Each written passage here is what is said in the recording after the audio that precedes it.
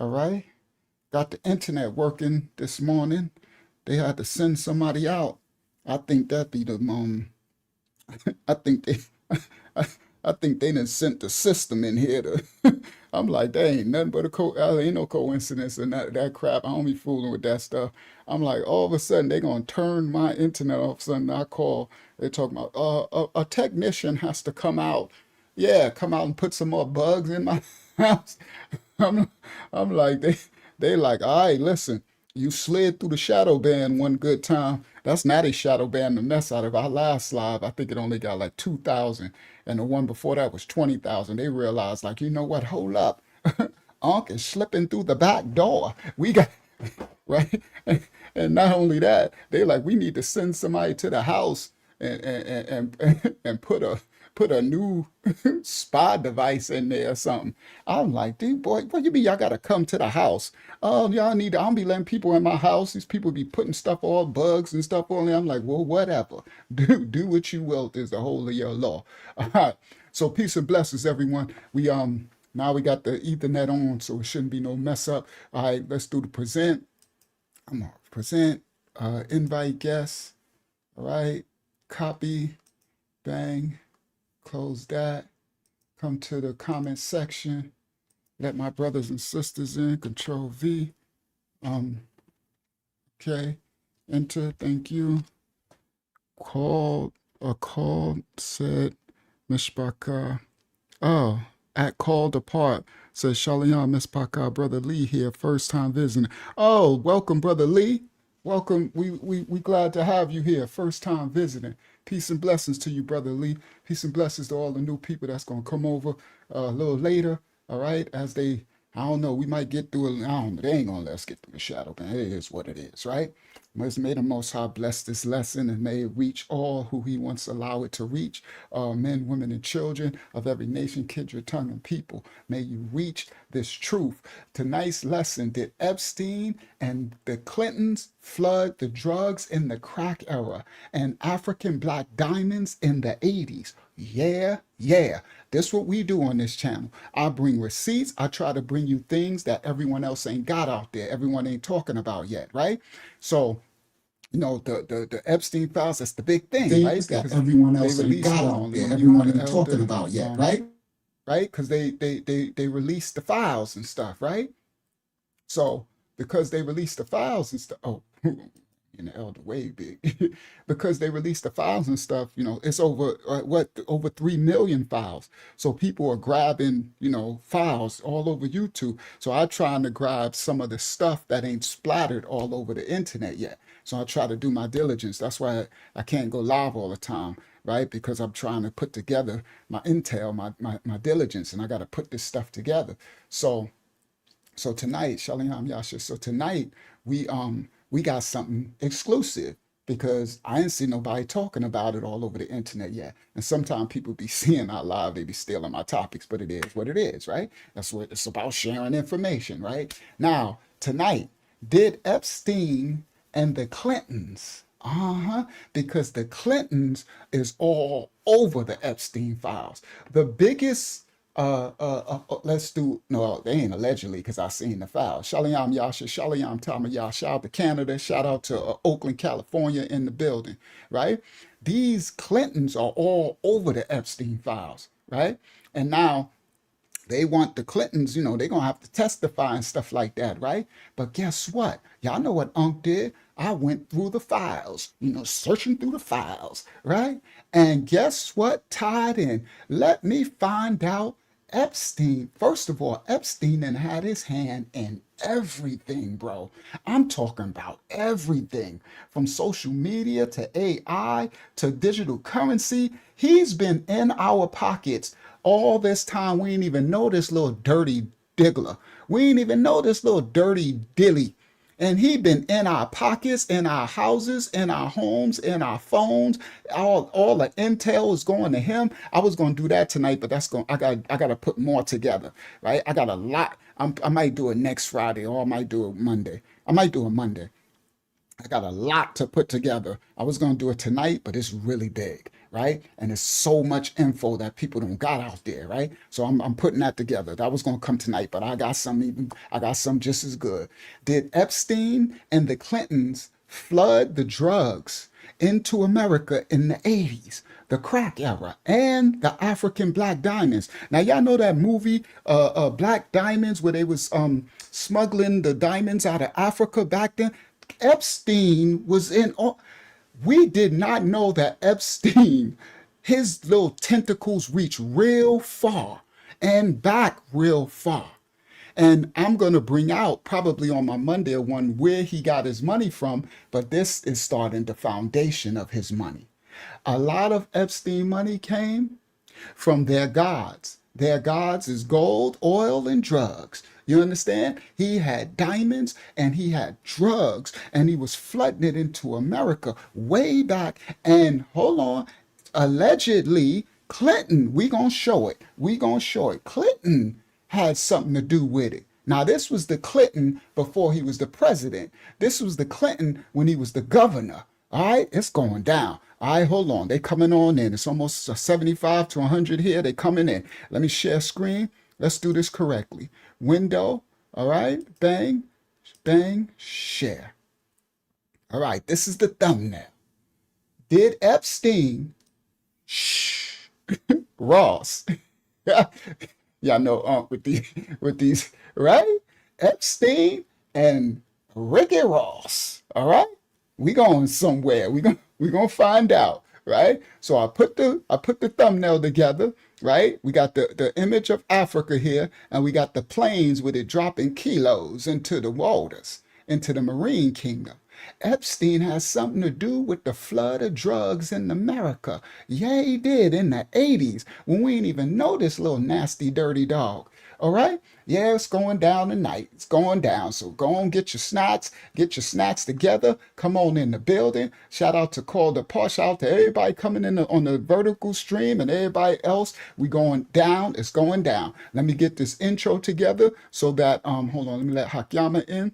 Let me get this intro together, Shalayam Hakyama, so that we can allow more people to come on in the building. So Hakyama, let me know when we get over 100 on the live, right? Let me know when we get over 100, and then I'll get started with the first crazy part, right? So family, tonight I'm going to expose so many different avenues. We're going to expose about did Epstein and Clinton flood drugs in the crack era, what they had to do with the African black diamonds in the 80's, and also we're going to break down that they're allegedly eating people, right? So y'all know a lot of people got videos out about the jerky, right? Jerky. They be on that jerky time. And the jerky is human flesh and blood. It's human meat, right? So I actually got a clip of the actual jerky. Oh yeah, y'all know I'm gonna bring y'all some exclusive. I ain't seen I seen one where I got the info from, but I ain't seen nobody put this out. I got a picture of the actual Epstein jerky, and the system took it down, took the files down. But y'all know the internet, once you put something up, you can't never take it down. Oh yeah, we got some exclusives tonight. I'm gonna show y'all the image of the jerky. Yeah, they got the nasty looking jerky they talking about all over the place. Everybody, they are eating people. Okay? See, when words like this into a public conversation, that's showing that something deeper is happening. Because when us as society become capable of imagining these horrors that they're showing us without shock, that alone reveals how much our senses are eroding, how much our society is getting darker and darker. They are eating people. They're eating these babies. They're doing all this stuff, and it's kind of like normal news for us now. That alone shows how much we are eroding, right? The Bible does not shy away from exposing human depravity. It records cannibalism all through the Sephariyah that they call the Bible, Book of Instructions. Lamentations 4:10. It records nations burning children in the valley of Hinnom. In Jeremiah 7:31, it records secret altars hidden under public righteousness. All right. Now, why does all the ancient texts and scripts point this out? It's because the Most High never wanted us, his children, to be naive. He wants us to be ever watchful, ever discerning, pay attention, keep your head on swivel, and pay attention to your circle, pay attention to this world, these darkness, pay attention, be wise as a serpent and harmless as a dove, right? And now, this things that are showing us, all right? The soil of the world is growing darker and darker, okay? And we have to pay attention to all of these things as the media try to spin it here and there and left and right. Remember, they was doing that to us for so long. They used to tell us we were conspiracy theorists, right? Everything is conspiracy theory. Don't believe that. Don't believe this. Don't believe that. Nah, nah, nah. The danger is not only in what these powerful men, these dark serpents, these power in the form of their money, all right, and their influence over the masses. But to me, they're really weak, you understand? But the danger is not only what these men may or may not do, the danger is in us as a people, a culture that consumes this darkness and just looking at it as entertainment, all right? The danger is when we can scroll on our phones, right, past this horror without it even touching our soul. The danger is in the hearts that are no longer startled by this level of darkness of sin. Jeremiah 6:15 said, were they ashamed when they had committed these abominations? Nay, no, they were not at all ashamed, neither could they blush. See, the Safariyah scriptures always warn, because when shame disappears, that's when judgment draws the near. Throughout history, all these ancient nations, they practice ritual violence, they practice cannibalism under the guise of spirituality. And they call these practices worship. That's what these Satanists are doing now. These ain't nothing but Satanists, these elite. I'm about to show them all. I'm about to show Craftsman. We about to show some stuff tonight, right? They call this stuff spirituality, right? They call it worship. They call it an offering. They call it enlightening. Enlightenment. That's the dark light, okay? Now, this is always the delusion of darkness, that secrecy equals safety.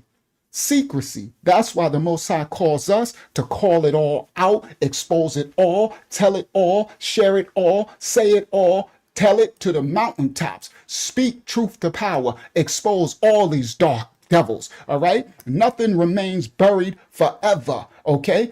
Job 12:12, he discovereth deep things out of darkness and bringeth out to light the shadow of death. Nothing will stay buried forever. Not they systems, not they networks, not none of they dark secrets. Hear this carefully, everybody, all right? We are not here to just broadly put fear into people. Now, that's what they want to do. We are here to teach you the truth so that you can guard your own souls. You can guard your children. You can guard your family. You can guard your brothers, your sisters, your little ones. They want males, women, young, old, everybody. We are the righteous remnant children of the Most High on this dark earth. We are to be the light. As this darkness gets darker, our light should get stronger and brighter. We are not here to scare you. We're here to guard, to teach you so you can guard yourself, okay? Because when these shocking allegations surface, there's two things that happen. Two spirits arise. One spirit says, spread it,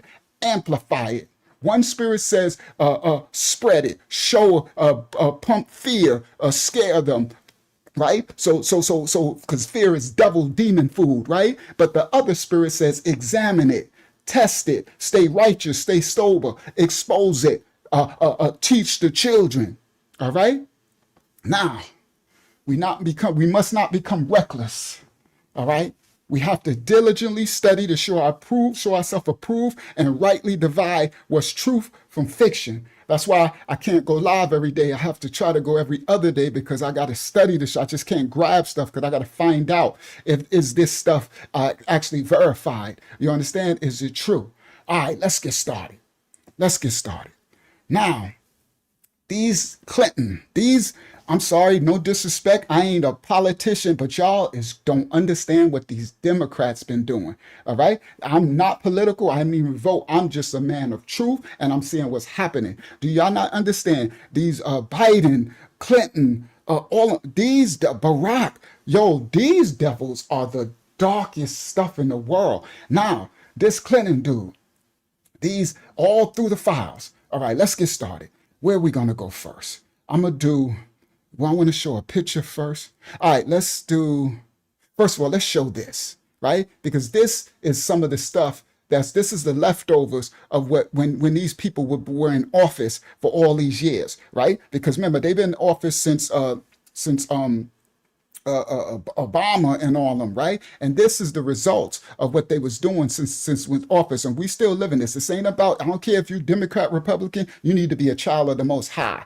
Do you understand? First and foremost, get out of that political crap. But you have to rightly divide it and see what's really happening. All right. Share screen. Watch this window. This right here. Y'all see this? This came across my Facebook today. It says, this dad stood in front of the door and said, my daughter is in there. Do you agree with what he did? Right? That's a question to y'all. See, this I showed on the last live stream where Epstein was had something to do with the trans agenda back then, right? Y'all watch the last live stream. It was crazy. It's at the end of it. It was a 3-hour live stream. Go to the end. And it broke all the files down where they said that they were feminized. They would start when they're 3 years old. They would confuse the children, right? But should you guard the door if your daughter is in there and this person wants to come in there with your daughter? Oh, yeah. Guard your children, everybody. All right, let's go. Stop share. Let's get started. My first clip. Where I want to go? First clip. Do I want to do that? They're eating people. Yeah, let me test that. And then we're going to go over there. All right. So we're going to do that. Right. So come back to, let me see. Where I'm going to go. I got so much to do. All right, let's do this first. Stop share. Come back to y'all. All right. Share screen. Okay, how come you forgot to tell me we was over 100? I'm sorry, I was looking for these scriptures. All right, it's okay. I happened to just see it. All right, so here we go. Share screen, right? First video clip of the night. I'm trying to bring you some exclusive stuff as I always do. So all through this night, I'm gonna bring you exclusive things, right? Some of the stuff, some you might have heard, but I got some you haven't. All right. And even though if you've seen some of it, you know, we bring in a different take.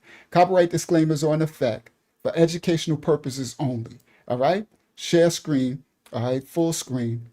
Watch this. We don't own rights to the video. We're reacting to the video for reactionary purposes only. These are some of the files and the information of Epstein. Copyright disclaimers.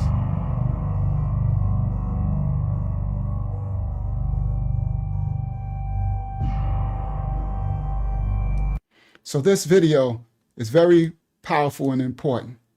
The person put together all of the logs, a lot of them, right? Not all, because it's millions, right? And they got the people's names and their countries, right? And some of the info about it, right? We're going somewhere. We walk it in so more people could come into the building. Bill Richardson, former New Mexico governor. Ehud Barak, former Israeli prime minister. Peter Mandelson, ambassador. William J. Burns, CIA director. Miroslav, Slovak diplomat. Thorbjørn Jagland, Norway prime minister. Now, guys, logs of stays at Epstein's properties has loan requests from documenting records. Everybody listen.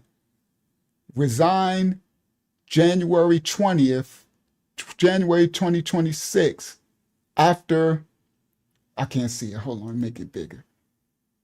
After text invites surface in the media. So a lot of these people, look, former Spanish prime minister.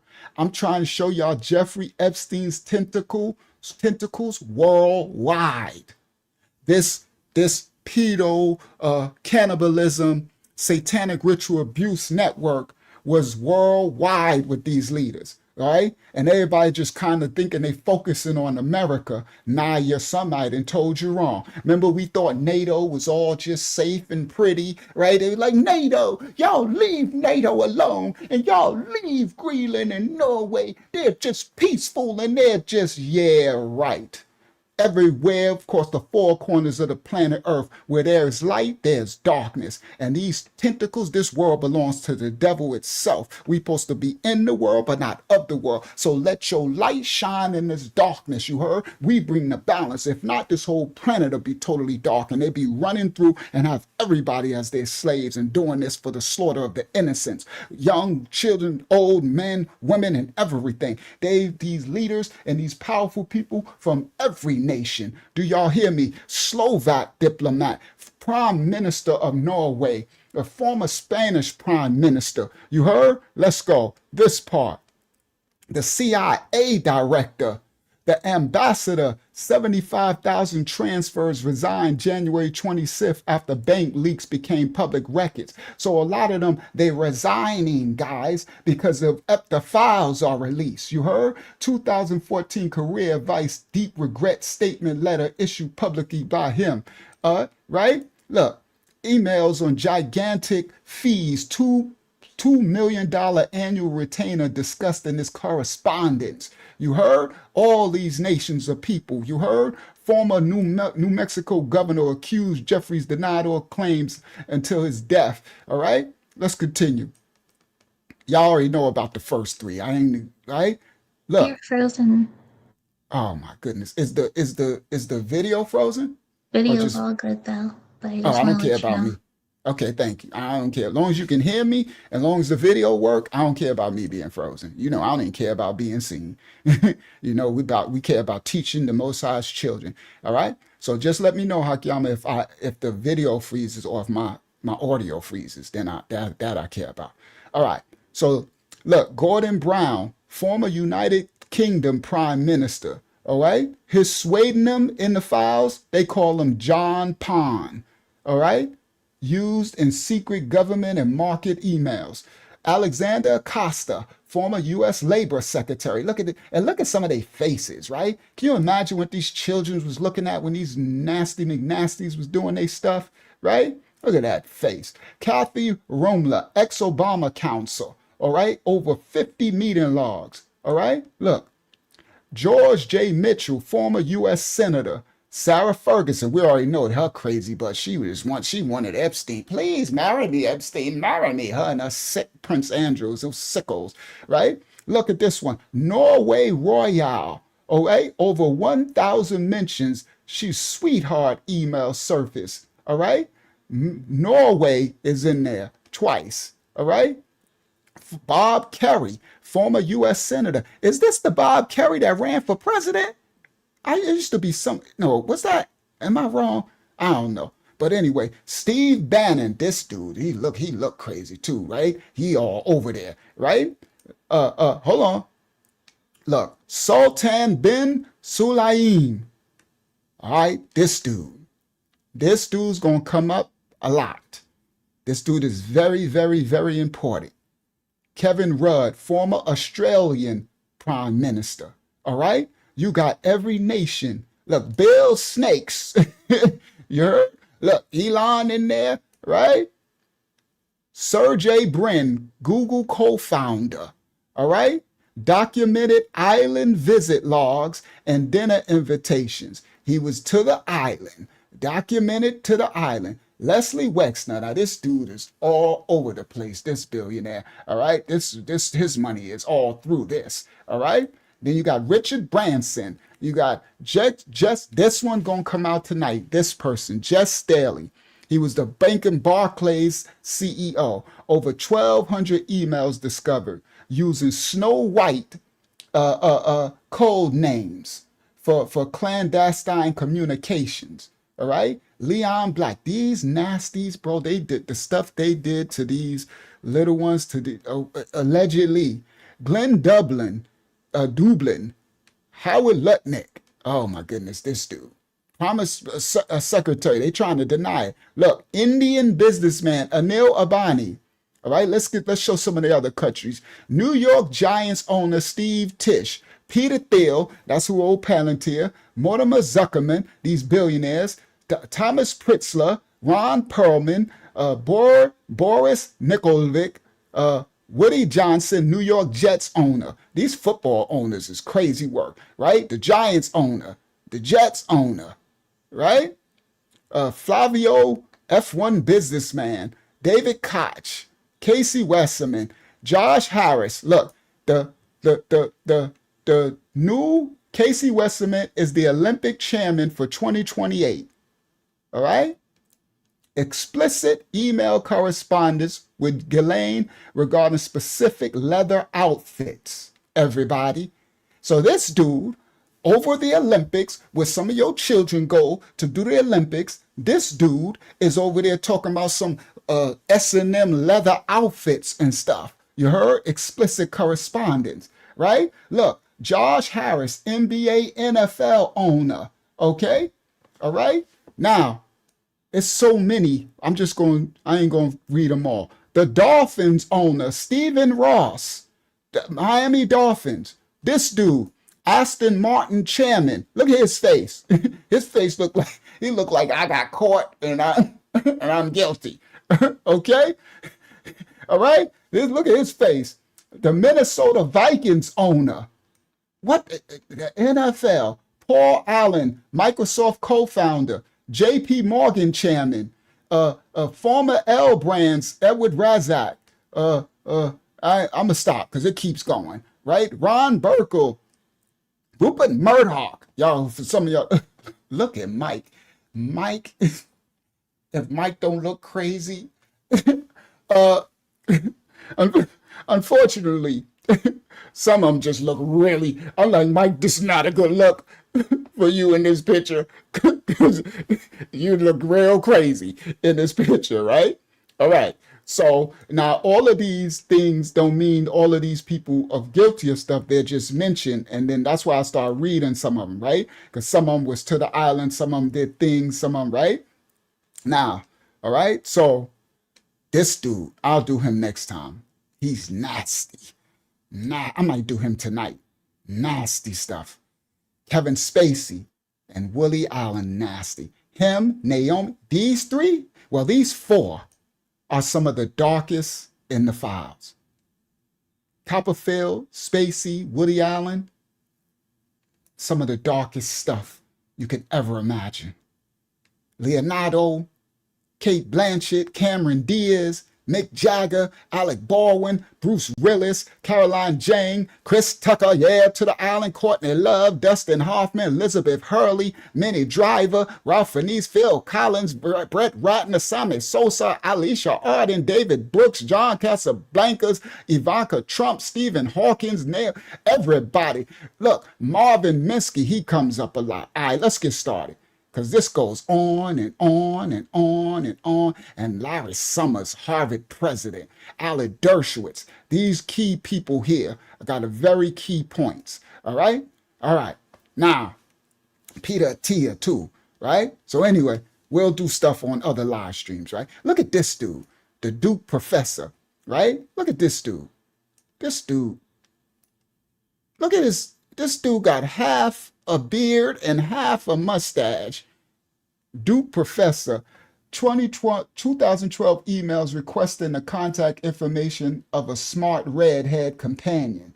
Right? He ordering people. He ordering. And this dude, Josh Kabak, I brought him down on the last live. All right, let's get started. I just wanted to bring some of these things, right? And then it goes on, and it goes on about victims, right? Virginia, and then all these victims. Johanna, Annie, Maria, Sarah, Courtney, Jennifer, all these victims.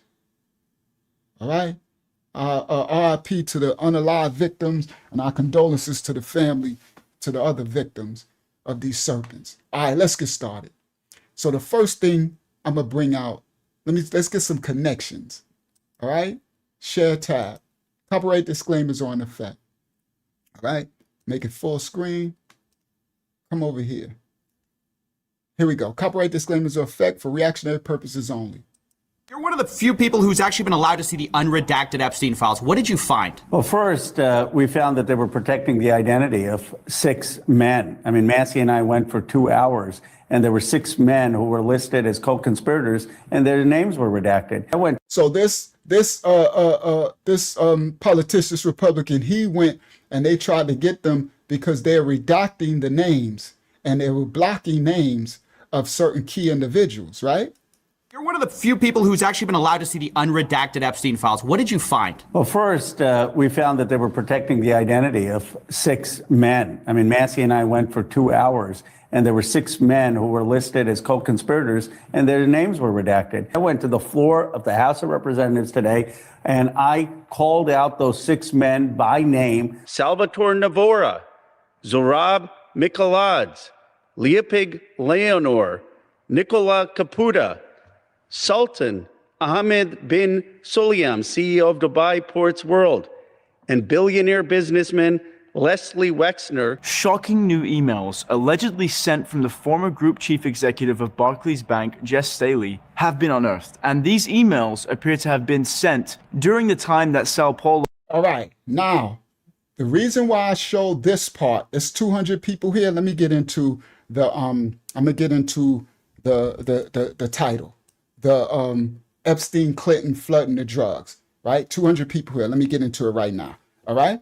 Now, everybody listen clearly. The reason why I played this because you hear all the names, all these I mean, Massey and I Saudi went for 2 hours, all these and there were 6 men who were billionaires. listed as co-conspirators, and their names were redacted. I went to the floor, called out those 6 men by name: Salvatore Navora. All right, now watch this. Now let me walk this down. Let's expose did Epstein and Clinton flood the drugs in the crack era and the African black diamonds in the 80s.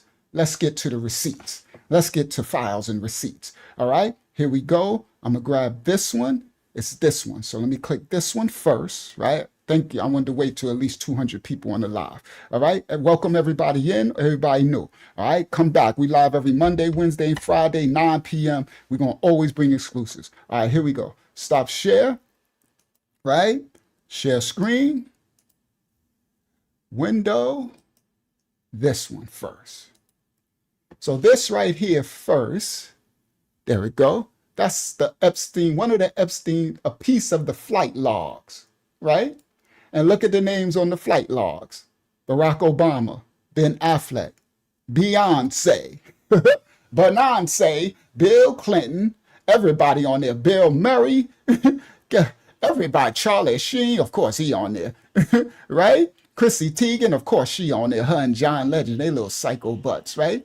Now, everybody on here, you understand, this is just one part, this is just the end part, right? John, everybody, right? So, now, let's get started. Here we go. Jeffrey Epstein hoped to seed the human race with his DNA. Now, this is back in 2019, right? Now, we get into the point, I'm going in and we're going to go into him and Clinton did flooding the drugs, all right? So, on the last live stream we did, y'all go back and watch it, we broke down his genetic, what they call that, when they do eugenics, right?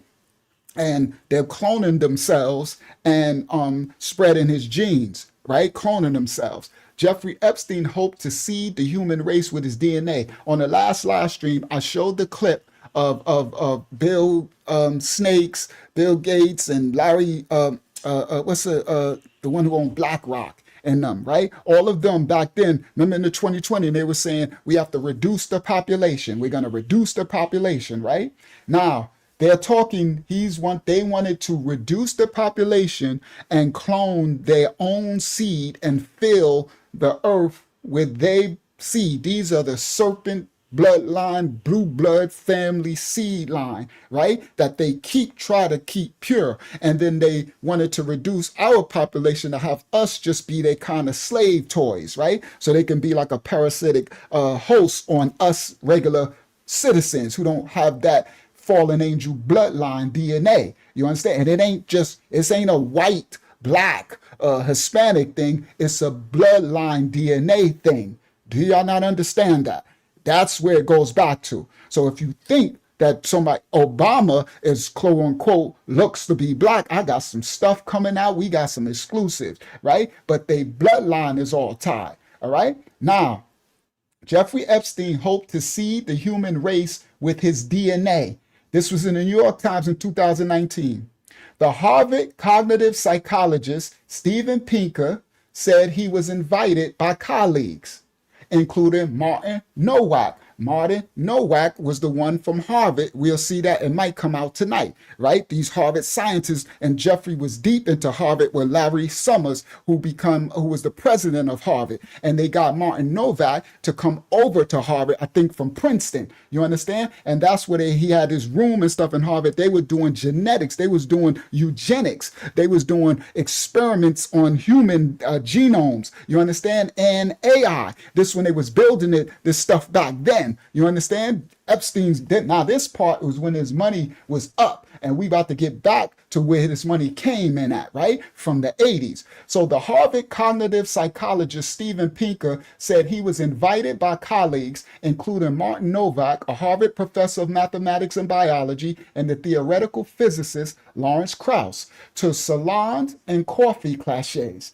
I think that's how you say that, cliches. It looked like it. At which Mr. Epstein would hold court. So this Steven Pinker was invited. He's these brainiacs, these Harvard professor of mathematics and biology, right? So they there with all these big dude. Martin Nowak invited them, right? So while some of Mr. Pinker's peers hailed Mr. Epstein as brilliant, Mr. Pinker described him as an intellectual imposter. So Mr. Pinker was like, I'm not impressed by this dude. All y'all, he got everybody here, because he do all these luncheons. I got that tonight? It might come out. That I got the list. I think I was saving it. Of all these things, he invite all these. That's where all these people in his files. They invited everybody who is somebody to have dinner to groom them and try to get them to the island. Shout out to Bilal over on Facebook. Now, Mr. Pinker said, y'all hailing him as brilliant. I see him as an intellectual imposter.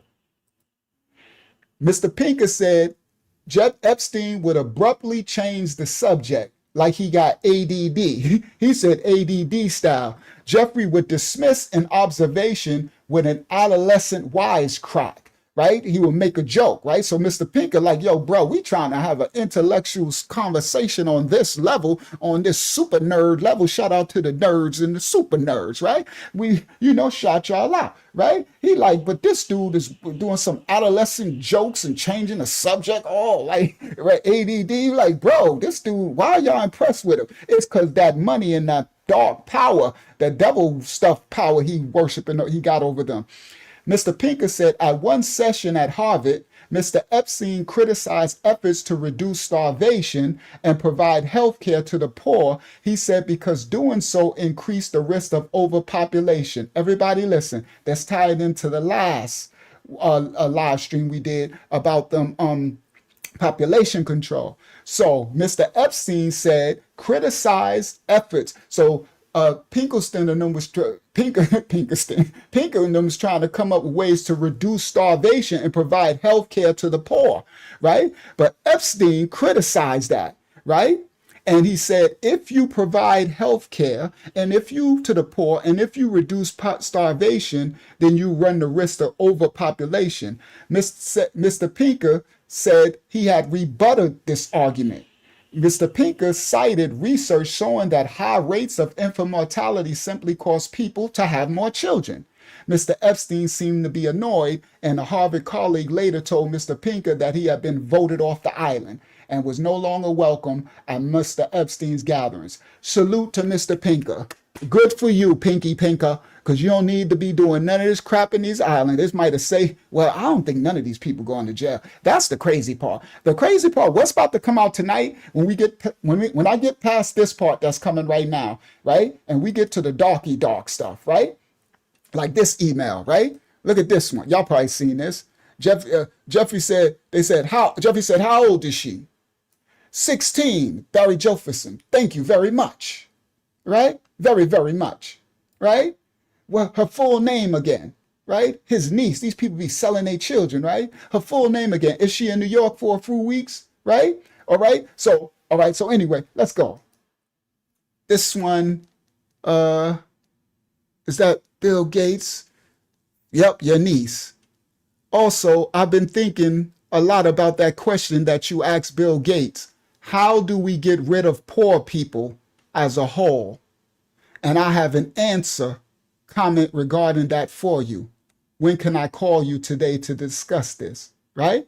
So this ties in, and this is 2011. The pinker stuff was like 2000, I think that said 19 or something, right? How do we get rid of poor people as a whole? Okay? All right. These psychos want to unalive us. All right, let's go. All right, so I tried to find the meaning because, they're making all of this stuff like political. And I really never, because, all I keep hearing, they be like the left, the right, liberal, conservative. So I never really looked up what the meaning is. So I was like, you know what? And I'm about to get to the crack stuff right after this. So I'm like, I need to, as I'm doing this, because, people is so involved and they come in and they're like, politics, they like, I'm liberal, I'm conservative, shout out to Saudi Tate, I'm, Democrat, I'm Republican. And I was like, you know what? I don't really know the actual definition for it. So these are some of the actual definitions. And it's interesting to me, right? Liberals. Here's a breakdown. In American politics, liberal and conservatives represent two main often opposing sides of the political spectrum. All right? The Democrat is usually assigned with liberal and the Republicans right conservatives. So liberals generally believe in government action to achieve equal opportunity, social justice, equality for all. This is liberal, left-leaning. They call themselves progressives. They believe the role of government. They believe that the state has a duty to alleviate social ills, to protect civil liberties, and to ensure that the basic needs of citizens are met. All right? Liberals tend to be more open to change and progress, seeking to reform existing social institutions to improve society. Progressive. They generally support the alphabet community rights, abortion access, and stricter gun control. Interesting. Generally, right? I'm like, okay. So as I'm reading this, because the people try to classify you. So I'm like, I need to know what is this stuff? Because I don't know what none of this stuff is. I'm a child of the Most High, right? So I'm like, okay, well, I don't agree with, I'm already kind of not agreeing. Just me. It's just me, right? They generally support such and such rights, abortion access, and stricter gun control. They often favor higher taxes on the wealthy to fund social programs, healthcare, and education. Okay. Psychology, they tend to prioritize universalist values, expressing concern for the broader, more distant, or less structured segments of society. Okay. So the conservatives they describe, conservatives generally believe in a personal responsibility, okay, limited government, free markets, and the protection of traditional values. So when I read that right there, I'm like, okay, that, I'm sorry for everybody. That sounds like more of me. I believe in personal responsibility because my creator, my father tell me, take limited government. I'm not with the government all in my mess. That's it. That's why I said they didn't put these people, they didn't bought these people messing with my internet. I'm like, what they didn't put in my house, right? Free markets and the protection of traditional values. That sounds more like me. Traditional values, that's what I believe. I'm not into too much of the progressing to other stuff, too much. You do too much. I'm more of an old school, right? They believe in keeping government intervention in the economy and daily life to a minimum. I didn't know this. I agree. I believe in that too. They believe in keeping government intervention in the economy and daily life to a minimum, focusing on protecting individual freedoms. I agree. All right? This coming from AI. I just put it in. Conservatives tend to resist rapid change, favoring the preservation of tradition, existing social structures, and stability. Again, I agree. Stability. An unstable man is unstable in all his ways, right? I believe in stability. I believe in actual resisting too much rapid change, too much chaos, too much going on. The preservation of traditions and values, yes, and existing social structures, all right? They generally oppose abortion. I do too. I understand, let me not, but I don't believe you, thou shalt not kill. I'm just sorry, all right? Now, and they support, so I understand believe radio boy era, but I'm not doing it for racial. I'm doing it for whatever. Let's say if you Hispanic, let's say if you Indonesian, let's say if you, or what they call African American, let's say if you Australian, let's say if you, right? So this is gonna vary for individuals. So I think if someone knew me, I'm kind of old school. They would think I was more conservative. Like my kids, they probably like, Dad, you conservative. I'm like, what is good? You better conserve that skirt off and put a long skirt, put a coat on. Conserve that short skirt off. Conserve that makeup off your face. Conserve that hoop out your nose. You see what I mean? So again, I'm saying, I'm just looking at it and I'm like, okay, well, I'm guessing I'm kind of, now I'm not saying politically, all right? Because so they say they support traditional marriage and emphasize gun rights. I believe in the right to cut these guns. They favor lower taxes, deregulation, and a free market capitalism, all right? All right, so they tend to prioritize parochial values. I don't know, parochial, what's that? What's parochial? I know patriarchal, but I don't know parochial is, I don't know, parochial school. I know a parochial school is all right, somebody look that up. Expressing greater compassion toward identification with smaller, tighter, more well-defined groups such as family or the nation. So anyway, so if this is what it really is, then I guess I would fall more as a traditionalist. Old school, because I believe in the Bible and I'm more old school. Like I don't play all that stuff. All this new stuff your kids, I identify as this. You identify your butt in your room and go go read a book or something. You identify your butt. Okay? All right. Yeah. That's what I'm saying. So, and again, there's extreme of everything, right? Because some people says they're liberal conservative and conservative liberal, right? Because look at the liberal stuff, right? I identify with a couple of those, right? But again, I don't call myself none of this. The reason why I did it is that I just wanted to know what I'm a child of the Most High. You don't put me in no box for nothing.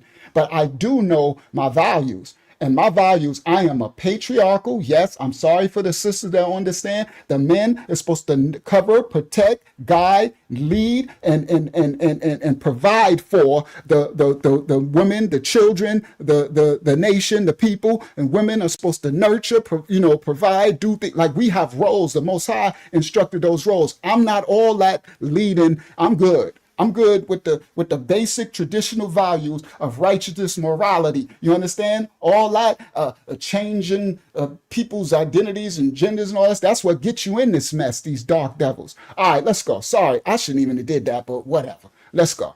I just wondered, because I was like, I don't know, because we doing all these lives and people come in here. Here we go. Let's get to did Epstein and Clinton flood the drugs in the crack era? And African, all right, and African black diamonds in the 80's. All right, I should have did it when it was 200. we lost like 50 people. They like, this dude talking about some conservative stuff. All right, let's go. It is what it is. You just missed out. This part. Now, this part is starting it right here. Parochial, small-minded, narrow, limited, restricted. Restricted, limited. Okay, it's not open All right, so restrictions. I believe in restrictions. I got plenty of restrictions in my house. There's plenty of laws. Most I got laws and restrictions. All right, now this is where it starts. So in the Epstein files, the video files and the pictures, right? This is inside of one of Epstein's homes, right? And on the picture, there's Epstein with Pope John Paul, right? There's Epstein with, that look like, I don't know who that is. Maybe Hillary. I don't know who that is. There's Epstein with Mick Jagger, right? All these on the table, right? Epstein with Fidel Castro, right? So Epstein was all over the place, all right? Yep, I'm about to show the blood diamonds and all of it, right? And the crack. Wow, right? And Epstein, so in the files, all the pictures, his personal pictures come out, right? He collect all this stuff, right? And guess what? Here we go.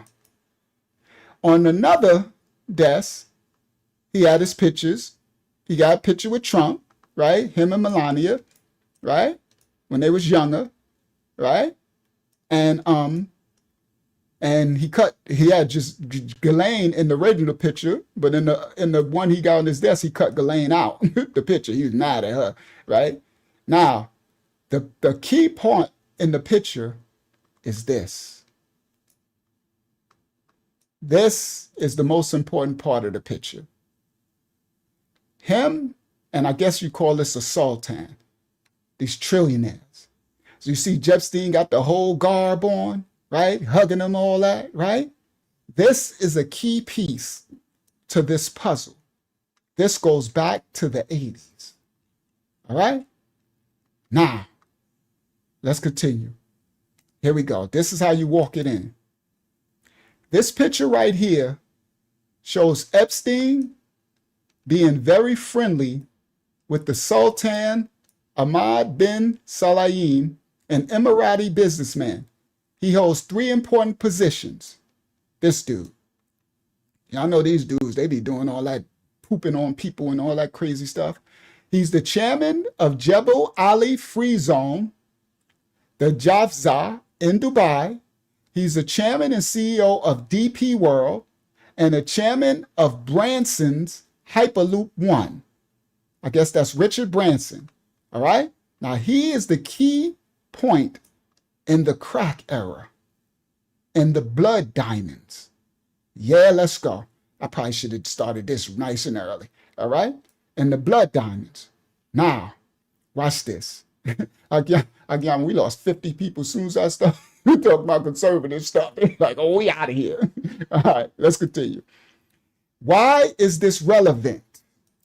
Everybody listen clearly. Why is this man relevant?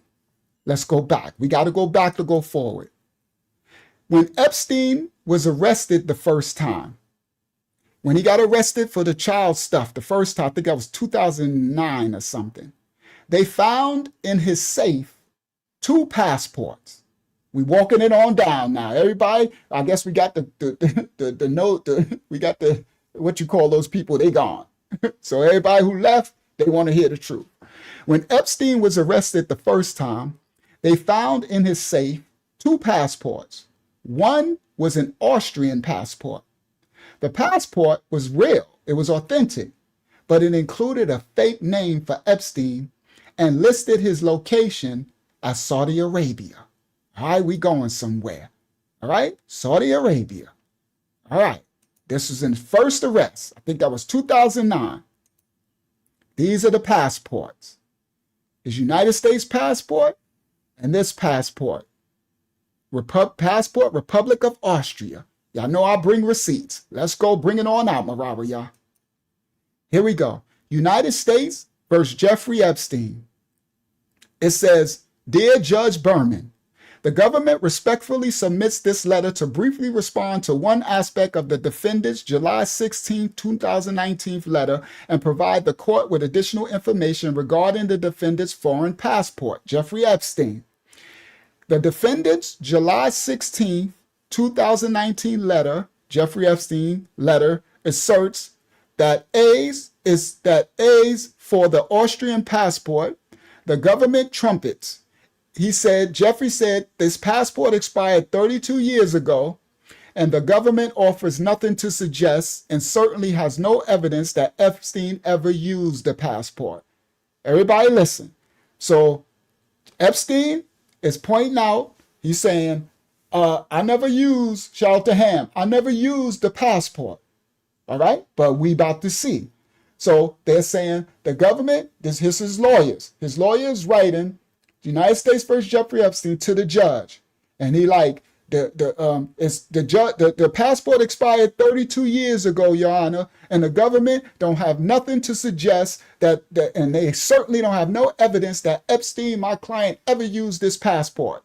In fact, the lawyer said the passport contains numerous ingress and egress stamps, including stamps that reflect the use of the passport to enter France, Spain. The lawyer said that to the judge that the government can't prove that they have no evidence that Jeffrey Epstein ever used the passport. It was expired for 32 years ago. All right? 32 years ago. All right? So we going from 2019, 32 years back, everybody, when he was doing this. All right? So now we tying in the crack era, the 70s, the 80s. All right. Now listen clearly. They're talking about this passport expired 32 years ago, and the lawyer said they got no proof that he ever used it, and certainly have no evidence. But in fact, the passport contains numerous stamps, including stamps that reflect the use of the passport that to use the Jeffrey into France, Spain, the United Kingdom, and Saudi Arabia in the 1980s. Everybody listen. The government further notes that the defendant's submission does not address how the defendant obtained the foreign passport. So the government further notes that Jeffrey's submission does not address how he got the foreign passport. And more concerning, that Jeffrey has still not disclosed to the court whether he is a citizen or legal permanent resident of a country other than the United States. All right. That's Jeffrey Berman on behalf of Jeffrey Epstein, his lawyer. All right. I showed you the passport. Let's tie it in. According to the defense, this passport was simply a fake. So they were trying to make the United States and these judges believe it's just a fake, just for protection. But the government had evidence that the passport was used to enter France, Spain, the United Kingdom, and Saudi Arabia and other countries during the 1980s. And it just so happens that it was during the 1980s that Epstein was running all around Europe. Everybody listen. He was running around Africa, Europe, and the Middle East. And he was involved in arms deals with Douglas Leese and Adnan Khashoggi, responsible for the Iran-Contra deal and the Al-Yamanan arms deal. Everybody, let's go. All right? Now, I should have just started right off the rip with this, but it is what it is, right? Now, listen clearly. This is in the files. This came out. I'm about to show y'all the receipts. We're going to walk it on down. For those who don't know, the Iran-Contra affair is in the 80s, and that's when Oliver North, and that's when the government was funding what they call Sandinistas and all of those. They was sending guns and the drugs, and they flooded the drugs into America. All right. They flooded the cocaine, and this is when the Rick Ross, not the rapper Rick Ross, all right, here go my thumbnail, all right, the real Rick Ross, the young boy from California, and they flooded cocaine and drugs into New York, California, into America. And Oliver North got caught, and they was on trial. I was watching it on TV. I'm an elder in the 80s. Come on, Saudi, I seen this on TV. With Oliver North testifying.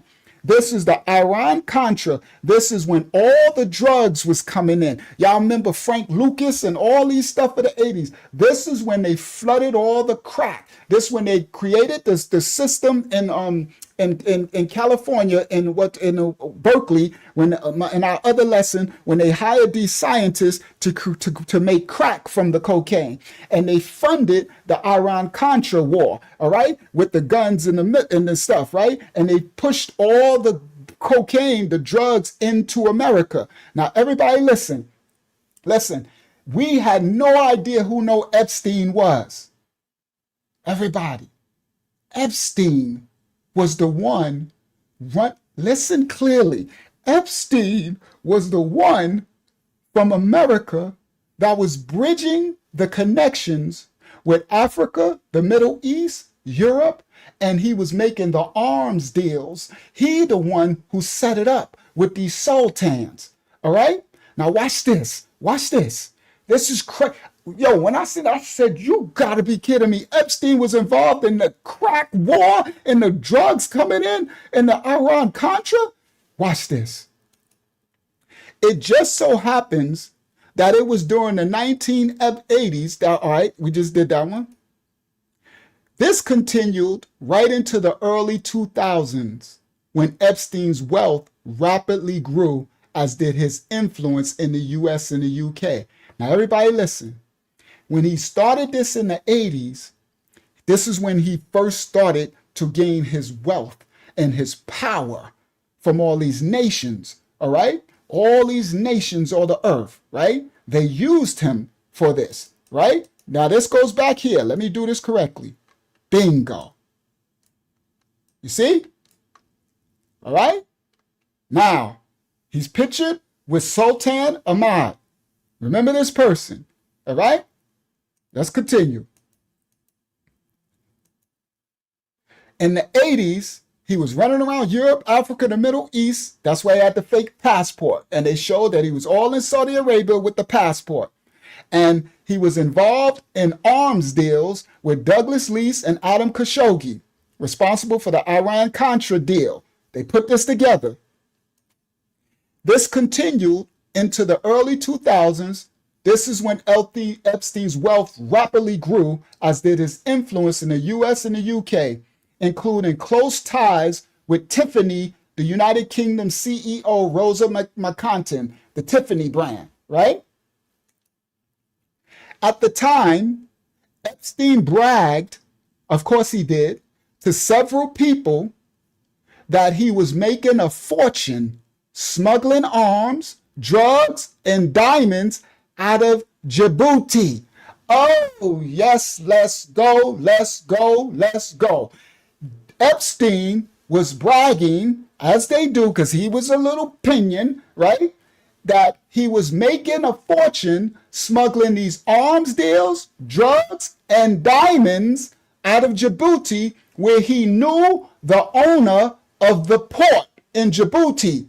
This was published in a 2001 article. We're going to read it. He was also known to regularly be bringing guns to the United Kingdom. So he said he knew the owner of the port, and he was smuggling arms, drugs, and diamonds out of here. Hold on. Out of Djibouti.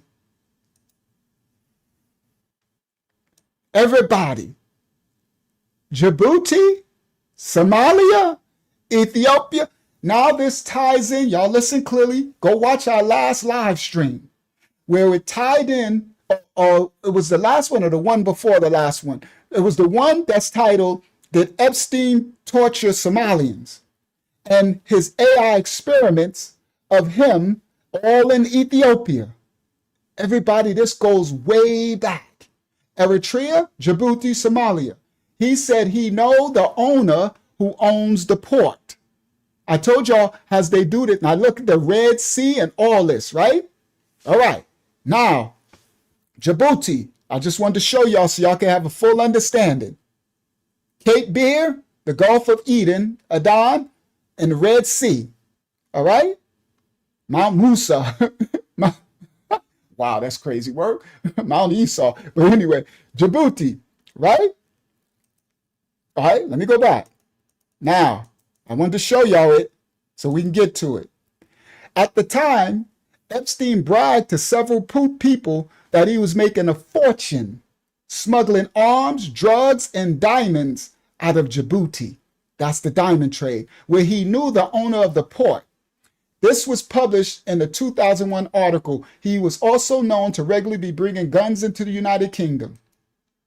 He also told several people of the same that he was making a fortune. He told one person, journalist Edward J. Epstein, that he knew the owner of the deep water port of Djibouti in the Horn of Africa, which is a smuggler's paradise. He knew him so well that he was basically in charge of it. Epstein told the journalist that he knew the owner of the deep water port of Djibouti in the Horn of Africa, smuggling guns, diamonds, drugs, probably children too, right? And he knew him so well that Epstein was basically the one in charge. Let's go. This is the article from 2001. Look what it says. Here we go. Dress more suitably for a shopping spree on Fifth Avenue than an English pheasant drive in his LL Bean hunting boots and $1,000 leather parka, Jeffrey Epstein cut a curious figure alongside Ghislaine and Prince Andrew, at the Sandringham shooting party. More at home, they talk about Jeffrey Epstein in this article. More at home in the world of international finance than the English countryside. The immensely wealthy financier Jeffrey Epstein and property developer maintains a mysterious presence in New York. This 2001 article. He has a license to carry a concealed weapon. Once he claimed to have worked for the CIA, although he now denies it. And he owns properties all over America. Once he arrived at the London home of a British arms dealer bringing a gift. He bought a gift to the home of a British arms dealer, and he bragged that he worked for the CIA.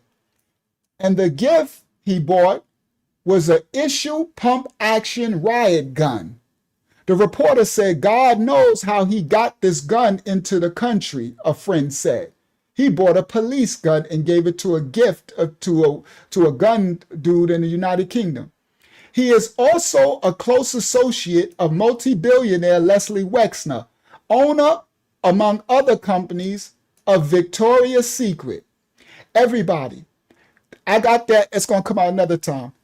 Leslie Wexner, the owner of Victoria's Secret, in the Epstein files, I got the files where he said the secret to Victoria's Secret, the owner, everybody, I got the file. So y'all could probably find it after I tell y'all. Y'all remember Unc told y'all first, because most of y'all don't know this. All right. I got so much stuff to come out. We're going to be doing this for weeks. I got the millions of files. So I can't do it all at once, right?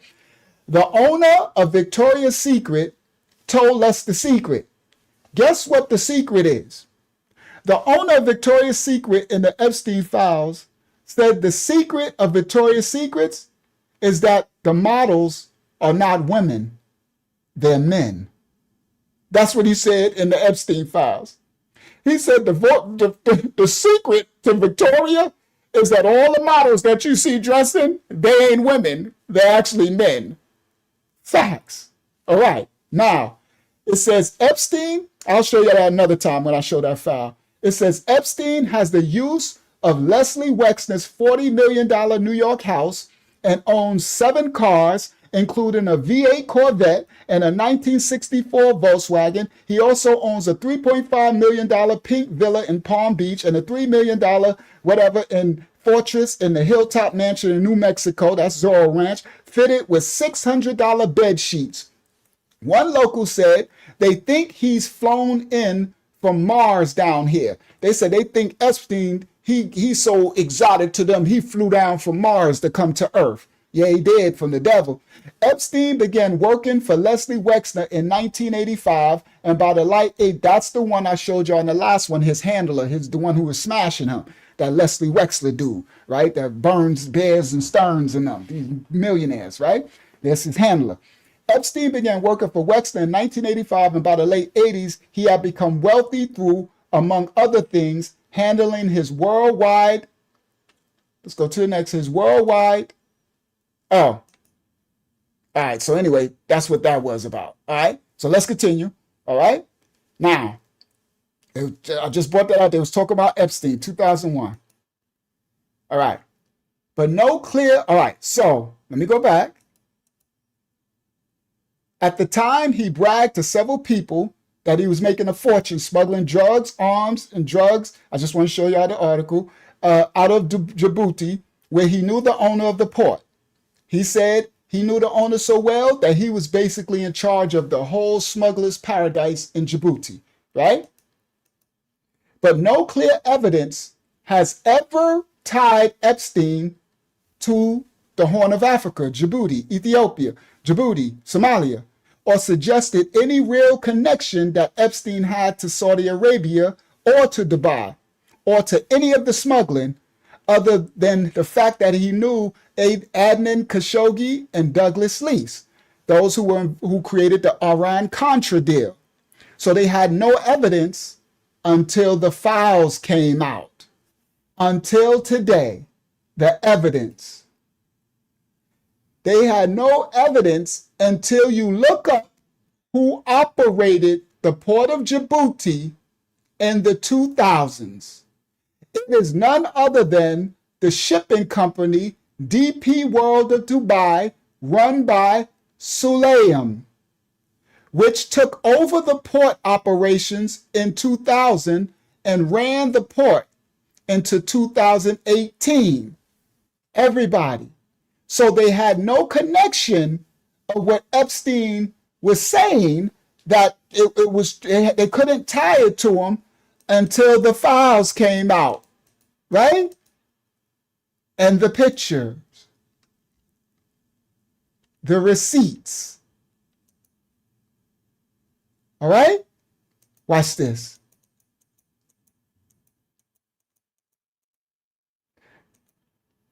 The economy of Djibouti relies heavily on the strategic location of its port, since about a third of all daily shipping in the world passes the northeast edge of Africa. The port has been at the center of a legal dispute between port operator DP World and the government of Djibouti since 2018, when DP World's port concession was revoked by a presidential decree. All right? So the port has been at the center of legal dispute. All right? And it's about a third of all daily shipping in the world passes through this. And Epstein called it a smuggler's paradise. Is Djibouti a U.S. ally? Following its independence from France, the United States established diplomatic relations with the Republic of Djibouti in 1977. Djibouti is strategically located in the Horn of Africa, is a key partner of security, regional stability. All right? It's 1977. Epstein went there in 1980. This is the Djibouti. All right? Oh, that's another one. This wicked thing said, do you remember the name of the gynecologist that you used to send your victims to? These people, bro, from ISMO. Asking Epstein, do he remember the name of the gynecologist that Epstein used to send his victims to? Crazy work. All right. So now, Epstein is involved in the Iran-Contra affair. The Iran-Contra affair, he worked with Douglas Leese and Adam Khashoggi in the Djibouti, and that's where they were smuggling all of the arms.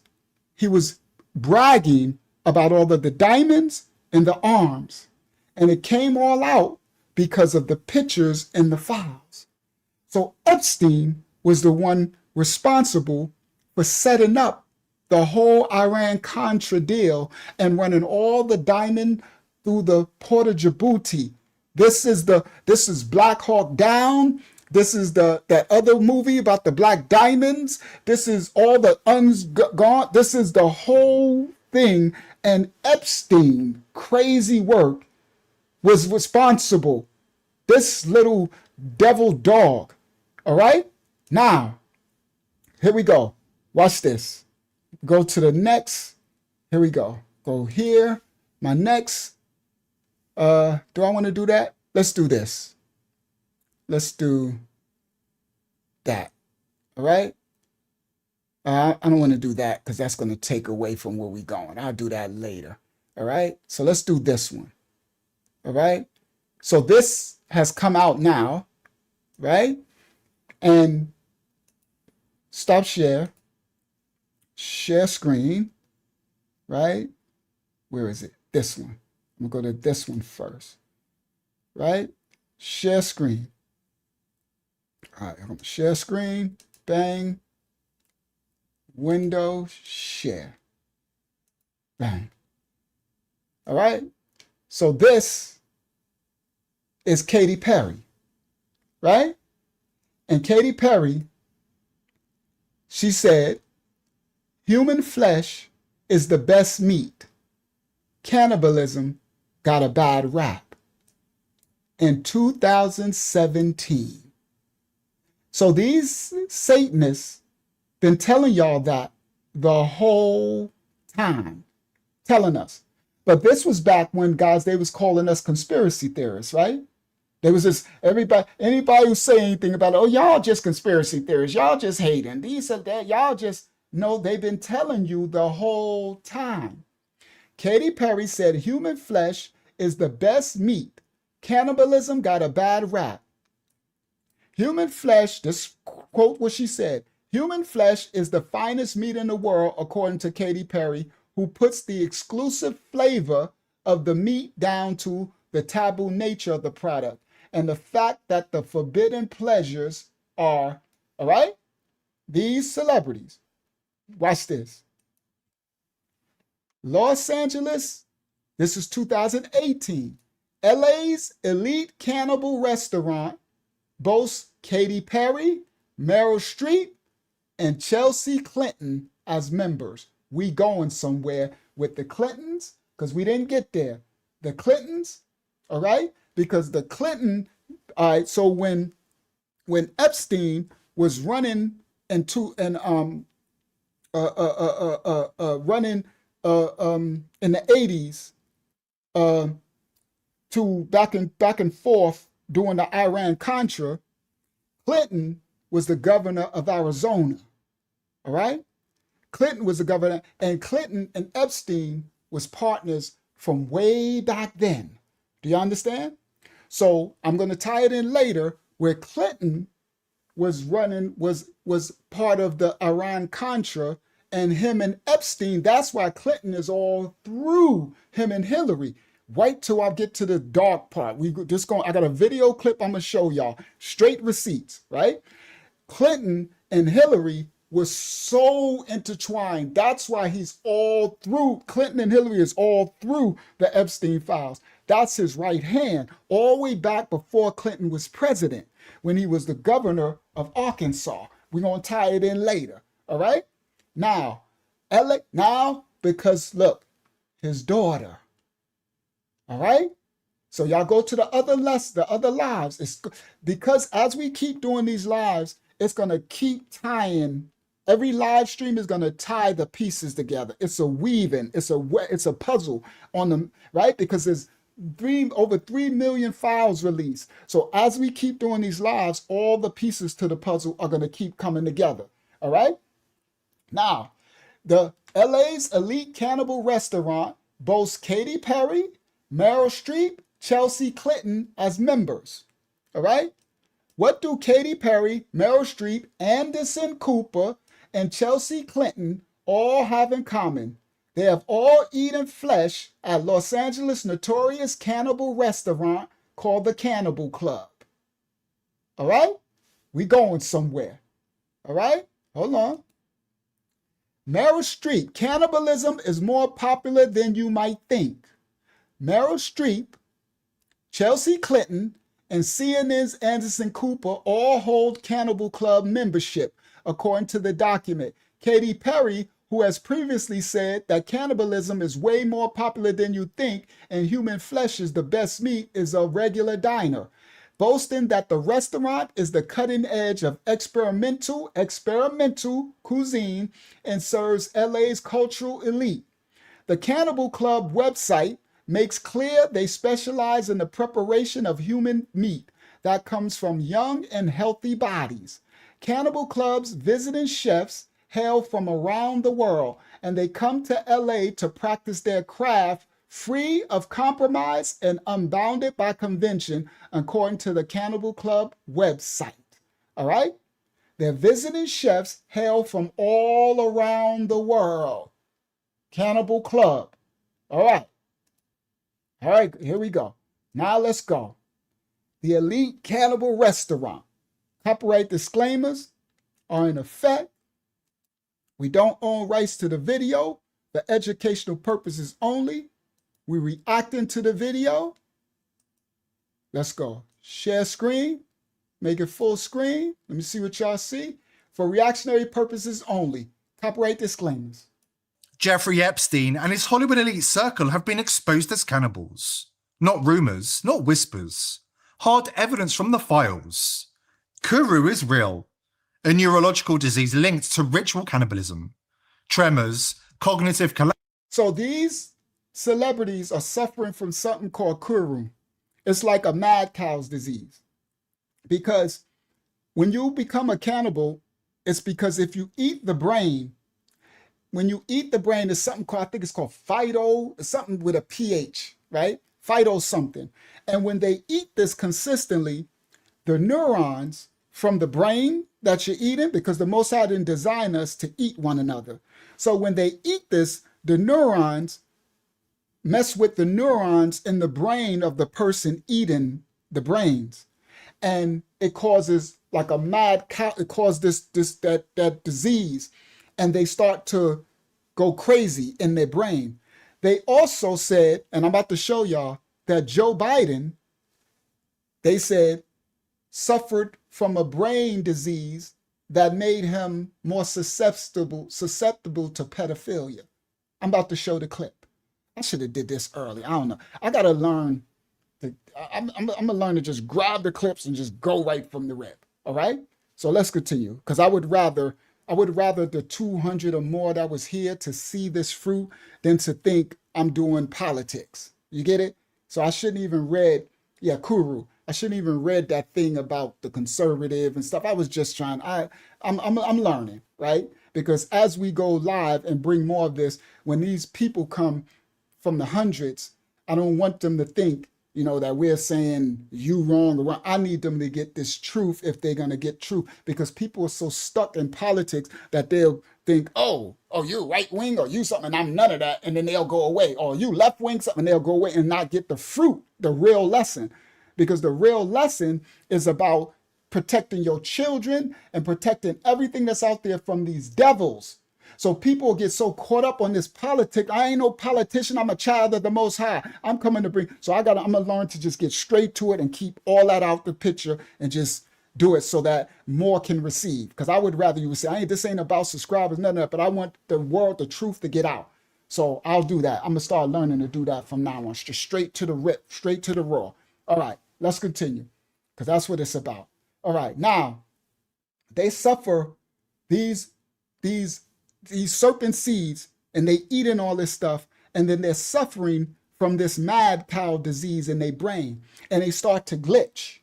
So remember some of the celebrities, guys, that used to glitch on, remember they did the thing of Hillary and they be glitching and stuff, right? They start to glitch, guys. They start to have deformities in their face, and also they start to age rapidly, meaning when they stop eating the flesh, when they stop eating the cannibal, they start to get sucked in their face. They start to shrivel up, right? They start to, and people trying to blame it on like Ozempic and blaming it on diets and stuff.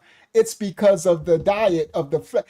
That the Most High didn't create our body to consume it. So as they consume it, it consumes them. So they need more.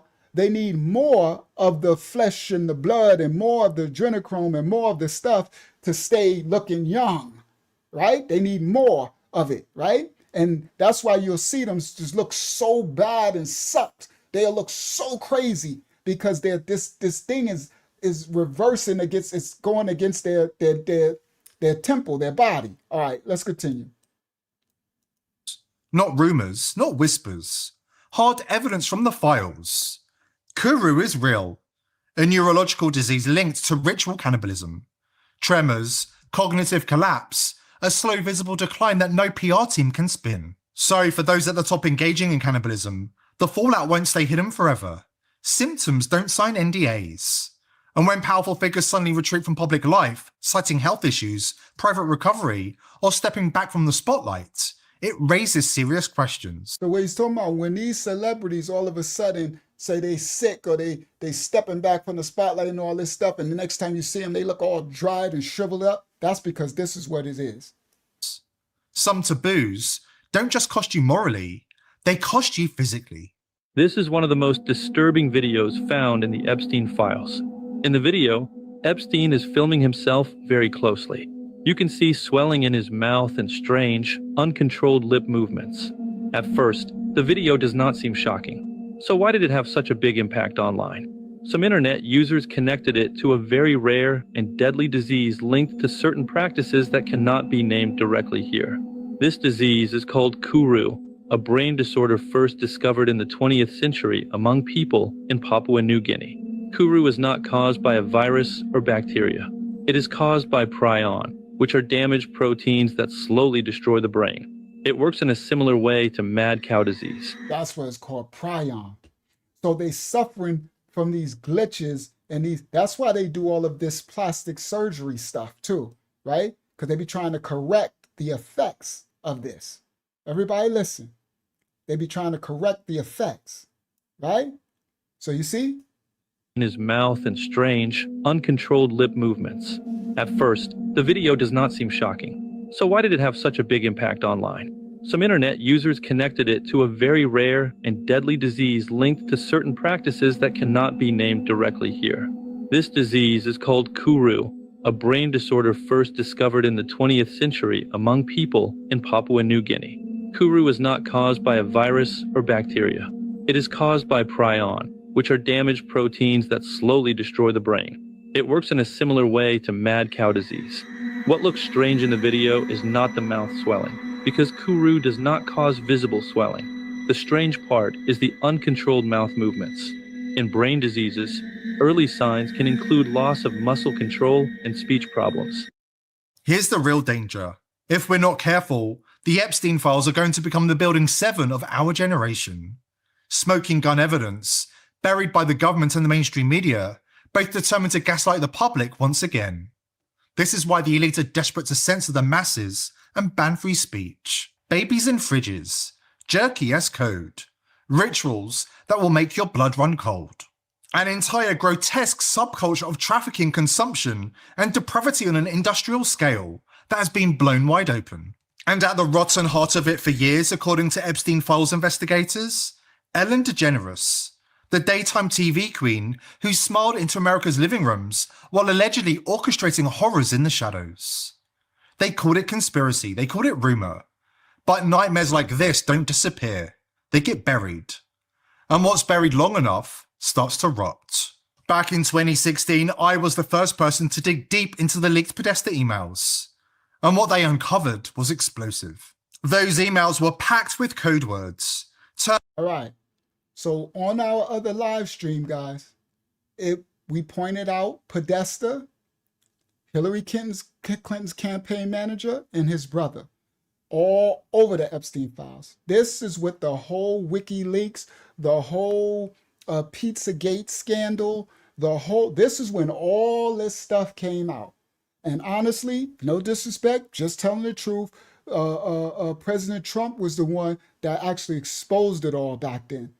He was saying Hillary, Bill, he exposed all of it. He exposed the what do they call it? The dark thing and the pedo stuff. He did. I remember back when he did it. It's the first presidency when he first got in, right? And that's when the whole WikiLeaks stuff, and then he got out and they covered it all up. And now it's all coming out from the emails, all right? So all the code words with the Pizzagate, the scandal, I did it on the last one, right? That's him, Podesta. He's all over it. He the main one, all right? Now, watch this. Podesta emails. And what they uncovered was they get buried. And what's buried long enough starts to rot. Back in 2016, I was the first person to dig deep into the leaked Podesta emails.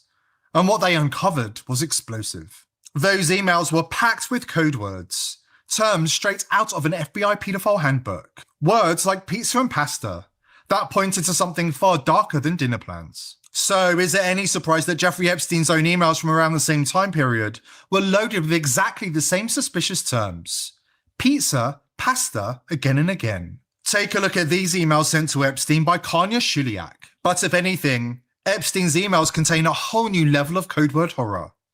Congresswoman Anna Paulina Luna has seen the unredacted files. Hold on, what did those say? New level of code word horror. I couldn't see it. It looks small. Hold on, let me try to make it big on my screen. No pizza, pasta. I can't see it. It's too small. Let me screenshot it. All right. I should have did that earlier. Capture, bang. Let me come back to y'all. Let me see what that says. Let me make that bigger. All right. Grab, go to my file, go to screenshots, go scroll to the bottom, double click. Bingo. Got it. Come back to y'all. Right. Where y'all? Stop share. Share screen. Window, bang, share. Let's see what it says. You always start from the bottom. No one word about pizza and pasta. Look how they blocking all these people names out. And that's what they talking about. They redacting everybody. Like, you should be exposing everybody who's doing this. So he says, no one word about pizza and pasta. So pizza is the girl, pasta is a boy, sauce is a little boy, such as, I got the thing, right? We're going to do it on another lesson. No one word about pizza and pasta. Karina, that's the girl he left all his money to. I can hear that evil laugh, she said. Wow. Karina, I can hear that evil laugh. No one word about pizza and pasta. All right, that's what that says. All right, let's get back. Stop share. I got something really dark coming. After something really dark. Something really after this. I'm gonna do it after this. All right? All right, so bang, share. Really exposing something really dark. Congresswoman Anna Paulina Luna has seen the unredacted files, describing 11-year-olds and permission to kill. She confirmed the use of code words in Epstein's emails, including jerky. I looked directly at the emails that have been widely circulated pertaining to the age 11, and I haven't written down on my notes, the permission to kill email, the Snow White, the littlest girl was naughty, etc., and some of them pertaining to, jerky, whatever that is. Yeah. And so, and so just quick follow. What is jerky? Like, what is that exactly? I think that's the question. I don't know if it's like, and again, like going into specifically just based on what this is, I don't know. It's a code word. Context It has to be a code word. Nobody talks about jerky like this. Weird. Yeah, it's a code word and it's weird. For those who We've don't been know, warning the world for over a decade some now. of y'all probably know Depraved now, members of jerky- the elite are cannibals, utterly obsessed with consuming child meat. We've been dismissed as tinfoil. So for some of y'all that might not know, jerky is their code word for human flesh, right? And all right, so it'll come out. But anyway.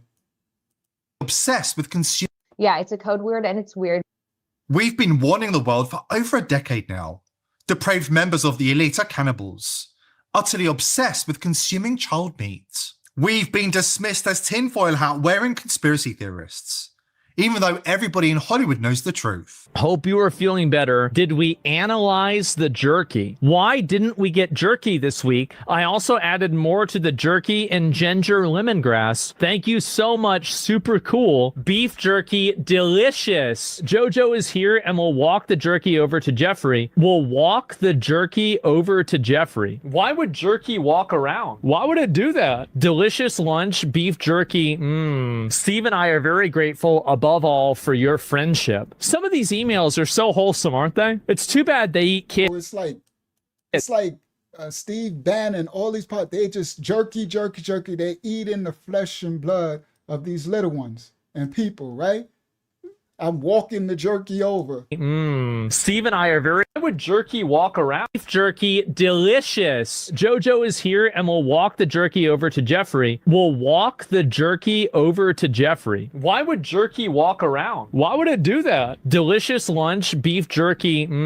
Steve and I are very grateful above all for your friendship. Some of these emails are so wholesome, aren't they? It's too bad they eat kids. A small insulated bag would be fine. I don't recommend checking it. No need for crazy amounts of ice. One should do. There is one bag of beef jerky in the fridge. Please get it. Also, Blank has more at her place. Please get it from her as well. I suppose it needs to be in a cold, insulated bag. Just wanted to touch base about jerky. JE said he was going to start eating regular food again, so he might be eating less jerky. He said he has 6 bags of it in a downstairs freezer. Why would you freeze jerky? So Epstein said he's going to start eating regular food again. Okay? Regular food. All right? And they got all this jerky in the freezer. No one freezes jerky, but anyway. JE said he was going to start eating regular food again, so he might be eating less jerky. He said he has 6 bags of it in a downstairs freezer. Why would you freeze jerky? Steve needs a 6 to 8 ounce portion of jerky. I gave you all the jerky we had, and it lasted only half the amount of time it was meant to. I felt like it was more important for you to have the jerky to eat during my time off. My plan is to make a batch before I leave for LSJ, and some of that will go to Steve, and the rest will go to you at LSJ when I arrive. Little St. James Island. And that's what LSJ must mean. So logically, that means that they were doing this off of the island. Steve Hansen is sending jerky to your attention overnight. I believe it should be enough to get him through. Jeffrey Epstein is asking to bring him more jerky. I'm flying in on Friday. I will bring jerky. Is there a time I could come say hi and drop off the beef jerky? And that's from Jeffrey Epstein. Francis has time to come tomorrow. Show me how to make it. Jerky class anyone. He will bring you to taste his new jerky recipe from the restaurant. Bro, thousands of emails, and all they talking about is eating flesh and blood. Jerky. I know someone was waiting for me to do the jerky thing, but I was supposed to do it when it first dropped, but once I didn't, I always wait. I'm like, hey, let everybody do it, and then I just grab and put it all together, like, right? So thousands and thousands of the emails were all about eating flesh and blood, cannibalism, this jerky. Y'all hear it? It's just like they just all consumed eating this flesh and blood, these cold words. He sends a warm hello. He's Jeffrey Epstein. Francis has time to come tomorrow. Show me how to make it. Jerky class anyone. He will bring you to taste his new jerky recipe from the restaurant. He sends a warm hello. He's working at a restaurant called guys, the restaurant's called Cannibal and Cooks. Wait for it. Beef jerky and steak. We've been... Bingo. So I showed you the Cannibal and Cooks, right? And I'm going to show you a more exclusive clip in a second, right? So listen. The Cannibal and Cooks. Wait, the warm hello. He's working at a restaurant called He's taking the jerky class, working at a restaurant called Cannibals and Cooks. Guys, the restaurant's called Cannibal and Cooks. Wait for it. Beef jerky and steak. See, all of these signs, these code words, right? Here we go. Stop share. Stop share. Share screen. Window. I'm in my rhythm now. You know, it takes me a second to get in my rhythm. All right? Come on, Elder. I got the code words for you, Elder. I know you was talking about it, right? Now look. Remember this one? Did you leave the handkerchief? We did this from John Podesta as Hillary Clinton's campaign manager, right? did you leave a handkerchief, right? Did you leave a handkerchief? Nothing to worry about. Then it's open a handkerchief, got a map on the handkerchief. And it seems pizza related, right? So map, everybody, Elder, I got the breakdown, right?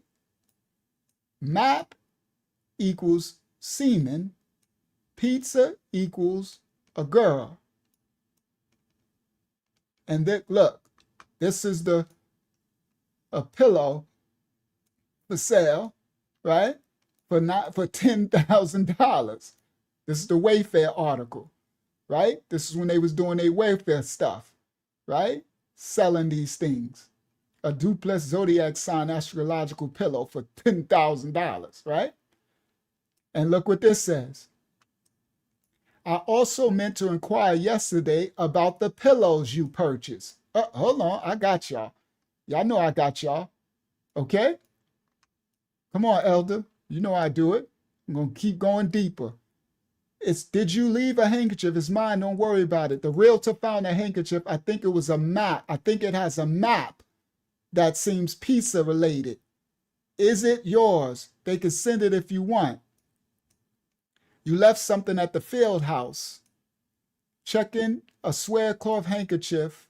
I also meant to inquire yesterday about the pillows you purchased. I could send them as well if you let me know where they are in the house. Right? Shout out to Sister Joan. All right? Watch this. This is the codes. I did it, Elder Tamaya. The pedophile codes, according to the government, right? The boy lover logo. The girl lover logo. The child lover logo. The logo of a butterfly with a pink girls and blue boys represents pedos without a gender preference. So they'll put this in cartoons. They'll put this all over the place. And it looks in it. We won't even know. Your kids will be, right? The girl logo is a small heart surrounded by a larger heart, which symbolizes a relationship between an adult and a minor girl. The boy lover logo is a blue spiral shaped triangle. That's a pyramid, surrounded by a larger pyramid, where the small pyramid represents a small boy and the larger pyramid represents an adult man wrapped around the little boy. The map equals semen in context of DNA evidence, meaning when they say you left a map, meaning you left DNA of this child's, the semen, right? They need to clean it up, get rid of the evidence. So it's a map, right? Sauce equals orgy. Pizza equals a girl. Cheese is a little girl. Chicken is a young boy. So when they asking, can you give me some chicken? Send me some chicken. Hot dog equals a boy. And Obama had a hot dog party where he ordered $40,000 of hot dogs. See these cold words. Pasta is a little boy. Hot dog is a young boy. Pasta is a baby. Walnuts are children of color. Handkerchief, black means S&M bondage, white means underage. Chicken is a young boy, cheese is a little girl, and ice cream is male's prostitute. Something, Elder Tamaya has something else about that ice cream. All right? This is when the FBI is deciphering their code. Oh, whoa. I ain't supposed to show that. All right. Sorry, that's for my, I'm gonna have to put stuff like that on Patreon. I gotta be careful because I got so many files from going these Epstein stuff, and they got people, their faces ain't shown, these children and stuff. It's sick stuff, bro. Sick stuff. So I was quick. I took it away real fast. So hopefully, all right. So anyway, Let me stop share. Right? Can't show that stuff on YouTube. We get our strike. Right? It's crazy stuff. All right. So let me show. I want to show this though. Watch this, and then we're gonna get back because I want to show this. Watch this. I can show this though. Where is it? Yep, it's that one. So I can go back. Hold on. I just go back to share window thing. Share. Show this stuff. Y'all see this? They got something called the Black Eye Club. Everybody pay attention. It's a soul scalping ritual.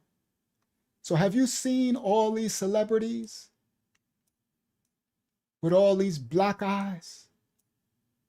Y'all have seen this over the years, but we don't know it's in our face. When have any of us had a black eye like this? Maybe you got into a fight when you was young. Most of us don't. All through our life, I ain't never had a black eye like this. Even when I'm fighting, ain't nobody caught me that good. You know what I mean? I had a busted lip. I got stabbed. I got shot. You know, I got my thumb cut off, but I ain't never had a black eye, right? Now listen to this. They got these black eye clubs. Now look at everybody. Look, Tom Hanks, right? With Gail and Oprah. Look. And this ain't no coincidence. Now, this ties in, everybody listen, to our last, shout out to Cam, to our last live when we pointed out the panda eyes. The panda eyes is when they grape sodomize the anal, and in the babies, it blocks out both of the eyes, like this. And they are panda eyes. But what happens in adults is because adults are more developed, it mostly blackens one eye. Everybody. When they do the ritualistic sodomizing,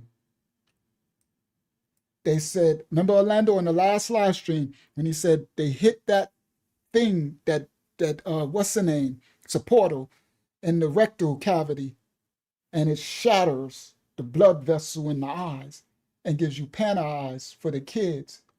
But for the adults, it's one eye. Everybody look.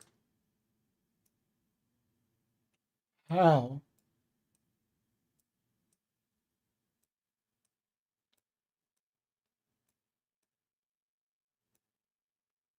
Look at this, guys. Uh-huh. Uh-huh. I ain't even got to say it, right? I ain't even going to say it so we don't get striked. Uh-huh. Just look. And they call it the Black Eye Club. Uh-huh. Everybody look. I ain't even got to say it.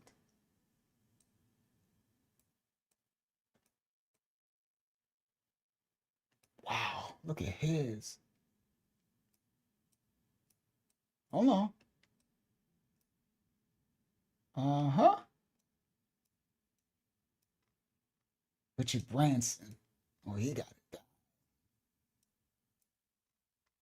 Mm-hmm. Bieber. Everybody. Come on, bro. You can't make this up. That's why I said, you know what? Let me show this now. All right? You can't make this up, bro. John Kerry. Uh-huh. Everything they be saying is the truth. I got more stuff. I got so much stuff from these files. I got stuff from, hold on. Uh-oh. I got more in there. Look, Madonna. Uh-huh. Look, she got two of them.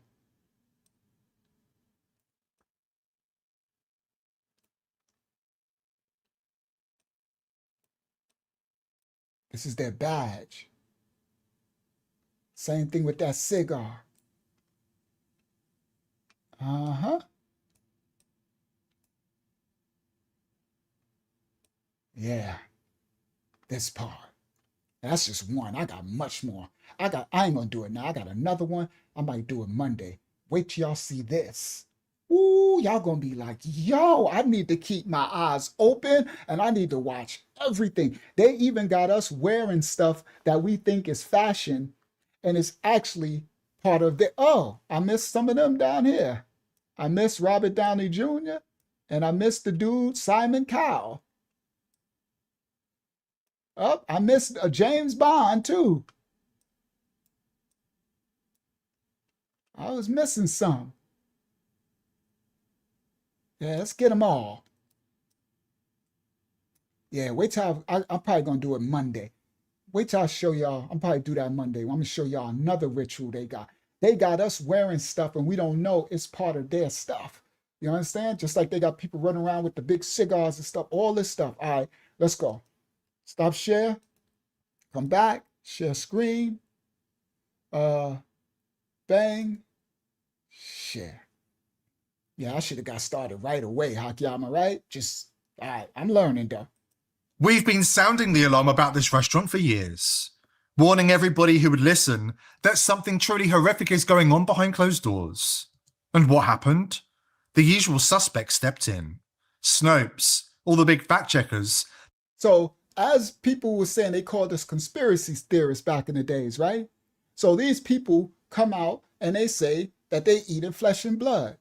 But you know what the media says? The Los Angeles restaurant scene offers tourists and locals the chance to eat in the dark, do a juice cleanse, and sneak your way into a secret courtyard by walking through a freezer. Everybody listen. Who said that? Pincy Lola and somebody else last time. I think it was Hayazak, Sister Roberta, and they was talking about the girl, the black girl in the freezer, right? And remember the other one, our other live stream, when the dude from the Comment Pizza and the WikiLeaks, he had the freezer and they call it the torture. They call it the torture room. Look what the cannibal, this is what they wrote. The Los Angeles restaurant scene offers tourists and locals the chance to eat in the dark, do a juice cleanse. What kind of juices you think that is?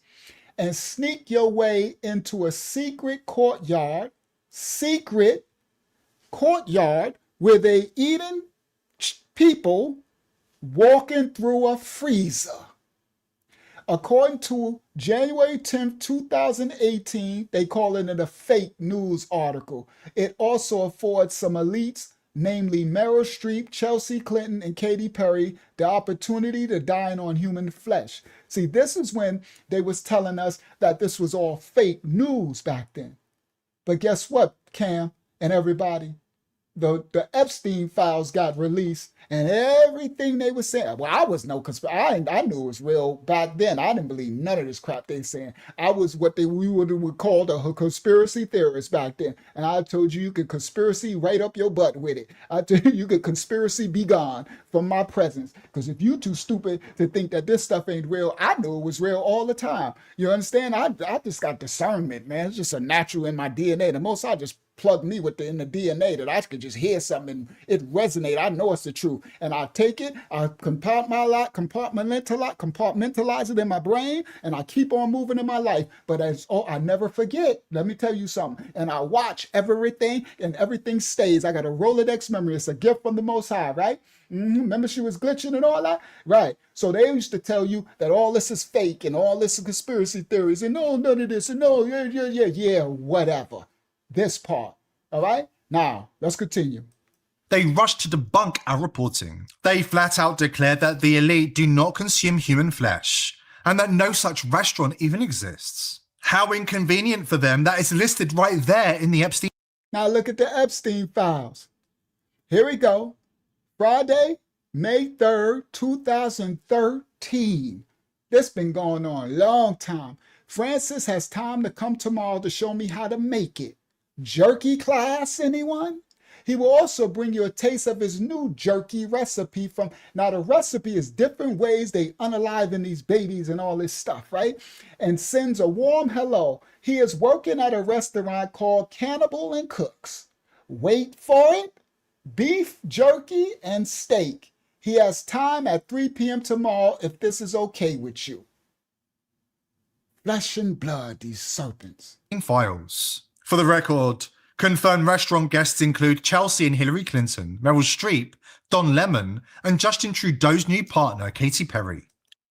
So, in the Epstein files, some of the people who was dining at the cannibal restaurant was Don Lemon. Hello, everybody.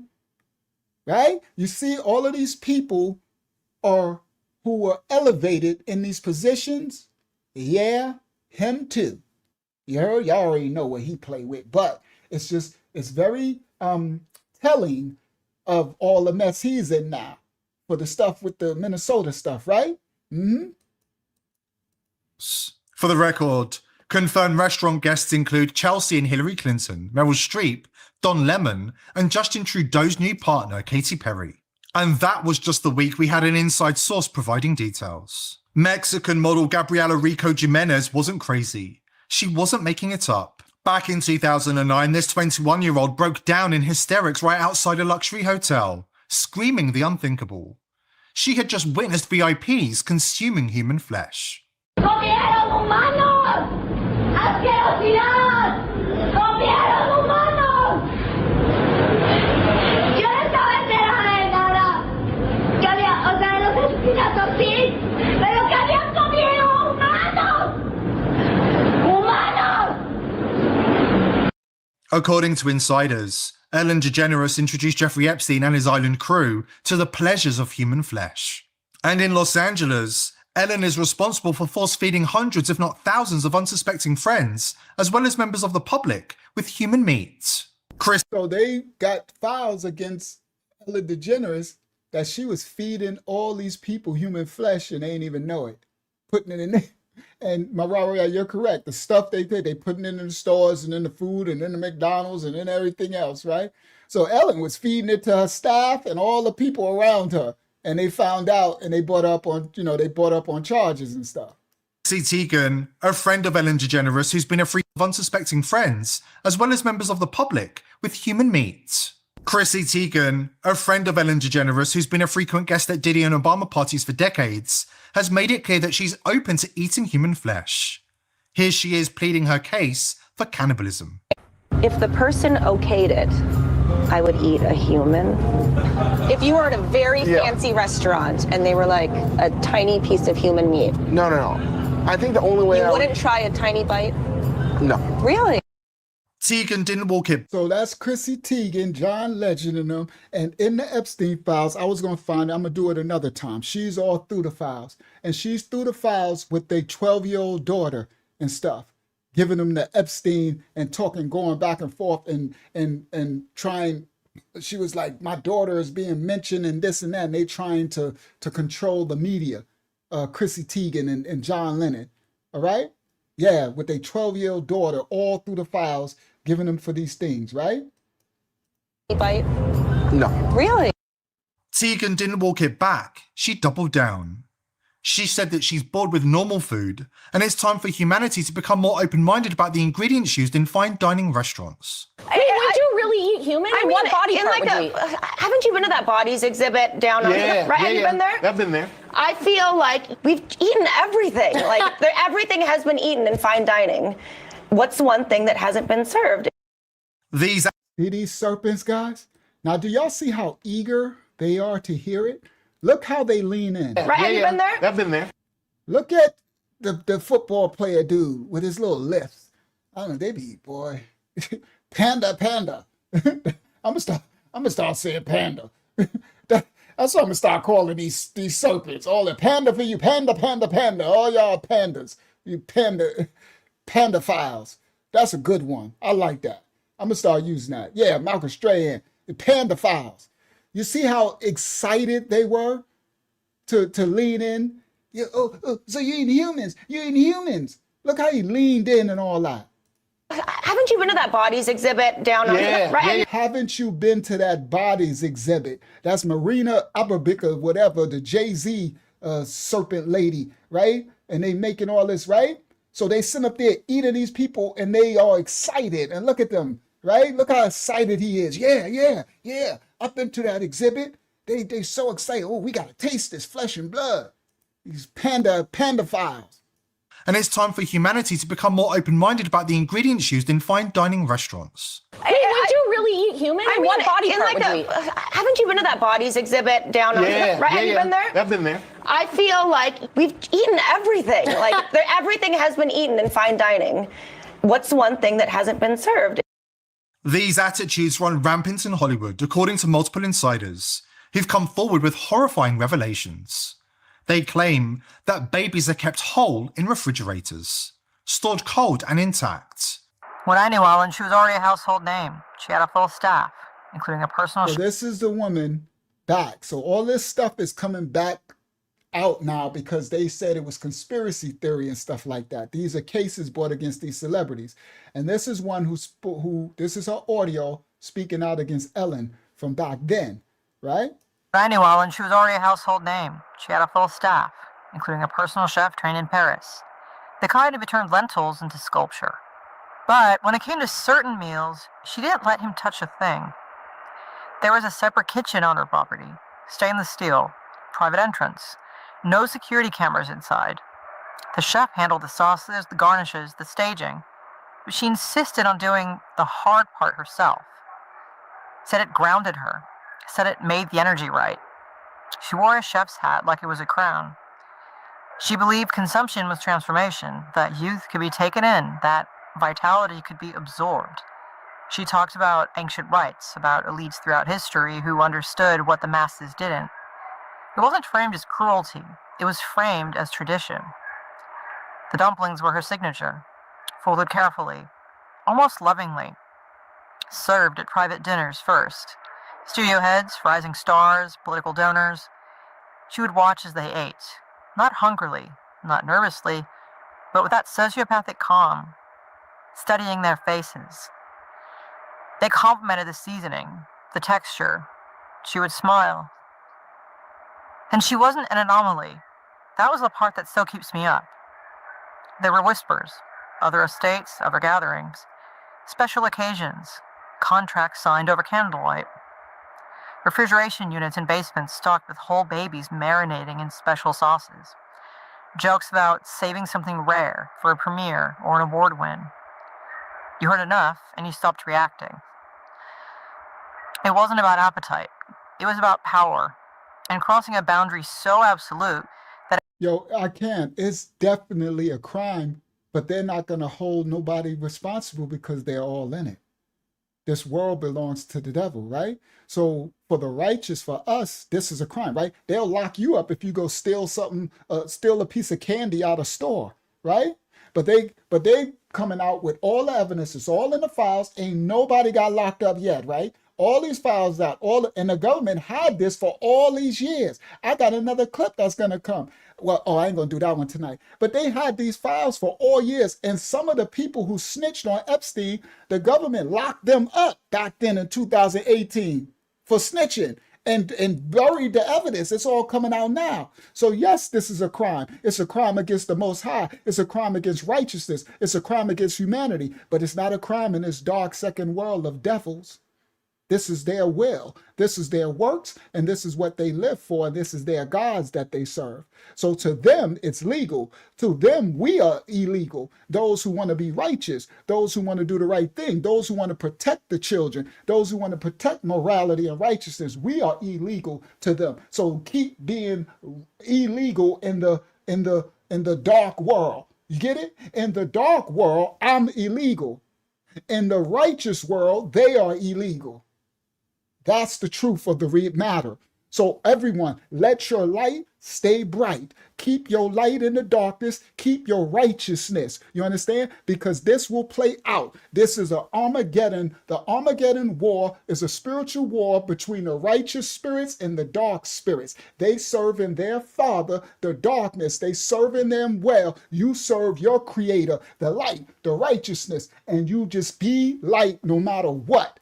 Keep your lamp lit at all times. Whenever you go a little dark and you sin and transgress, you repent for that sin. You repent for that transgression, and you get back up on your horse and get back to righteousness for righteous sake, because the Most High is righteous. Do you understand? They are adversary to the Creator of all things. That's why they don't want the vagina. They want they want the anal, the rectum. They want death. They don't want the male and female. They want, you see, they want a Baphomet. They want a unison. They want, you understand?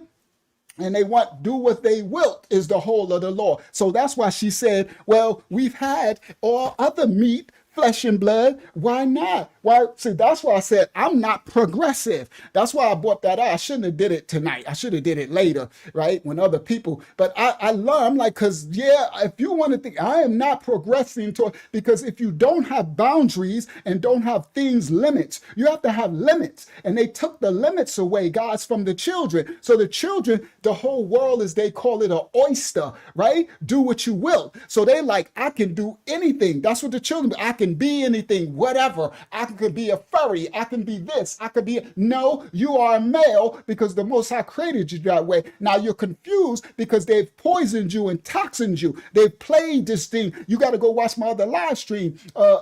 Epstein back in 2008 and 7 and 90s, they was experimenting on you and experimented on the generations to effeminize and put more testosterone and more estrogen and change the dynamics to make everyone a hermetic, what they call a hermaphrodite, right? Hermaphroditical. You understand? Baphomet. That's what it is. It is to go against the Creator. So you got to be righteous no matter what in this dark world. I don't care how much dark they do. As much dark they do is as much good you do. As much as you can help someone else. Help the poor. Help the meek. Help the hungry. Help the elderly. Help the children. Help somebody. Just do the next right thing. And you can repent for any mistakes you make and get back and continue to do the next right thing. And that's how you battle the war into the righteous Malach angels and the dark fallen angels and this Armageddon war. And we already know, for those who know, how that war ends. Do you understand? The Armageddon, the spiritual warfare. That's the part, everybody. All right? So they eating all kind of manna and all kind of flesh and blood. That part. All right. Now listen. Award win. She said they have dinner tables and they got these kitchens and she got these freezers and she said they got little babies and they all basted in little sauces and juices, and Ellen just watching as she serve it and watching the celebrated entities as they eat it, and they serve certain things for special award shows like the Grammys and the you want an Oscar, or you want a what's the musical one that they got? You know, you won this award, right? And it's like, we got a special meal for you and play, you know what I mean? And then they diddy you and panda eye you, and you know, now you in the club with your tongue sticking out and the one eye circled and all that, bleeding from you understand? Yeah, the Grammys and all these awards and stuff, right? This part. You heard enough and you stopped reacting. Sauces. And over candlelight. Refrigeration units in basements stocked with whole babies marinating in special sauces. Jokes about saving something rare for a premiere or an award win. You heard enough and you stopped reacting. It wasn't about appetite. It was about power and crossing a boundary so absolute that everyone at the table became complicit. Once you shared that secret, whatever you believed you'd consumed, you were bound to the group. No one betrays a circle that can destroy them. She even brought the dumplings to a few tapings of her show. Homemade, she said with that psychopathic grin. Audience members lined up for samples. Crew grabbed them between segments. So at the Ellen show, she brought these dumplings. Homemade, she said. And the audience members, you know how they like, here, they handing out plates and they eating children. Yo, if I was one of them that went to that Ellen show, I'd be throwing up right now. I'll be throwing up right now. It could be 10 years ago. I'll be throwing up. Oh my goodness, these serpents. That's why you got to be careful who you go, be careful where you eat, be careful who you're around. Diligently study and show yourself approved, and don't just receive everybody. Said with that psychopath. Shout out to Sonny One. Yes, very diabolical. That grin, audience members can destroy them. She even brought the dumplings to a few tapings of her show. Homemade, she said with that psychopathic grin. Audience members lined up for samples. Crew grabbed them between segments. I remember holding one, feeling the warmth in my palm, and realizing the real performance wasn't happening on camera. It was happening in plain sight. She didn't have friends, not real ones, just people she elevated, humiliated, tested. Feeding them was part of the game, a private torment disguised as generosity. This was all in the past. Houses get sold, staff get rotated out. Ellen was destroyed because everyone hated her. But the industry doesn't cleanse itself, it just rebrands. She said, yeah, Jeffrey, everyone hated her. Watch this. Copyright disclaimers are in effect for educational purposes only. We don't own rights to the video. We reacting. Here we go. I got more receipts. Let go. So remember how I told you that the devil and his friends use lots of food words constantly in emails in context that made no sense? Pizza party and cream cheese being top ones. Well, there was Look at that. context. How about, hold on.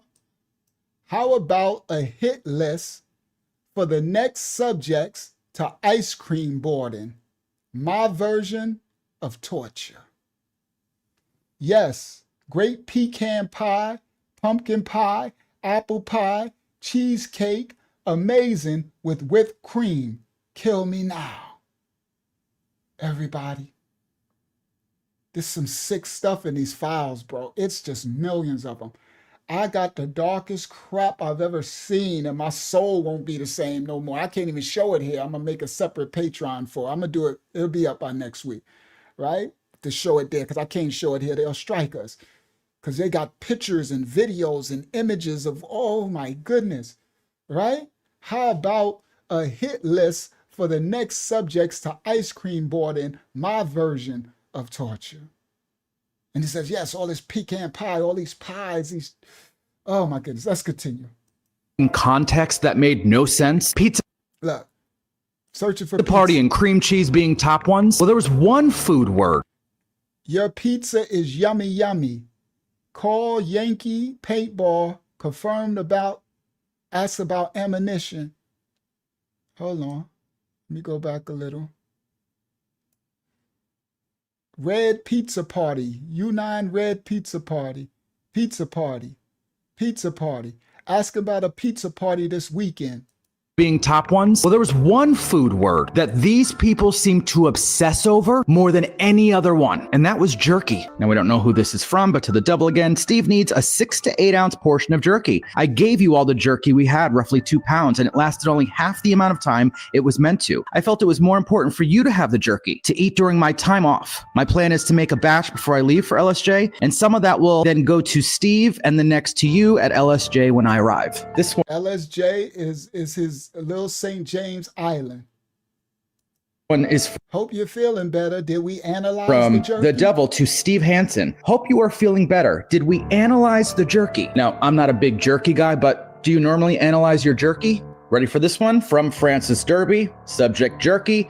Just wanted to touch base about jerky. J.E. said he was going to start eating regular food again. Regular food again. So he might be eating less jerky. That said, he has 6 bags of it in the downstairs freezer for the next trip. Is beef jerky not considered regular food? And do you normally freeze it?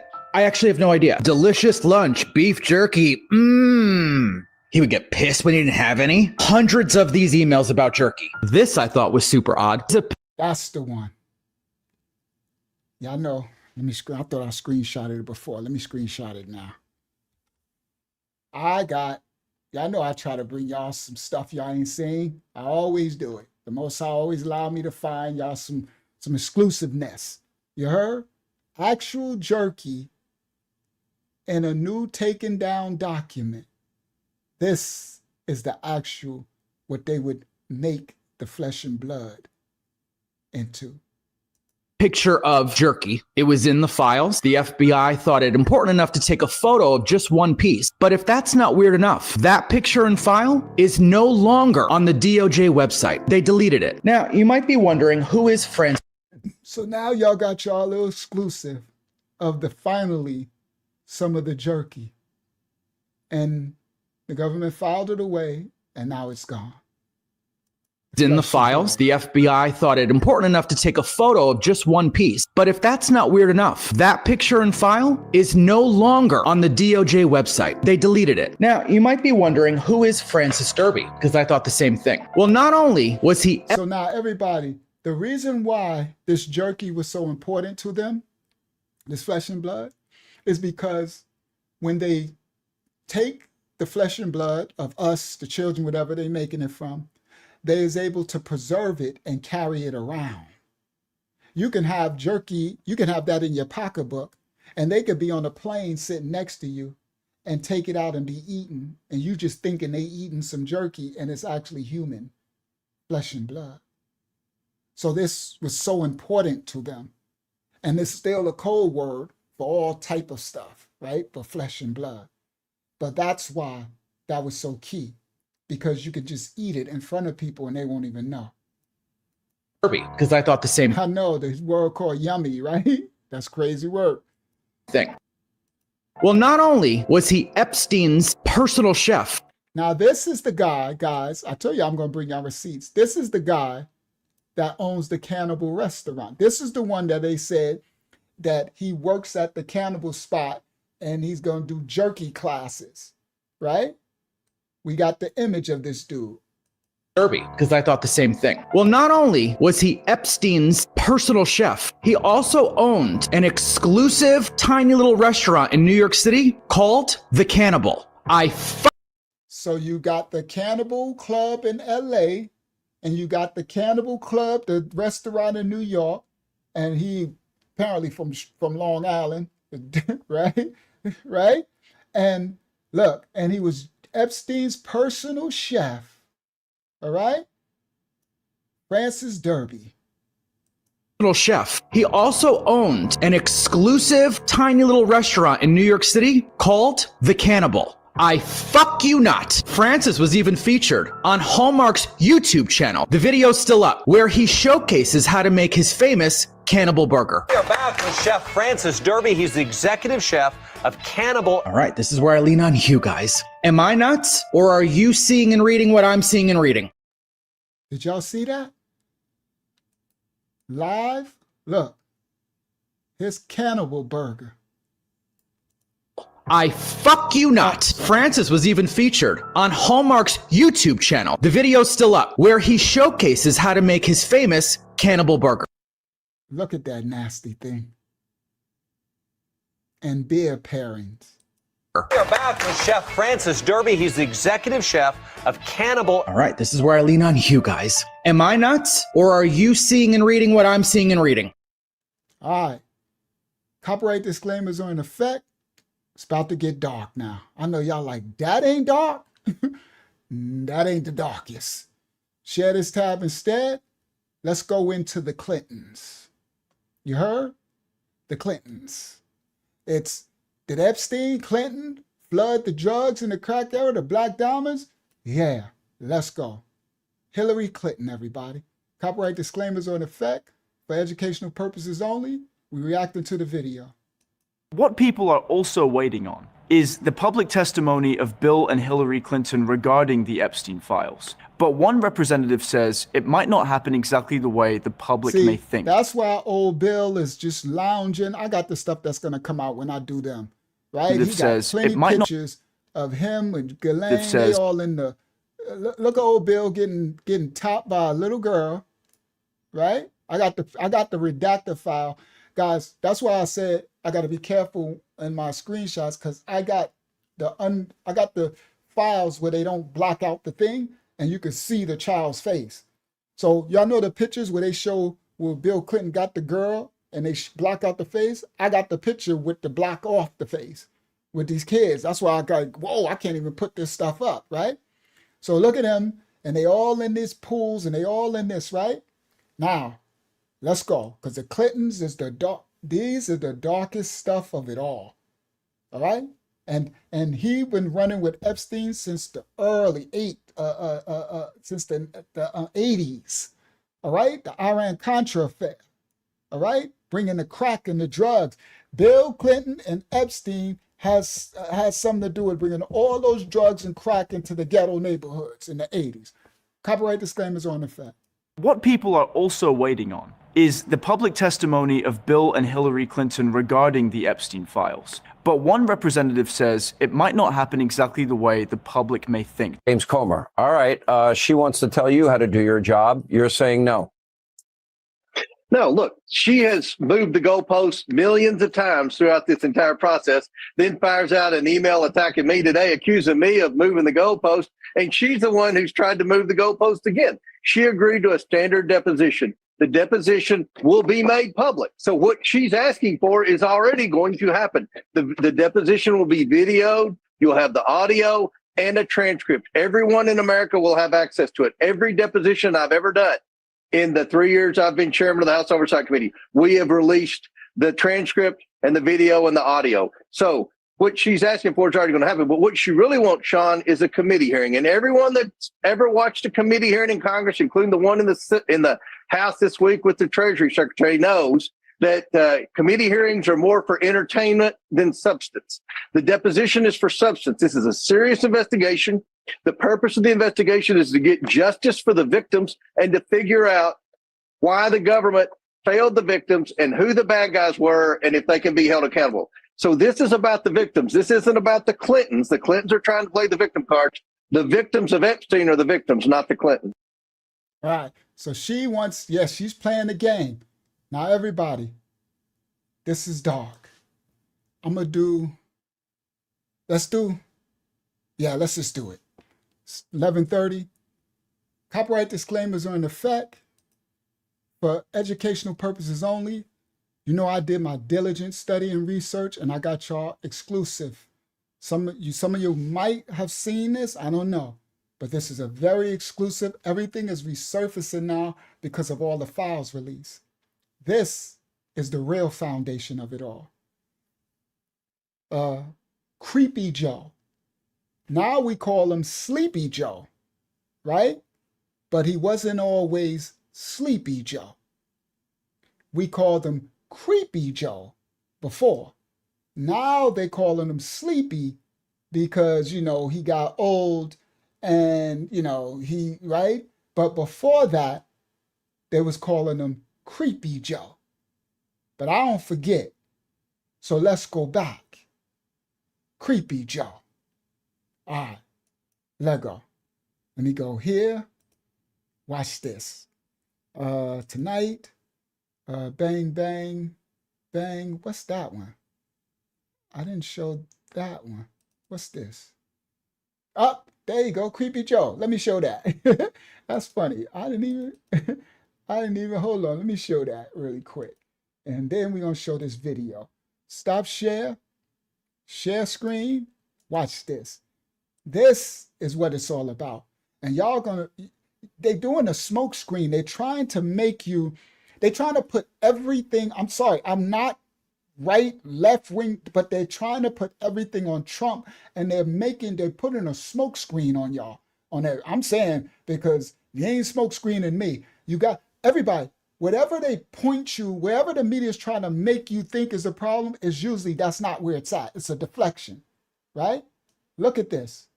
This is a collage of Creepy Joe. All right? What's this video I'm about to show? Look.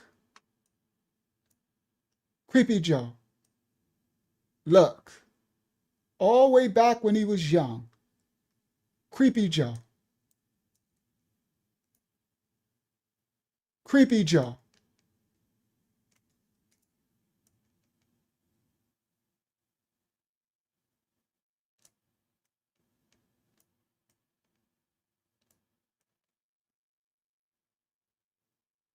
All right? Watch this. It gets worse. Share screen. Y'all know I bring receipts. Copyright disclaimers are in effect for reactionary purposes only. We don't own rights to the video. Perverted. To lead someone to crime or to evil or to immoral, especially sexually immoral acts. Perversion. Copyright disclaimers are in effect. to lead someone to crime or to evil or immoral, especially sexually immoral acts. Hollywood has its fair share of perverts. If you follow the money, you'll soon learn that Hollywood is politically backed. You seen Kevin Spacey? You seen Harvey Weinstein? Right?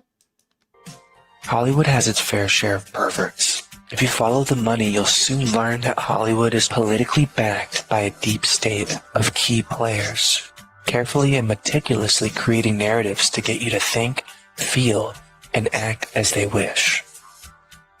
Much of what we know, we've been told. Everybody, that's Obama and Podesta. Podesta is the key to all of this darkness.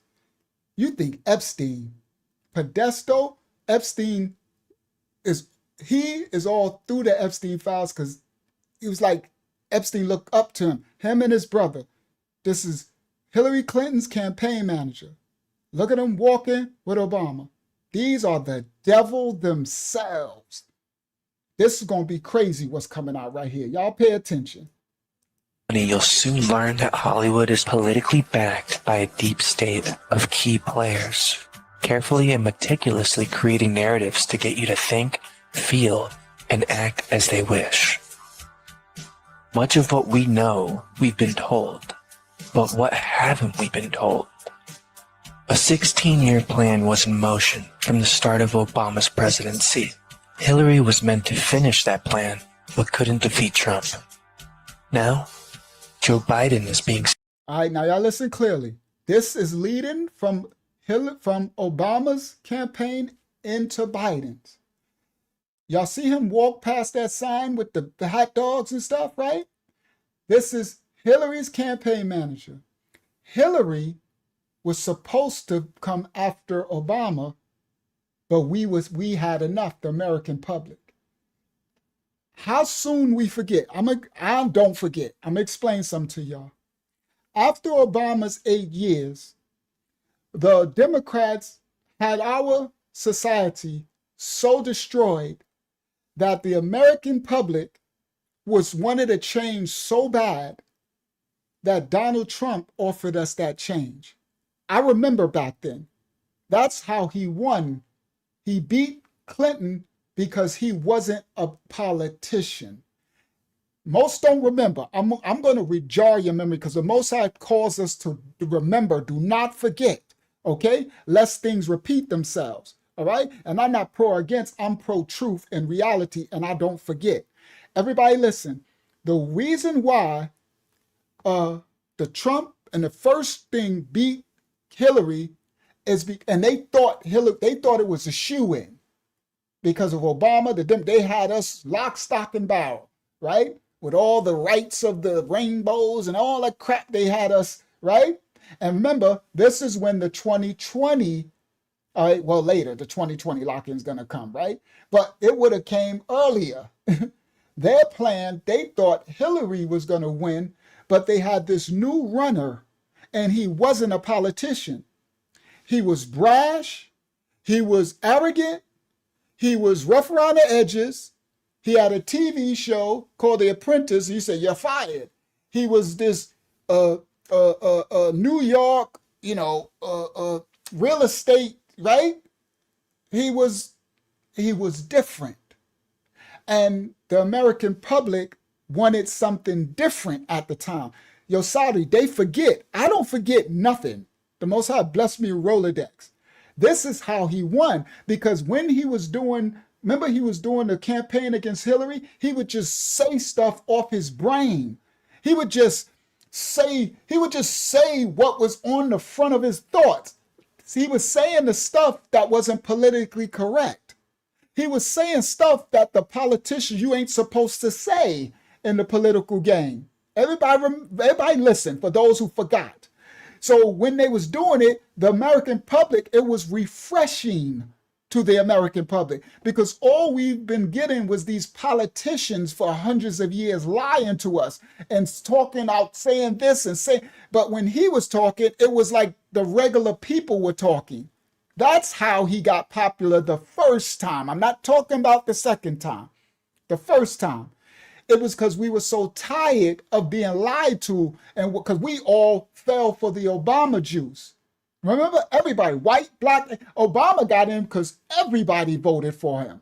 Do you understand? White, black, and everything in between. Obama got in because everybody got in. All right.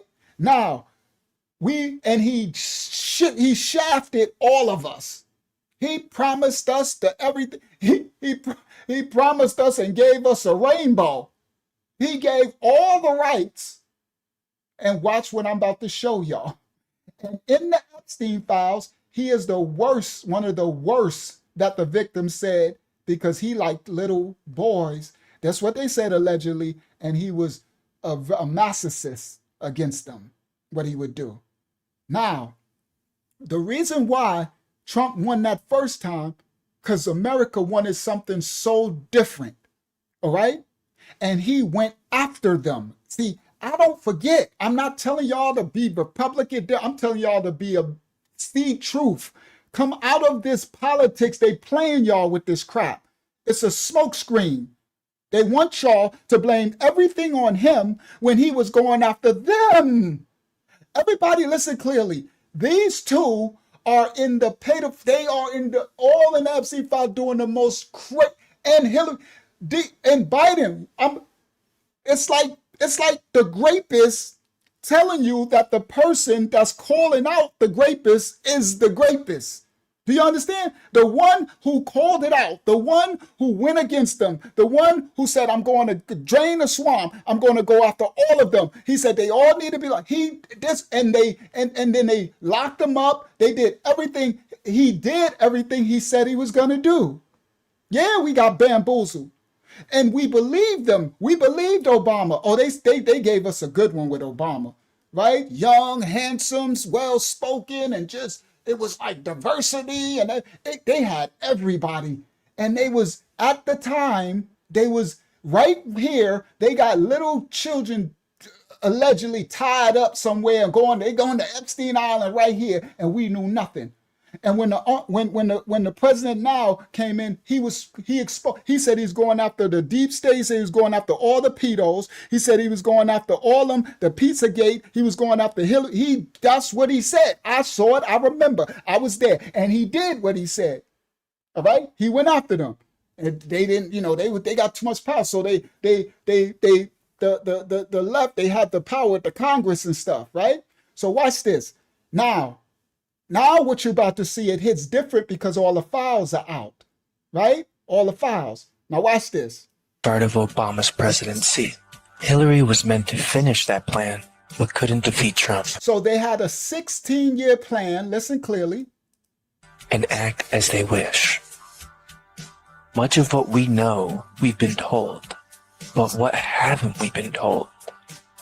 A 16-year plan was in motion from the start of Obama's presidency.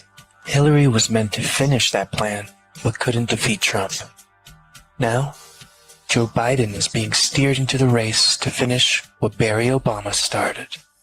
So they had a disruption to the plan. They didn't know that Trump was going to come out of nowhere, right? Somebody who ain't a politician, right? He's just a regular financier, right? So they had the plan that it was going to be Obama and then Hillary's going to come in and take us into this new world crap. Who knows what we would have been? Oh my goodness, we probably all be dead. We'd probably all be Diddy. Praise the Most High that he didn't let that happen, all right? Because it ain't time. You understand? So because of that, they had a disruption in their plan, a 4-year disruption. Listen clearly. They didn't see that one coming. That's why when he ran against Biden, they rigged the election. Everybody listen clearly. I know I'm not telling y'all about no far right and race. I ain't talking none of that. I'm trying to get y'all to open your eyes and see the political game that these Satanists are playing. Okay? I'm talking about left, right, I'm talking truth. So that's why they rigged the election. And the president now is going to Atlanta and calling on they trying to charge people from that. Always, they rigged it. He didn't win. Do you understand? That's why they did that insurrection thing at the Capitol. You know, the people who was freaking out and stuff. I ain't saying that none of that's right? But I'm trying to show y'all that you have to see what they're doing. And they're trying to make you think that he is the one, and they all over the files. And the what you call them, the victims, most of the victims said he didn't have nothing to do with it. You understand? So he the one. Remember, they had these files all through the Biden administration, all through Hillary, all that. And so listen clearly. So when the orange dude, when the president got in there, right, he disrupted their plan. They didn't know some outsider was gonna come in, right, and interrupt their dark agenda plan. So they had to get him out. Hillary lost. They inserted Joe Biden. He couldn't really beat him either. So they rigged the election. Yes, they did. Now listen clearly. Watch this. Ever been in a cockpit before? No, sir, I've never. In comes Joe Biden into the plan so they can get it back on schedule. All right? And what happened when he came in, guys? We went into a lockdown. We had a pandemic. They were shooting jab Jews, Bill Snakes, Fauci, Black, all of them, right? They're going to do a population control, the 2030 agenda, all of that. That wasn't under this administration. It wasn't under Trump. I need y'all to understand they're doing a smoke screen. Look, they got this girl, we brought her out. Watch this. Come on, Father. Just teach your children. This is the smoke screen. They got this little serpent, right? Now listen, we just did her, right? We did a video of her. She all in the Epstein files, taking the train, everything, right? Whoopi Goldberg. Look what they just put out right now. This is the smoke screen. Watch this. Copyright disclaimers are in effect for reactionary purposes only. Listen to what she says. Oh, you're with a white. All of you. Talking about you, it's us. He's not going to say, oh, you're with a white guy. I'm going to keep you from being deported. No, he's going to deport you and put the white guy with someone else. The man is out there. He's also all of you. Did y'all hear that? See, this is the agenda. This is what she's talking about. They're what's the name? MK Ultra in the minds of the public. The man that's out there is crazy. He's going to deport you. He's going to deport you and give your something to the white man. Listen what she said. All of you. Talking about you, it's us. He's not going to say, oh, you're with a white guy. I'm going to keep you from being deported. No, he's talking about you, us. And she said us like black. See, this is a forked tongue. Everybody listen clearly. Ain't nobody deporting you. You're Black America. You can't be deported. This is your country, right? So this is the fear. He's talking about you, us. He's not going to, listen what she said. Say, oh, you're with a white guy. I'm going to keep you from being deported. No, he's going to deport you and put the white guy with someone else. The man. He's not going to say, oh, you're married. You're with a white guy. I'm not going to deport you. He's going to deport you and take the white and take the white guy to someone else. What are you like?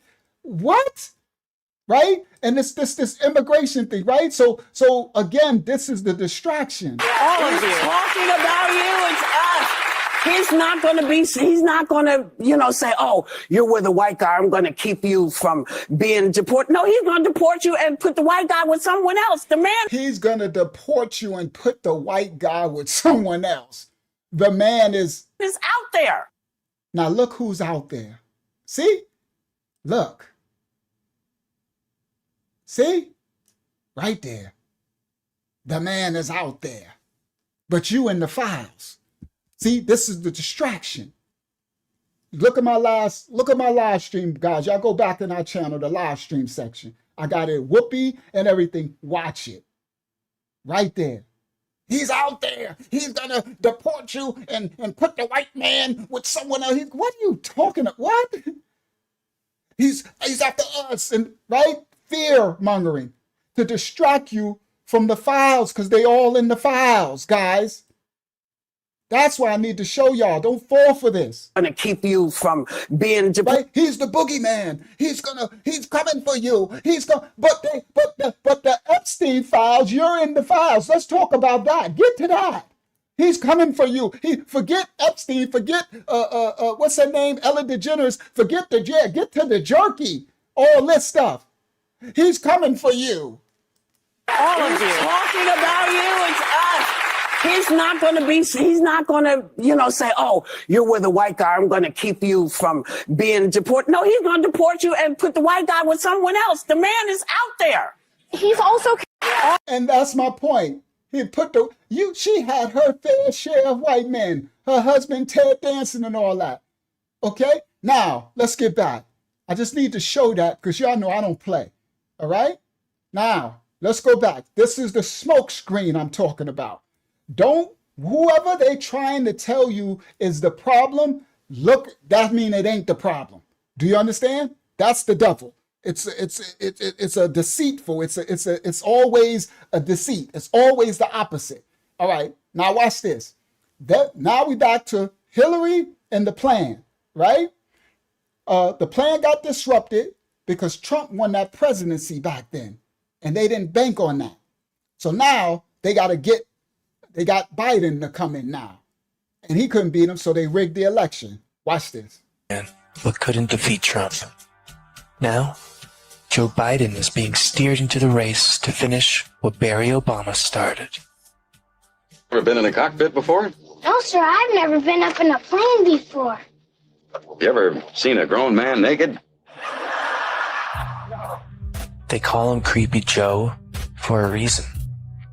Can't stop touching kids. Oh, Biden's a weird guy. Do you see all this videos of him sniffing those kids? Oh, what is that about? Everybody in America, well, it's only 100, well, it'd be thousands later. So it's thousands. I forgot. This is probably, I don't know how many thousands it's going to get. For the thousands of people around the world who watching this live stream, this is what they want you to forget, right? I'm sorry, but I don't see this president now doing this right here. All right? I remember this. Creepy Joe is what we called him. But how soon we forget, right? They call him Creepy Joe for a reason.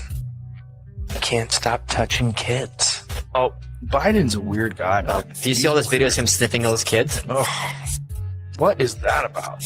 I mean, it could just be a sweet old grandpa. Even when they squirm away, nudge, or say no with their body language, he insists on doing so. But you know, some sweet old grandpas don't want to fuck kids. Everybody listen clearly. This is the creepiest pedo stuff in the world. And he did it live on TV in the Oval Office, and nobody said a word. Where was all the Democrat, liberal? Where was all the cry outs, right? You see what people talking about?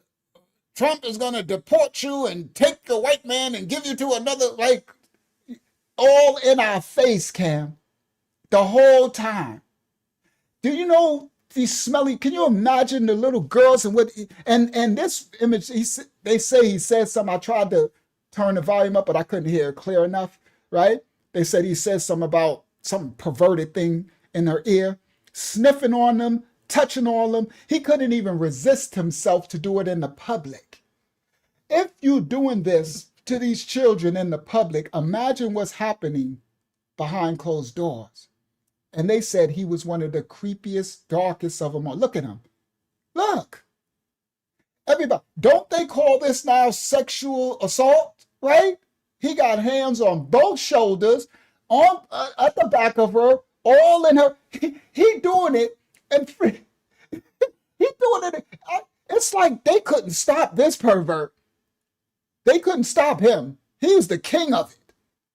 You understand? The darkest of the dark. And I made a video when he ran. I knew I was trying to tell Black America, do not vote for this psychopath back then. And my stuff aged well. You could go back to my old videos, go back to this time, and I got a video and I exposed him and I said, do not vote. I was telling him, don't vote for this dude. And I talked about all the stuff he was doing. Now watch this. 4. You ever seen a grown man naked? They call him Creepy Joe for a reason. Can't stop touching kids. Oh, Biden's a weird guy. Do you see all this videos of him sniffing those kids? Oh, What is that about? I mean, it could just be a sweet old grandpa. Even when they squirm away, nudge, or say no with their body language, he insists on doing so. But you know, some sweet old grandpas don't want to fuck kids. They do that. The thing is, it would, in a sense, make more sense to people if he was just like handsy, right? It's like, okay, you're an old pervert. Right. This is like, I don't even know where to put this. Right, where do you put sniffing? Yeah. This is called grooming. Predators use this technique on their victims so that they're less likely to refuse further touching, therefore allowing a predator to get their way. As we take a step back, it's been shown. This is called grooming. He's grabbing them by the arm, smelling them, rubbing on them, all on TV. So can y'all imagine what's happening? Even when they want to pull away, like this one was crazy. That one. Sniffing those kids. Oh. Hold on. What is that about? I mean, it could just be this one. Look. He going in for the kiss and all that. And then she tried to back up and he won't let go of the little one while he doing it. a sweet old grandpa. Even Look, and then the little one tried to squirm away. when they squirm away, nudge, or say no with their body language, he insists on doing so. Look, he rubbing on a little Asian girl. But you know, some sweet old grandpas don't want to fuck kids. They do that. The thing is, it would, in a sense, make more sense to people if he was just like handsy, right? It's like, okay, you're old. People be trying to make excuses for it. I don't make no excuses. Let your yays be yays, your nays be nays. All right? This is pedo. Right. This is like, I don't even know where to put panda file. This. Right, where do you put sniffing? Yeah. This is called grooming. Predators use this technique on their victims so that they're less likely to refuse further touching, therefore allowing a predator to get their way. As we take a step back, it's been shown that a few pedophiles have had their impulses triggered due to a brain tumor, pushing on an area of their brains. I'll let David Zublick tell you a bit more about Joe Biden. Did you see him? I think he put his arm around that little girl's waist.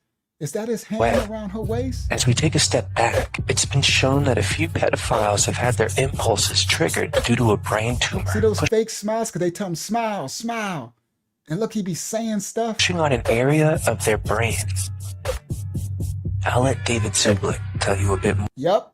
Look, y'all see? That's his hand. Watch his hand come around her waist. Everybody. This is the president. That was the president. Y'all know this house. The Most High gonna have his children tell you the whole truth. You understand? And they want to make you, they're trying to make Donald Trump the devil, right? He the devil, when these devils try and tell you this devil. They want you to watch this and while they over here. Do you understand? But nobody said nothing about this. They ain't saying nothing about this. And you wanted Kamala to finish and come in. And I told you the last one where she said, we need to unalive, reduce the population. All right? Okay? All right. Now watch his hand come on her side. A few pedophiles have had their impulses triggered due to a brain tumor. All right, listen what he said. A few of these pandophiles had this thing triggered in their brain that makes them even more pandophiles. Listen clearly. That is the mad cow disease. From them eating the brains, it triggers the thing. So Biden had it. Everybody listen. And that's why he started to deteriorate so fast. So they start in the thing that triggers the brain with that mad brain disease from them eating cannibalism. It makes them, they trying to have a medical terminology that it makes them more pandophile. And they saying this what Biden suffered from. Watch this. Further touching, therefore allowing a predator to get their way. As we take a step back, it's been shown that a few pedophiles have had their impulses triggered due to a brain tumor, pushing on an area of their brains. I'll let David Siblick tell you a bit more about Joe Biden and a potential brain tumor that he may have had. In early 1988, when a still nebulous incident occurred, which, had it been made public, would have sent Biden to prison. It was at this point his family conducted an intervention and insisted he seek help for this. In 1988, Kuru and Prion, thank you, children. Thank you, Laraya and Hayazak. In 1988, I'm going to bring y'all stuff. Y'all know we going to bring stuff. Teach the children, the Most High told me all the time. In 1988, Biden did something so dark that if they didn't cover for him, he would have been locked up. He would have never got a chance to be nobody's president. And his family said he has a brain tumor thing that makes him a super pandophile. Everybody listen clearly. This they let be the president. Come on, come on. Let's go. Let's go.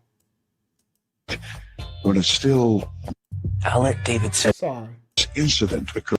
88. When a still nebulous incident occurred. In 1988, when the still nebulous incident occurred, look how he's looking. See? That's Biden when he's young. Which, had it been made public, would have sent Biden to prison. If this would have been made public, it would have sent Biden to prison. It was at this point his family conducted an intervention and insisted he seek help or this incident would be exposed. Biden agreed to seek treatment. So his family told him, you got to agree to go seek help or this going to be exposed and you go into prison. All right? So Biden agreed to seek help. While under psychiatric therapy, was informed that he may be suffering from a physical condition which may have brought on his desire to molest children. And so the therapist said he might suffer from a physical condition which brought on his desire to be a pandophile. And while under psychiatric therapy, was informed that he may be suffering from a physical condition which may have brought on his desire to molest children. Biden's physicians believed that a possible cause of his abnormal behavior might be the result of a brain tumor. In February 1988, after suffering from several episodes of increasingly severe neck pain, Biden was taken by long-distance ambulance to Walter Reed Army Medical Center for examination. During the course of the battery of tests that were conducted, a benign tumor was discovered in Biden's brain. Several cases of uncontrollable pedophilia had been attributed to this physical anomaly. So you see what they're saying? Several cases. Now, y'all know they make this stuff up, right? Of this pedophilia. They're trying to get an out for the condition. Now, when I broke down earlier the prion, the Kuru, from the cannibalism, it causes these tumors, justification. It causes these things and they saying that they're trying to use that as a justification to give them a medical diagnosis to why they want to pedophile all the children. You see? And this was the president. Now this was all before he was ever president. So all of this information is known. And you know, everybody listen clearly. Whenever you run for any type of office, they do crazy background checks because the opposite don't want you to win, right? So, all this public knowledge Was discovered in Biden's brain. So they found this in his brain, right? Severe neck pain. Biden was taken by long-distance ambulance to Walter Reed Army Medical Center for examination. During the course of the battery of tests that were conducted, a benign tumor was discovered in Biden's brain. Several cases of uncontrollable pedophilia had been attributed to this physical anomaly. Studies had shown that in rare cases, some men had exhibited uncontrollable pedophilic behavior as a result of such tumors. You see it? Y'all know I'm going to show you. Right orbital frontal tumor with pandophilia symptom and constructional aphrexia sign. You heard? So they're making a diagnosis as a justification. Okay? This part. There ain't nothing but fallen angel, Baphomet, Baal, Moloch. The devil's a lie. That's Baal in your brain. So he had neck pains, right? And he went to Walter Reed and they said, you got pandophiliac disease. Panda. This part. It shown that in rare cases, some men had exhibited uncontrollable pedophilic behavior as a result of such tumors. The sudden and uncontrollable pedophilia exhibited by one man was believed to be caused by an egg-sized brain tumor, which... Nightmare, look, this is 2002. Nightmare experience for a man whose cancer turned him into a pandophile. A brain tumor turned a 40-year-old school teacher into an uncontrollable sex addict and pandophile, a meeting of experts has been told. Y'all remember they was trying to make this legal, like they do in other countries, right? Sharia law, anybody, sorry, not sorry. That's why they rushing all, no disrespect to any American that's trying to be Muslim, but y'all need to study. I'm talking about, I ain't a politician. I ain't a religious person. I'm a man of truth. So they got all of these Muslims becoming mayors of New York and putting them in all these positions, and they trying to usher in these Sharia laws and stuff. You understand? Because all of this is pandophile. You heard? That's what it's about. Do you understand? Facts. It says, when the tumor was removed, the man's obsession disappeared. But by then, the teacher had been evicted from his house and found guilty of child, right? So you see all this stuff? Shout out to Sister Angela, right? All right, so here we go. This is what they're doing. Once removed, caused his sex obsession to disappear. The tumor was located in the right lobe of the orbifrontal cortex, which is known to be tied to judgment, impulse control, and social behavior. Thank you. You see how he snatched that girl and pulled her to the side? And this said, listen with headphones, and they're going to write what he said, but I tried to make it loud. It wasn't clear enough for me to say. Cortex, which is known to be tied to judgment, impulse control, and social behavior. Thank you.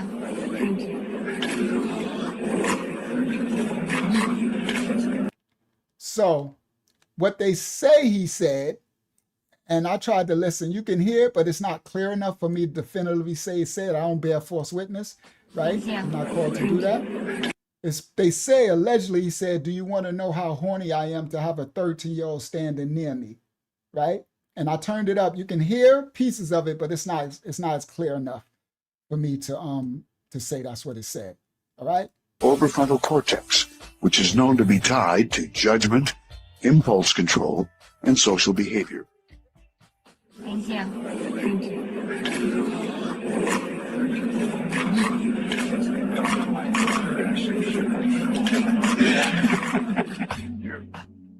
So could this explain the horrendous amounts of... Everybody, who would let some creepy, I don't give a crap if you president, schmesident, I don't care who you think you is. You ain't getting a little near my baby, boy or girl, sniffing on them, touching on them, grabbing on them, okay? This is Creepy Joe is what we used to call him, you see?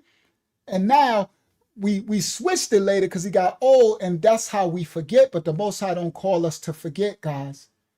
He don't call us to forget. Creepy Joe, I'm going to call him from now. I ain't calling him Sleepy no more. That's again how they rock us to sleep, right? Sleepy Joe sounds like a innocent name, right? He got old, Sleepy Joe. And we laugh and we forget Creepy Joe. Yeah, remember when Barron whispered to Barron? That was crazy. Barron said something, his face, boy. Remember that? All right, in our other videos, that was a long time ago. All right, let's continue. Because I need to get, it's a lot coming out in this one. All right, I'm gonna get through this one too. We might go to 1:30 tonight, guys. It's Friday night. Y'all just get on in because this gets crazy. So I'm gonna skip a part and come back. Maybe, I don't know. No, I'm not. We're just gonna let this play. We're just gonna rock this out. All right? Because this gets heavy. It's a lot of info in this. All right? So I'm gonna try to not to stop it as much. I don't know, it's hard not to, but let me try. Cortex, which is known to be tied to judgment, impulse control, and social behavior. Thank you.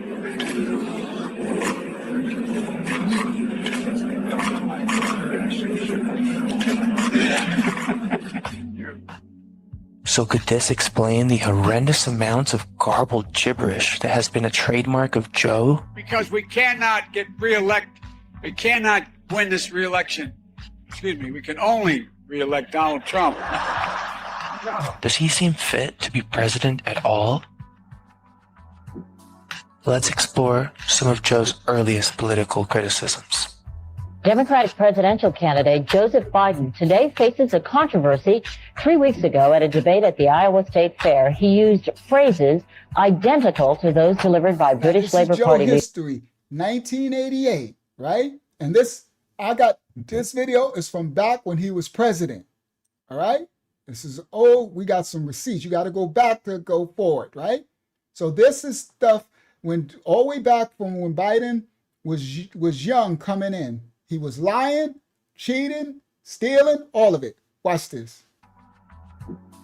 Let's explore some of Joe's earliest political criticisms. Democratic presidential candidate Joseph Biden today faces a controversy.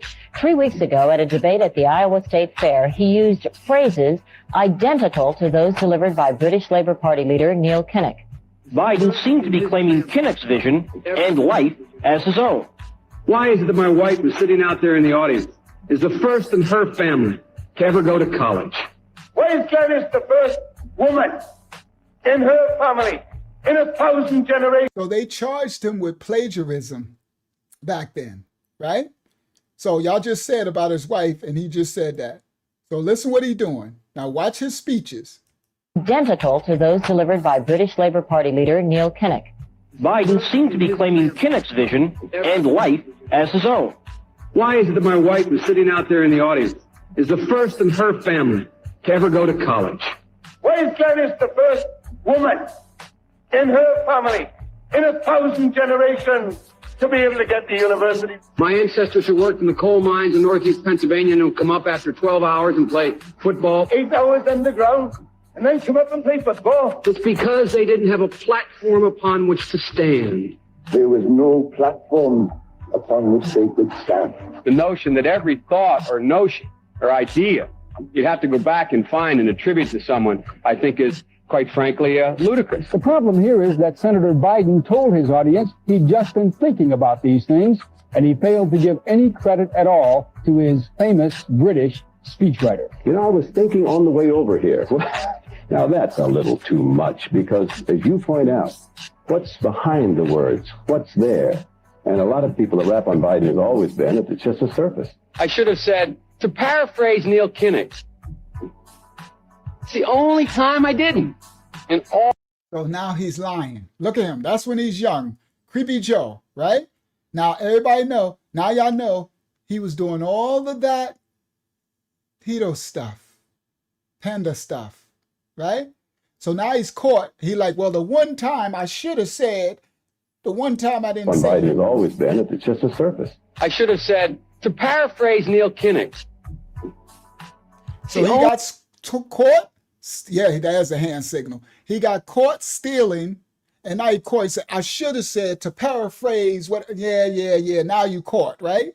All right, let's continue.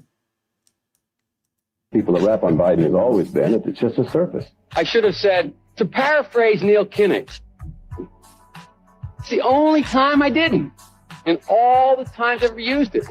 But CBS News found a tape of a second instance. It reappeared in the New York Times with a new charge, that Biden had appropriated a famous litany from the late Robert Kennedy about what the gross national product cannot measure. Cannot measure the health of our children. The health of our children.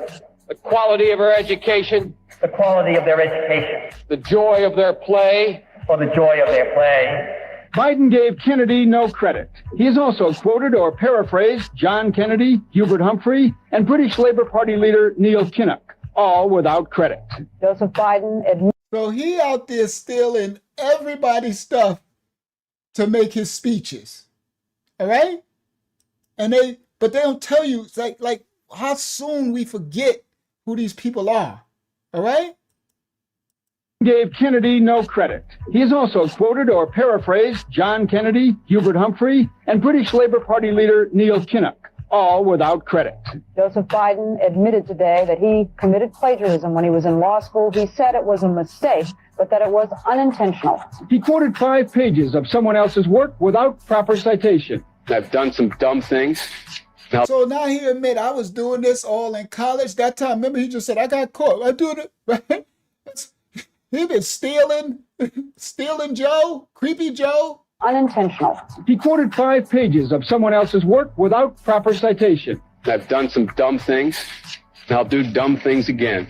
He was given an F. Ladies and gentlemen, I've been dumb. To the political community in Washington, it all seems of a piece. Plagiarism at law school, plagiarism on the stump. The great communicator. Strike that. The great imitator. You don't steal verbatim, or when you do, as he did 99% of the time, you give credit. Biden's critics say he sells himself as a man whose words and visions can inspire a new generation in politics. But if the thoughts, phrases, and visions really belong to others, it's a form of false advertising. Is it a wise idea, though, to take something that personal, anyway, from another politician and try and appropriate it to your own campaign? I think it was a stupid thing to appropriate material that was really very personal, that was someone else's. Most people didn't know who he was, Joe Biden, and now they're going to say, oh yeah, he's the guy who plagiarized. That's a lot of people. Politically, that's devastating. These clips are devastating. He looks like a Joe Biden wind-up doll with somebody else's words coming out. If they're going to do things that are stupid as well as immoral, then they're probably too dumb to have the job of president. The voters are going to have to decide whether he was dishonest or dumb. Senator Joseph Biden may have more explaining to do. The new questions stem from taped remarks of Biden during an April campaign appearance in New Hampshire. That fool said he doing stupid things. He gonna continue to do stupid things in the future. So you don't need to, he just admitted it, right? Law school to do that. Where did you place in that class? So now he's being questioned, right? From stuff he said about growing up in his intelligence in law school. To do. The new questions stem from taped remarks of Biden during an April campaign appearance in New Hampshire. What law school did you attend? Where did you place in that class? And the other question is, could you quickly? I think I probably have a much higher IQ than you do, I suspect. I went to law school on a full academic scholarship, the only one in my class to have a full academic scholarship. In the first year in law school, I decided I didn't want to be in law school and ended up in the bottom 2/3 of my class, and then decided I wanted to stay, went back to law school, and in fact ended up in the top half of my class. I won the international moot court competition. I was the outstanding student in the political science department at the end of my year. I graduated with 3 degrees from undergraduate school and 165 credits, only need 123 credits, and I'd be delighted to sit down and compare my IQ to yours if you'd like, Frank. Biden now concedes he did not graduate in the top half of his law school class, that he does not have 3 degrees. So y'all heard all of that? And then after that, he got caught and he said, I did not graduate at the top of my class. I did not. Everything he said was a lie. Graduated with 3 degrees from undergraduate school and 165 credits, only need 123 credits, and I'd be delighted to sit down and compare my IQ to yours if you'd like, Frank. Biden now concedes he did not graduate in the top half of his law school class, that he does not have 3 degrees from college, and that he was not named outstanding political science student in college. Newsweek says Biden actually went to school on a half scholarship, ended up near the bottom of his class, and won only 1 degree, not 3. Joe Biden ranked 76th in a class of 85 at the University of Syracuse Law School. I mean, this guy comes off this whole thing as a flyweight. Now Biden says Newsweek is right. His memory had failed him. And I'd be delighted to sit down and compare my IQ to yours if you'd like, Frank. Joe Biden was victimized by the truth. Bye Biden. He may not know it yet, but I think this is going to be very difficult for him to recover. Is Joe Biden dead meat, yes or no? I think so. Bob. Terminal condition. Terminal. Well, it's a long way until November. We got more questions. You got more questions, but I tell you, if you have a problem figuring out whether you're for me or Trump, and you ain't black. And now a message from Y'all remember that? the Vice President of the United States. It may be easy to forget, but when Obama released the stimulus package in an attempt to increase jobs in America, he put the money in the hands of Joe Biden. Joe was widely criticized as the country did not see meaningful job growth as they were promised, and much blame went to Joe for how he was handling it. So when Obama promised us that we're gonna come out of all our depression, all of our a recession, right? And he made the stimulus thing for all of us, right? People forget. And he gave the money to Biden. That's who was in charge of it. And Biden probably took it to Epstein, probably, right? But people soon forget.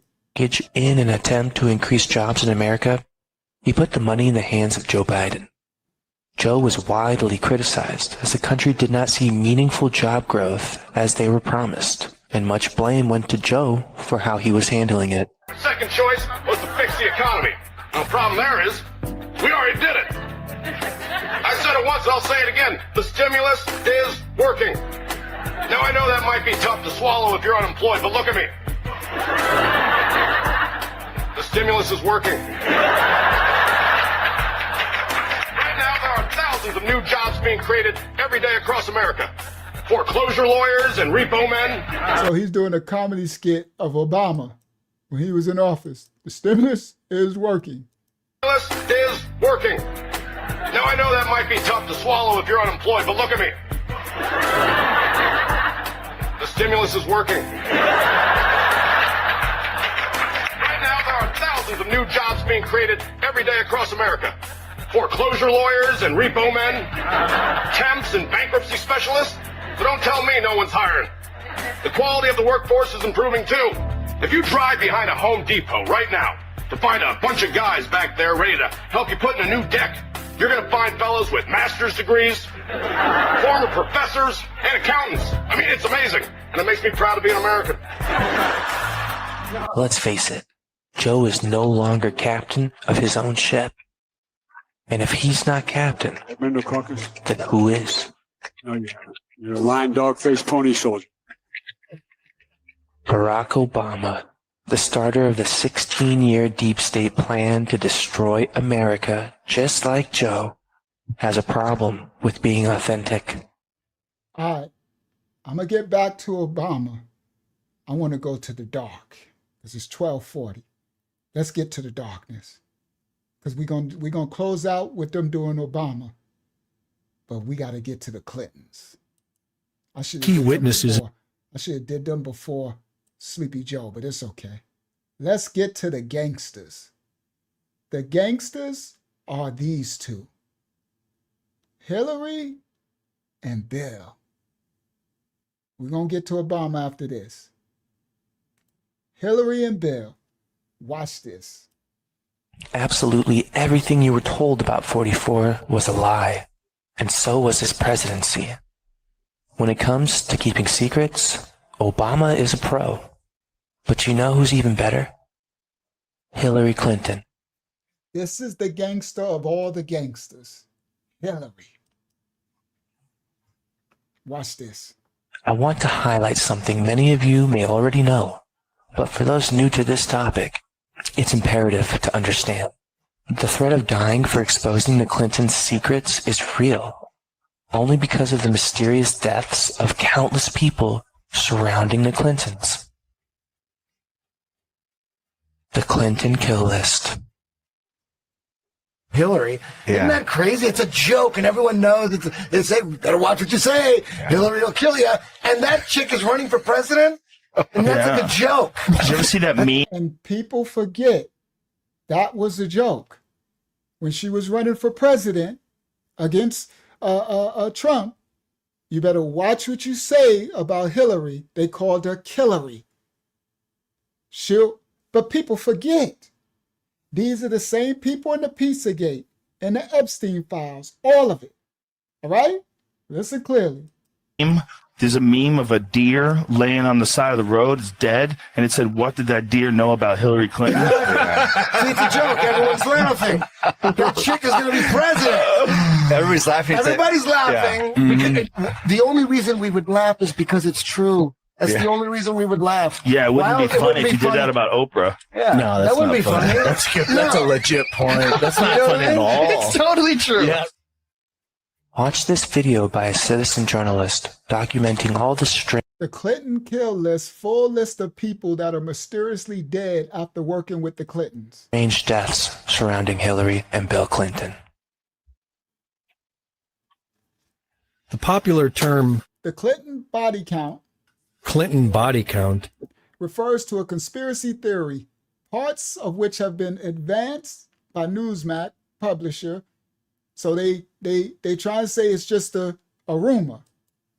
has been described as a list of Clinton associates who met their untimely death, some by orders from the Clintons themselves. Google has altered its search algorithm to prevent searches for Clinton body count from auto-completing.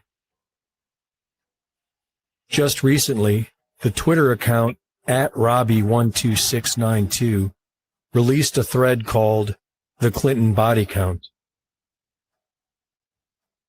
The following are just some of the names on that list. We see the popularity of the Clinton brand being shunned by most Americans. Is this the final curtain call for the Clintons and their criminal cabal? The first major Clinton scandal was in the late 80s, while Bill Clinton was governor of Arkansas. Bingo. This is when Clinton was with Epstein and they did the Iran-Contra, running the drugs and the guns and the diamonds out of Djibouti, going into North America, into Rick Ross, the drug dealer from California. Here we go. There were allegations. His first charge is against him before he's president. Curtain call for the Clintons and their criminal cabal. The first major Clinton scandal was in the late 80s. While Bill Clinton was governor of Arkansas, there were allegations of a CIA-run operation out of Mena Regional Airport, where guns were allegedly being exported to Nicaraguan Contras and cocaine was being imported to fund the operation. Everybody. I should have grabbed that. I have a lot. I should have grabbed that clip right when I did the Epstein one, tying into the Saudi dude that Epstein in the picture with, and all him and Bill Clinton, partners from the 80s. This is when Bill was in office. He was the governor of Arizona. The first charge he got was that he was running guns and drugs to the Iran-Contras. Everybody tied it on up. Yeah, that's a fake Rick Ross. The real Rick Ross is we showed him on the channel, Rohan. You probably don't remember. All right. I meant to grab his clip tonight too. I meant to show his clip. I didn't have time. Right. We did his other clip when we did the cocaine thing. Remember we broke down that thing about the drugs that they bought, the cocaine and the crack era thing. We showed him, right?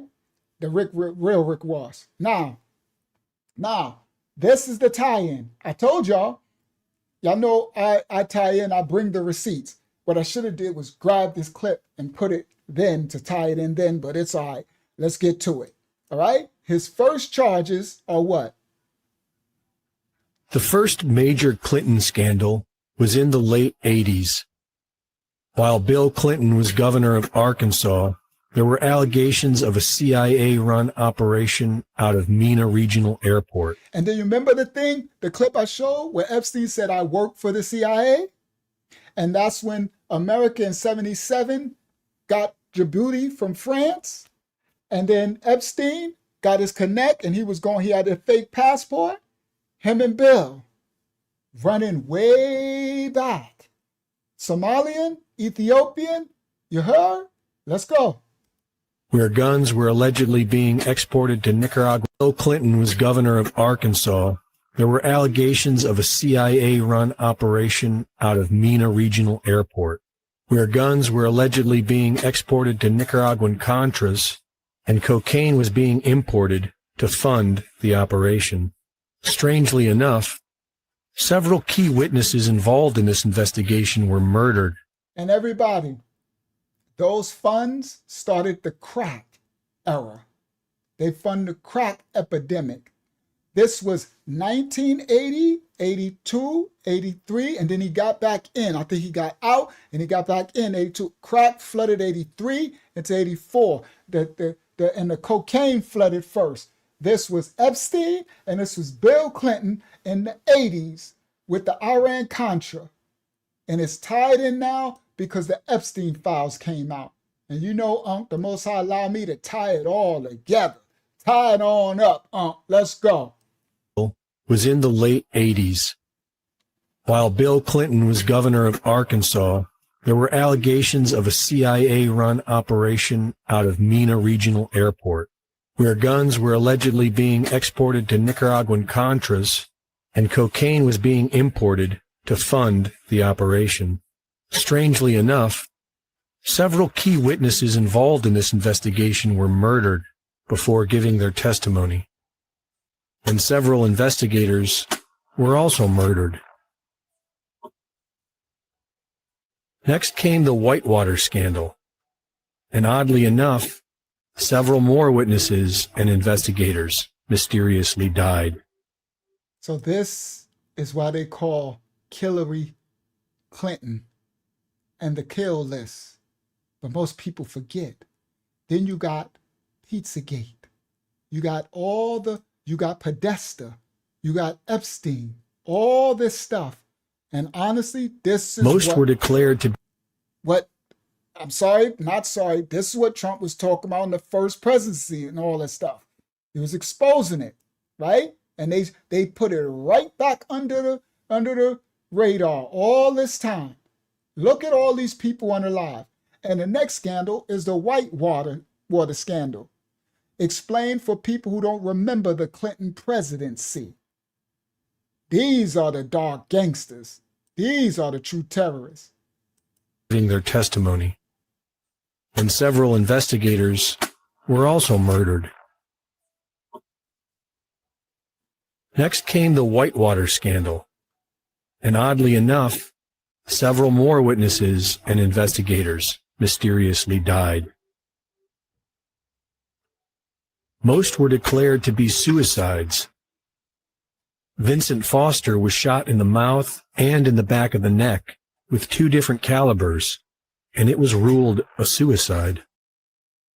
So he got shot in the mouth, the back of the neck, 2 different guns, and they said that's suicide. That's what was going on through the Democratic presidencies. But they're trying to make us now, because people forget, and they're trying to make us now act like stuff is so, like, are you crazy? Do you not know what these people are doing? And they all in the Epstein files. These are Satanists. Back of the neck with 2 different was shot in. Most were declared to be suicides. Vincent Foster was shot in the mouth and in the back of the neck with 2 different calibers, and it was ruled a suicide.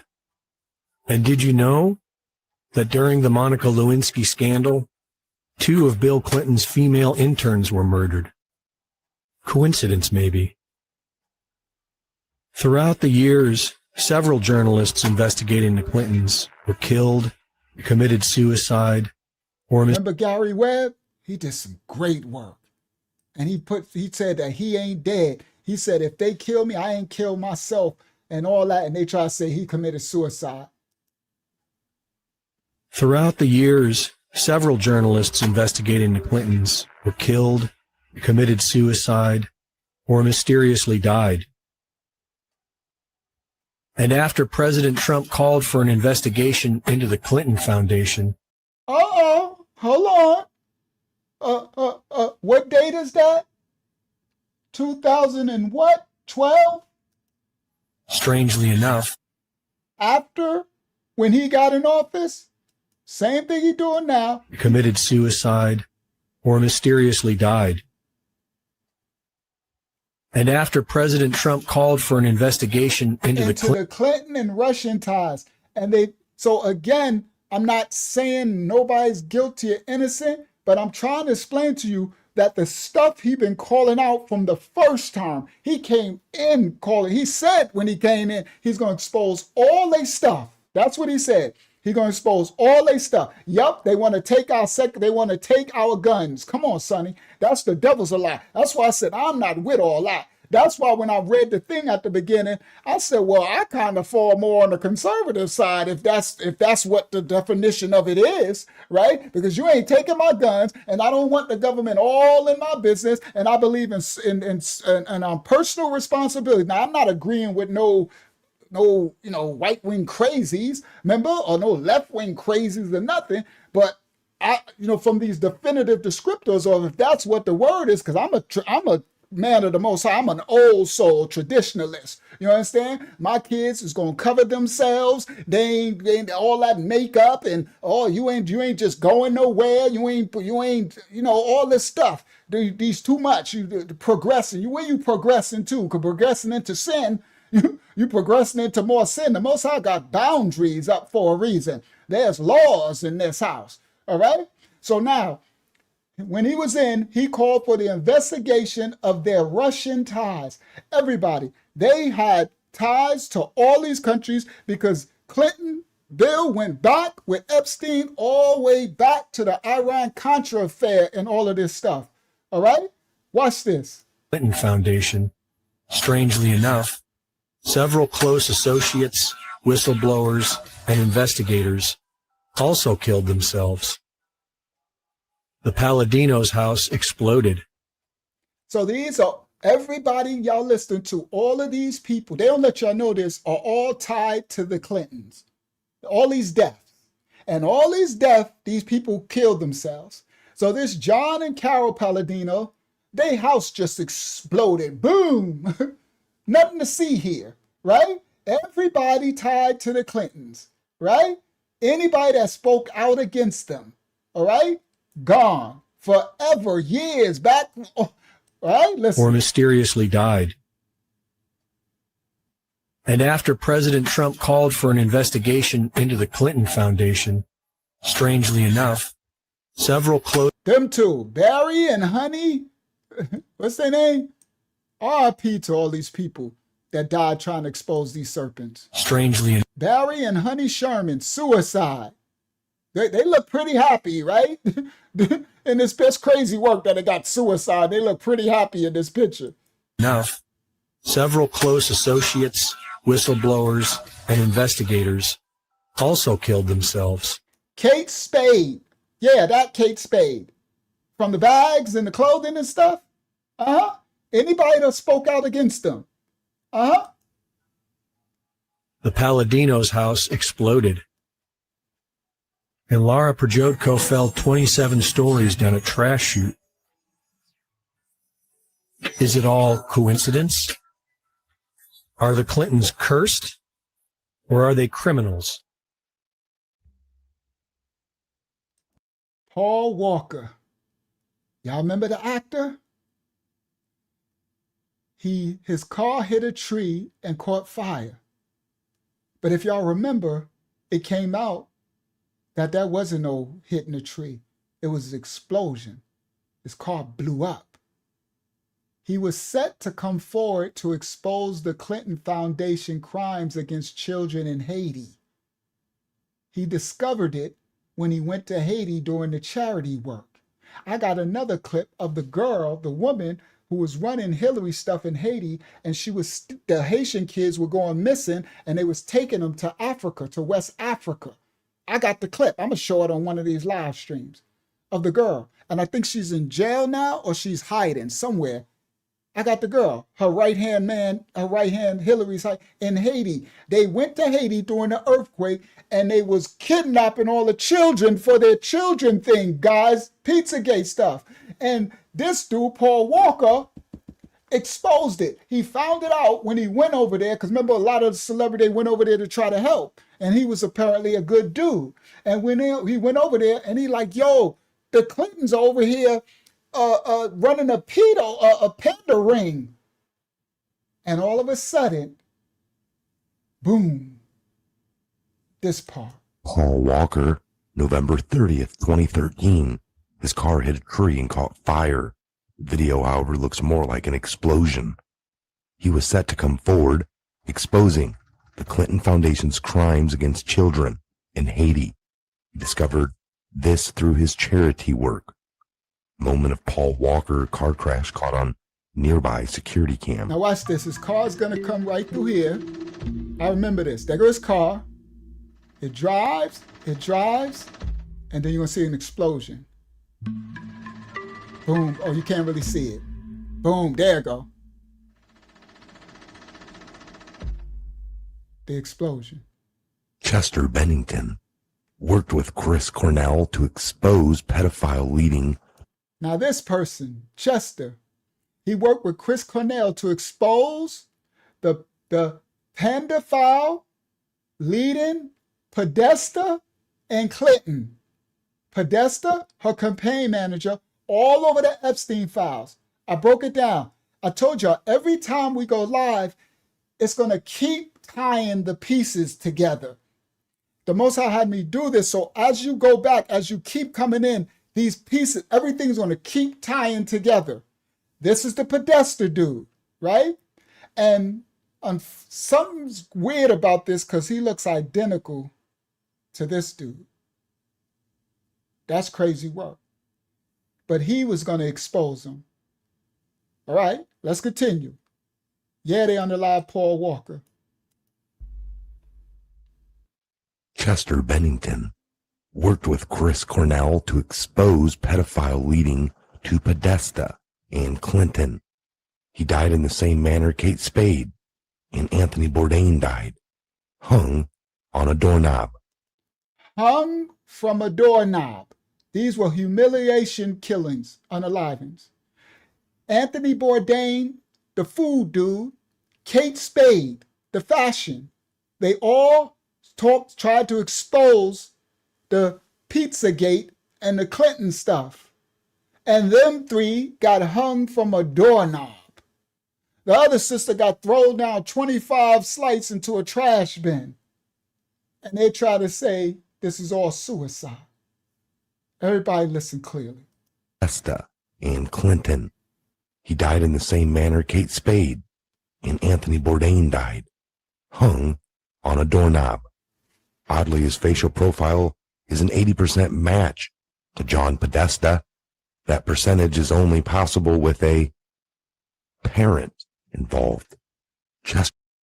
This is probably his son. His match is an 80% match. Exposing his dad for their pedo stuff. To John Podesta, that percentage is only possible with a parent involved. Chester Bennington was well known for being a member of Lincoln Park. So he was a member, I guess, of the Kate group Spade. Lincoln Park. Kate Spade. A famous designer who had worked with the Clinton Foundation in the No Ceilings Initiative and did work in Haiti for Hillary. So when Kate Spade went to Haiti, just like the dude from the race car dude, what was his name again, guys? I'm sorry, right? Just like him, she went there and she came back and exposed these Clintons over there running a panda file group. And Paul, thank you, Sonny. Paul. Write it down in case I have to say his name again. All right? What was his last name, guys? Paul, Paul Walker. Thank you. R.I.P. R.I.P. Kate Spade. R.I.P. to everybody who these psychopaths unalived. Okay? And these, all right, let's continue. Kate Spade. That percentage is only possible with a parent involved. Chester Bennington was well known for being a member of Lincoln Park. Kate Spade, a famous designer who had worked with the Clinton Foundation and the No Ceilings Initiative and did work in Haiti for Hillary. She was found hung in her apartment by a red scarf on June 5th, 2018. Her husband posted multiple strange photos of her before her death. Everybody, I'm going to break down on another live. I might do it Monday about the red scar. That's a whole rabbit hole. See, these are signs. Satanic. Watch when I show y'all about that. It's going to be a head blown emoji. I might do it on Monday's live stream. All right? So, again, these rituals. In her apartment by a red scarf on June 5th, 2018. Her husband posted multiple strange photos of her before her death.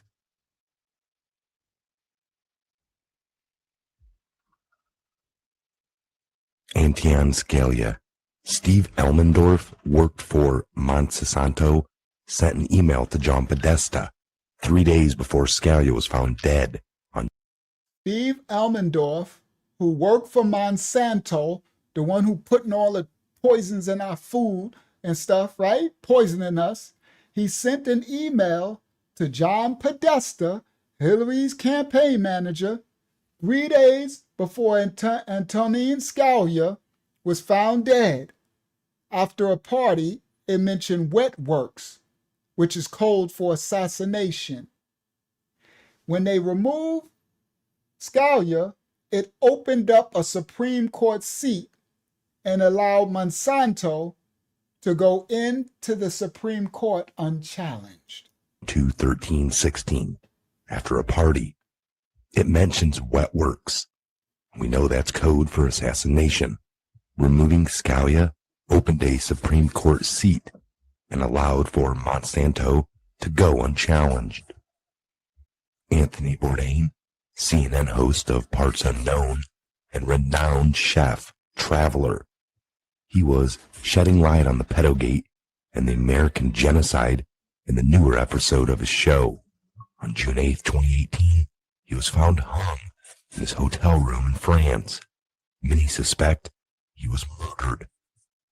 Michael Hastings, a reporter for BuzzFeed and editor at Rolling Stone magazine.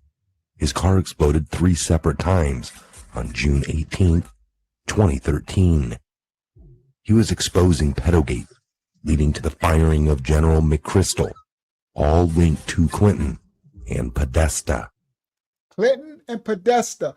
This is what Trump has kept calling out from the first time and everything. He's still, y'all gotta understand, this goes back to the Peter, all of this stuff, Epstein was all, that's what, oh my goodness, this is insanity, bro. How much all of this is so connected. And the files show it all now. Chris Cornell, the singer for Soundgarden. Chris was working with Chester Bennington to expose Hollywood pedophilia. So Soundgarden and Lincoln Park, they was working to expose these pedophiles. Back to Podesta and ultimately Clinton. He was found dead on May 18th of 2017, reported as a hanging. Police say he had head trauma and a workout band around his neck. But all of these are supposed to be, they said, suicide. Andrew Breitbart, founder of Breitbart News. He brought attention to the pedophilia networks ran by the Podesta brothers and Clinton. He died March 1st, 2012 from a heart attack, shortly after revealing John Podesta and associates to be monsters. Joe Montano. So everybody that exposed them, they're gone. This been going on for years. Shout out to Sonny. It was glad to have you, King. Every Monday, Wednesday, and Friday, if you see us live, come on in. It's going to be something good every time. The Most High going to expose something every time. All right? This one, Joe Montano.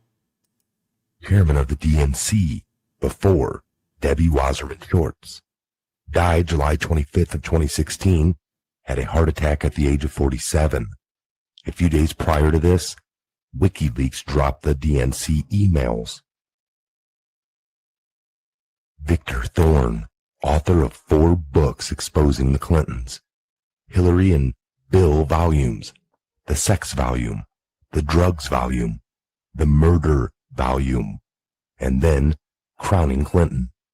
He made 4 books. He should have known he was going to be, I don't know. I think, boy, you need to gang up. You mess with Hillary, and that's why we was calling her Hillary. I remember that, but I didn't know all this, right? I heard about it, but I didn't know these boys.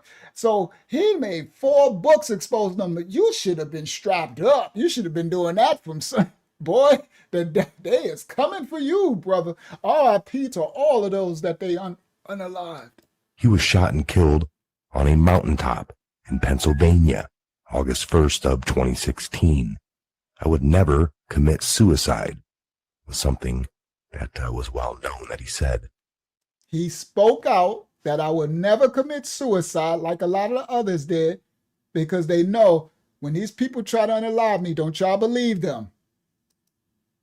Don't believe them when they say I committed suicide. Gareth Williams, a spy with the MI6. He had Now this dude was a spy. Legally hacked into the secret data of Bill Clinton. Found dead in his apartment August 16th of 2010, ruled as a suicide. But he was padlocked, naked, inside a duffel bag. Yo, these people crazy. He was ruled as a suicide, but he was padlocked, naked, stuffed in a duffel bag in his bathtub, and they said, it's a suicide, nothing to see here. MI6 spy, I think that's the United Kingdom, right? They Secret Service, right? They CIA type of thing, if I remember correctly, right? He hacked into the secret data exposing the Clintons, and they said, this is a suicide. The apartment was steam cleaned after his death as well. They steam cleaned, that's not funny, but he was padlocked, naked, stuffed in a duffel bag in a bathtub with the apartment clean, but it was a suicide. Nothing to see here. Let's continue. Of 2010, ruled as a suicide, but he was padlocked, naked, inside a duffel bag in his bathtub. The apartment was steam cleaned after his death as well. Gary Webb, an American journalist. Gary Webb was dope. Who exposed the CIA running drugs in and out of the country. So he exposed the Iran-Contra stuff. Everybody, the CIA, when the Iran-Contra, now we know they use Epstein and Bill Clinton. Them duty buddies. I didn't know Clinton. I didn't know Epstein. We ain't know none of this. It used Epstein and Bill Clinton to run that. Epstein got the connections with the Saudis and the UK and everything, and they was running around and everything, and that's who did all of this Iran. It's crazy work. So Gary Webb exposed all of it. Under the Clinton and Bush administrations. On December 10th of 2004, he was found dead in his apartment. The strange part, they say he shot himself in the head with a shotgun. Twice. He shot himself in the head with a shotgun twice. And that's my point, bro. Them exposing, it's like now I can do this because, first of all, I'm covered by the Most High, but I can do this because everybody's saying stuff now, right? All the files. So they don't care. These serpents is out there now, right? Everything, right? But I wouldn't have did this on no big scale. Not me. I'm not like that. I'm not that fool. Honestly, I'm no disrespect to anybody, but I'm a lot wiser than that. So let's say back in 2016, I had a YouTube channel. I got big and we had millions and I was exposing this. Oh, no. No. I wouldn't have. I'm right now thinking that's that doggone cable dude today probably put something in my, right? I'm like, y'all not going to fool me. All of a sudden my cable just messed up out of nowhere because I'm exposing this stuff, right? Guys, I'm exposing all this stuff. So I had the power outage happen the other day, the other live stream, and everything came back on but my cable. So I'm calling the cable, like, what's going on? They trying to find everything. I'm like, it won't work. She's like, well, we're going to try to set it from this to here. Well, we got to send a guy out. Soon as she said that, I said, oh, so somebody got to come in my house and do something. Oh, see, y'all might think conspiracy theory. I'm what you call, see everything. I don't care. I'd rather think spooky than be fooly, right? I'd rather think spooky than be booky. You know what I mean? I'm that type. I'd rather think like I don't play that. That's why I watch, right? So the Yakata, he was coming when I was gonna be asleep. So I asked the Yakata, the sister, my roommate, I said, stay and watch him. Don't right? Don't leave him, 'cause I don't know what and they probably could still do, but whatever. Everything they watching and see, right? But I'm not, right? I wouldn't have said that. No way in the world. Ain't no way back then, you crazy? Nah. Unless I had a whole military around me. I had my whole military that I can move, nah, you tripping. That's a suicide mission, bro. I ain't call me be stupid.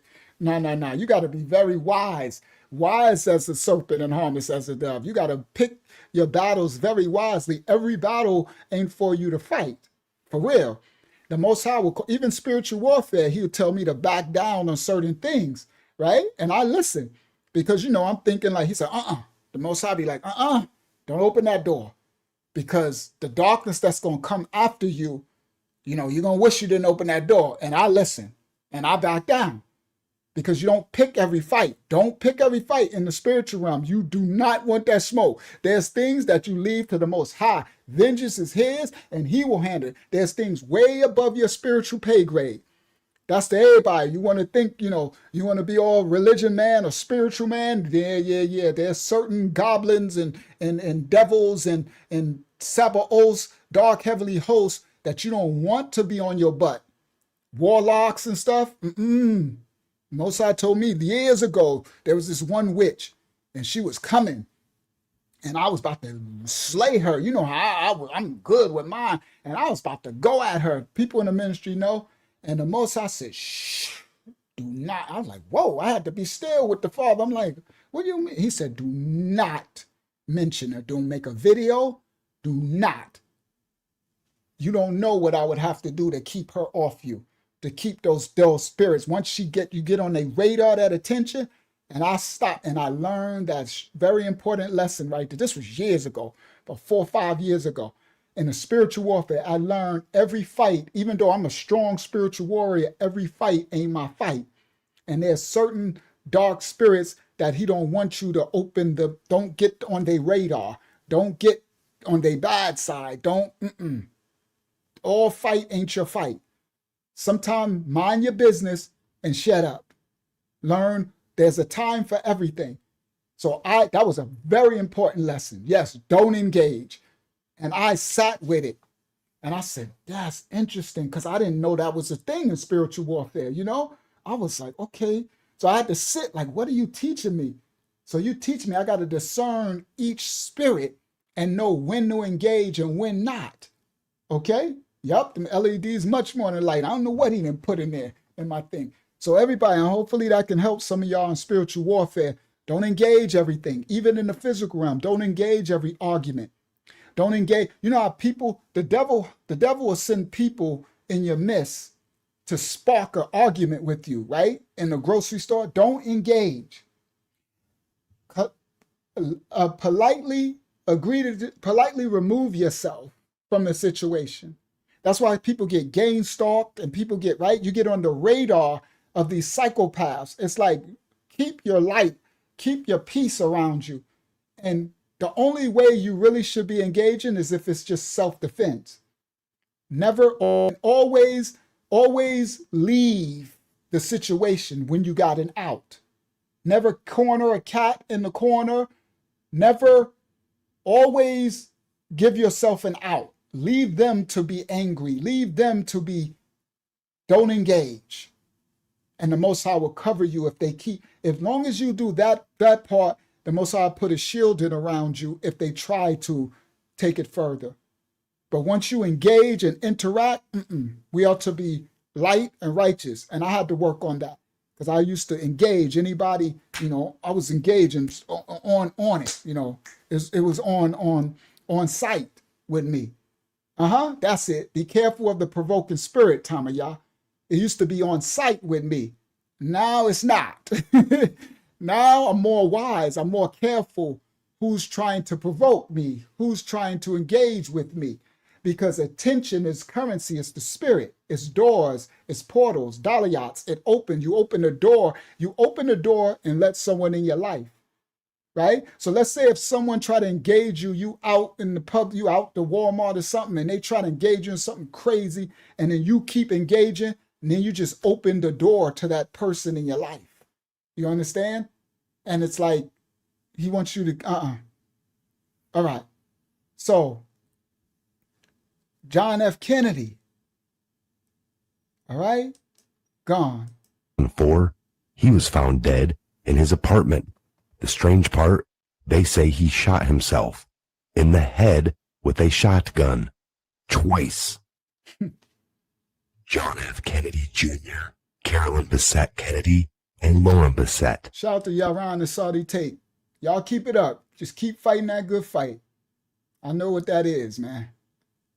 While flying, John crashed his plane, killing himself, his wife, and his sister-in-law. This was before his announcement to challenge Hillary Clinton for New York Senate. A massive cover-up operation occurred immediately. Do your own research. Connect your own dots. Knowing this, isn't it strange that JFK Jr. suddenly passed away whilst running against Hillary Clinton for New York Senate? It was projected for JFK Jr. to win, but once he died in a fatal and mysterious plane crash, Hillary's political career grew to new measures. Although, what if JFK Jr. didn't die? He knew his life was potentially always in danger. Look how his father was killed. And his last endeavor was a magazine titled George. In one article, he references his viewers to pull out the special edition magazine in the year 2020. As crazy as it sounds, there are some compelling photos out there. And at this point in my life, the truth is normally stranger than fiction. What matters is that the future we embark toward carries a true sense of transparency. The internet, whistleblowers, and information leaks will continue to balance out the scales of justice when corrupt individuals gain too much control. As we've examined here, Joe Biden isn't going to... All right. So, it's 1:20. I'm going to take a poll. Do y'all want me to do the Obama section, or y'all want to wait and do it? Maybe do it Monday. I'm going to take a poll because it's kind of late. It's 1:30. I don't know how long have we been doing? Oh, it's still 107 people here. Okay. Still got over 100. Go for it, because the Obama stuff is crazy. All right, let's do it. It's 107. I didn't know it was that many people. We still 100 on the live stream. It's Friday. It's a sad Friday night. Let's do it. Let's do the Obama. Crazy work. Obama. Watch this. They've been lying to us. Obama ain't who they said he was. Old Barry. Here we go. Obama has a problem with being authentic. Now remember, I just skipped past. So it's supposed to have been Obama. It was a 16-year plan these serpents had. It's supposed to have been Obama. Then it's supposed to have been Hillary coming in, right? Obama 2 terms. Hillary's supposed to have been 2 terms to bring us into the new whatever they had planned. But Trump came in and disrupted the plan, and it broke it. So then Biden slid in. So, all right. All right, so here we go. For starters, Trump came in and interrupted again, right? Because he got in again. Barack Obama isn't his real name. It's Barry Soetoro. Shout out to Chris. We going for a rabbit hole, all right? All right? You're welcome, Chris. We going down a rabbit hole. Watch this. It says Barry, we're going to do allegedly. Barry Soetoro is his actual name. All right, let's go. Who is Barry Soetoro? U.S. Constitution states, Article 2, Section 1, Clause 5, that the Commander-in-Chief must be a natural-born citizen. Barry's parental family was born of Kenya. When Barry was 3 years old, his parents divorced, and thereafter his mother, Stanley Ann Dunham, married second husband, Lolo Soetoro, a citizen of Indonesia. All right, so it's the rabbit hole. Obama's mama, right? This is supposed to be his daddy, right? Everybody watch this. Let's walk this down. Natural-born citizen. Barry's parental family was born of Kenya. When Barry was 3 years old, his parents divorced, and thereafter his mother, Stanley Ann Dunham, married second husband, Lolo Soetoro, a citizen of Indonesia. Evidence shows that Barry Soetoro was adopted by his stepfather in Indonesia and studied for 5 years from 1967 to 1971. His registered school name was Barry Soetoro, and his religion was Islam. When Barry Barack enrolled in Pune House School in Hawaii in 1971 till 1979, he concealed his identity with Barry Obama. His father, Barry Obama Sr., who divorced his mother in 1964, but was still adopted by Lolo Soetoro until February 8, 1980. So he was adopted by the Indonesian man, right? And he hid his name and he used Barry Obama, right? Barry Soetoro traveled to Pakistan in 1981 using an Indonesian passport, as Pakistan was in the U.S. State Department travel ban list for U.S. citizens. All right. Unraveling the Soetoro-Obama deception. Let's go. We in the little rabbit hole. Soetoro Obama is a covert infiltrator, informant against black activists and possibly in Islamic groups. But hold on, let me screenshot. Let's do this correct. Let's make it big so y'all can do it at home. This about to get crazy good. Y'all done told me keep going. Let's go. We going down a little hole now. This about to get crazy good. Hold on. Let me go stop share. Stop share. Share screen. Window. I got to double click it because I just screenshotted it. Come back there. Go back up. Go to screenshots. Where's my screenshots? There you go. Scroll to the bottom of it. Bang. Double click. This about to be crazy work right here. Yeah, it's about to be nuts. So there you go. Share. Now what y'all see? All right. Now let's make this big for the people. Let's scroll in. All right. First of all, look at him. Right? We going somewhere.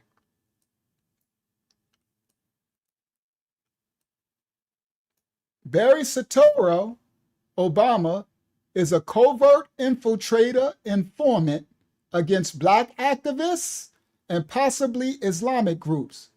Further testimony and evidence proved that Obama/Soetoro was recruited by the CIA while at Occidental College in California in 1979 as a foreign student, non-U.S. citizen. An Arabic-speaking Muslim, he was recruited to work with the Mujahideen in Afghanistan and Pakistan to help drive the Russians out of Afghanistan. He traveled often during the early 1980s to Karachi, Pakistan under a Kenyan passport. Sounds like Epstein under his passport.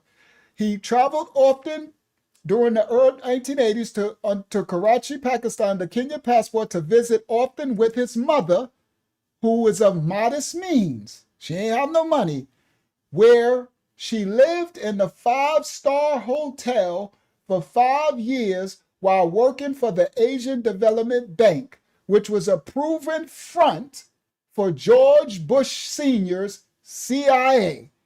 Oh, we going down a rabbit hole, Hayasat. Let's go. Let's go.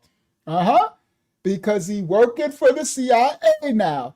So his mom, who had no money, she living in a 5-star hotel because now he's got hired, allegedly, from the CIA, right? And where she lived in a 5-star hotel for 5 years while she worked for an Asian Development Bank, which was a front company for George Bush Sr.'s CIA. But he used anywhere from 20 to 120 different social security numbers of persons both living or dead that detailed investigative reporting by 2 private investigators proved had been associated with the names Obama, Soetoro, or Dunham. Note, both Obama's mother and grandmother worked as bankers for years with easy access to thousands of social security numbers and passport numbers. All right, let's go. Let's go back, stop share, bang, share screen, bang, share. Let's go. What you were led to believe is Barry Soetoro was born in Hawaii, and that's a lie.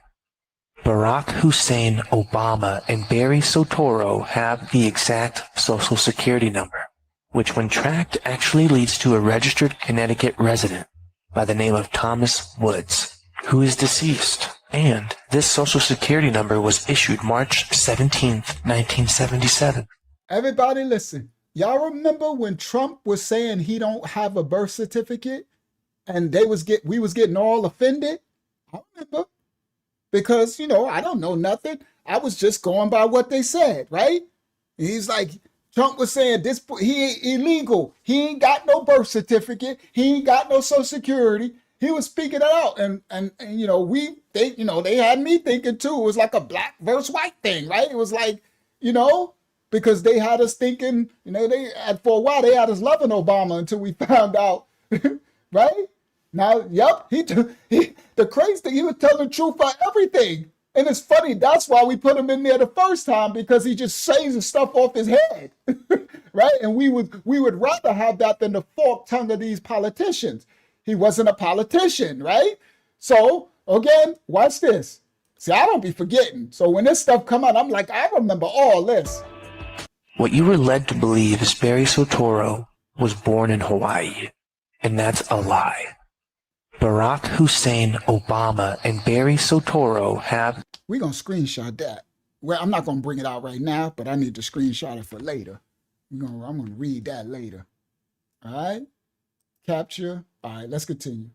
The exact social security number, which when tracked actually leads to a registered Connecticut resident. So both Soetoro name and Obama name lead to the same social security number. And when you look it down, it leads to somebody in Cincinnati. The name of Thomas Woods. Thomas Woods. Who is deceased. And this social security number was issued March 17th, 1977, which Barry Soetoro never lived or was born in Connecticut, all based off of a copy of a birth certificate. Retired immigration officer John Sampson confirmed. So it was based off a copy of a birth certificate, and that's that birth certificate that Trump was talking about back then. I remember that. It was a big thing. In Connecticut, all based off of a copy of a birth certificate. Retired immigration officer John Sampson confirmed. The actual copy was created by Loretta Fuddy. All right. So this is the woman who created the copy of the birth certificate that was used to get the social security number for Soetoro Obama, which was tied to a dead person in Connecticut. Here we go. Watch this. And this is Loretta Fuddy. Okay? Loretta Fuddy was drowned. Uh-oh. Uh-oh. We back to the kill list. Loretta Fuddy was drowned, and she was a custodian of Obama's birth certificate. plane in the water.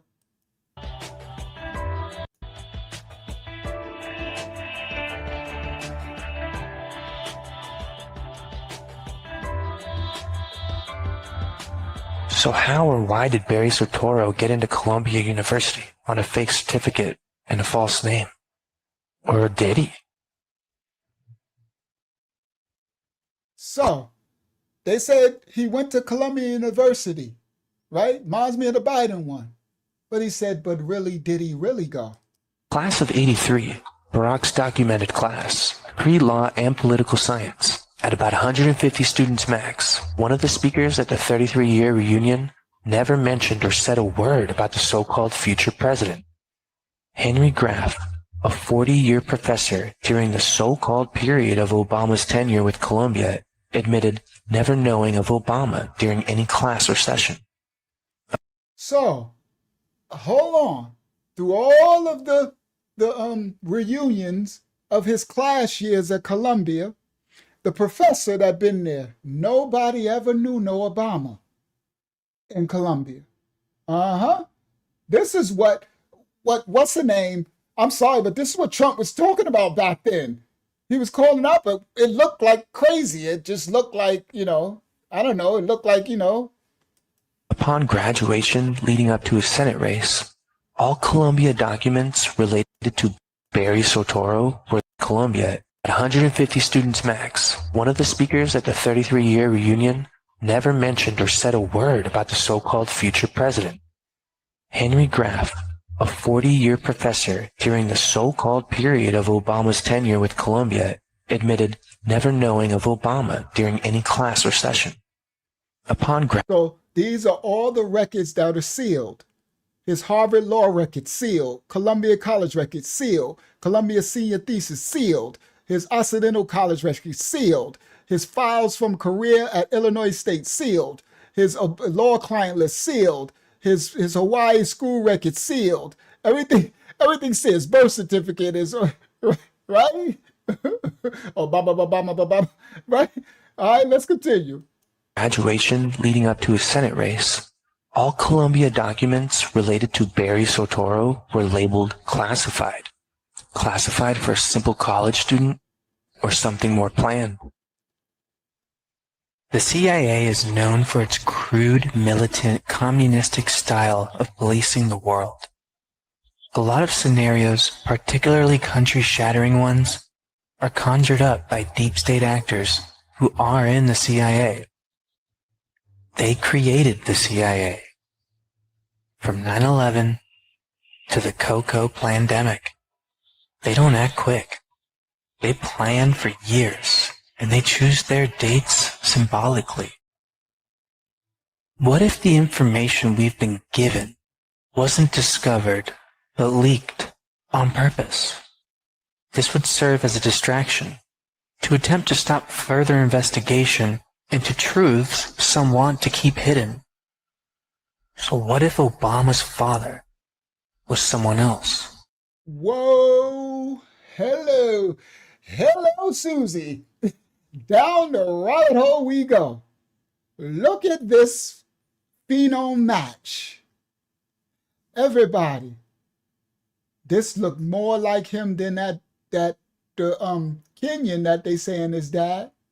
This Indonesian. Let's go. And what if his grandfather was Hitler? Stick with me now.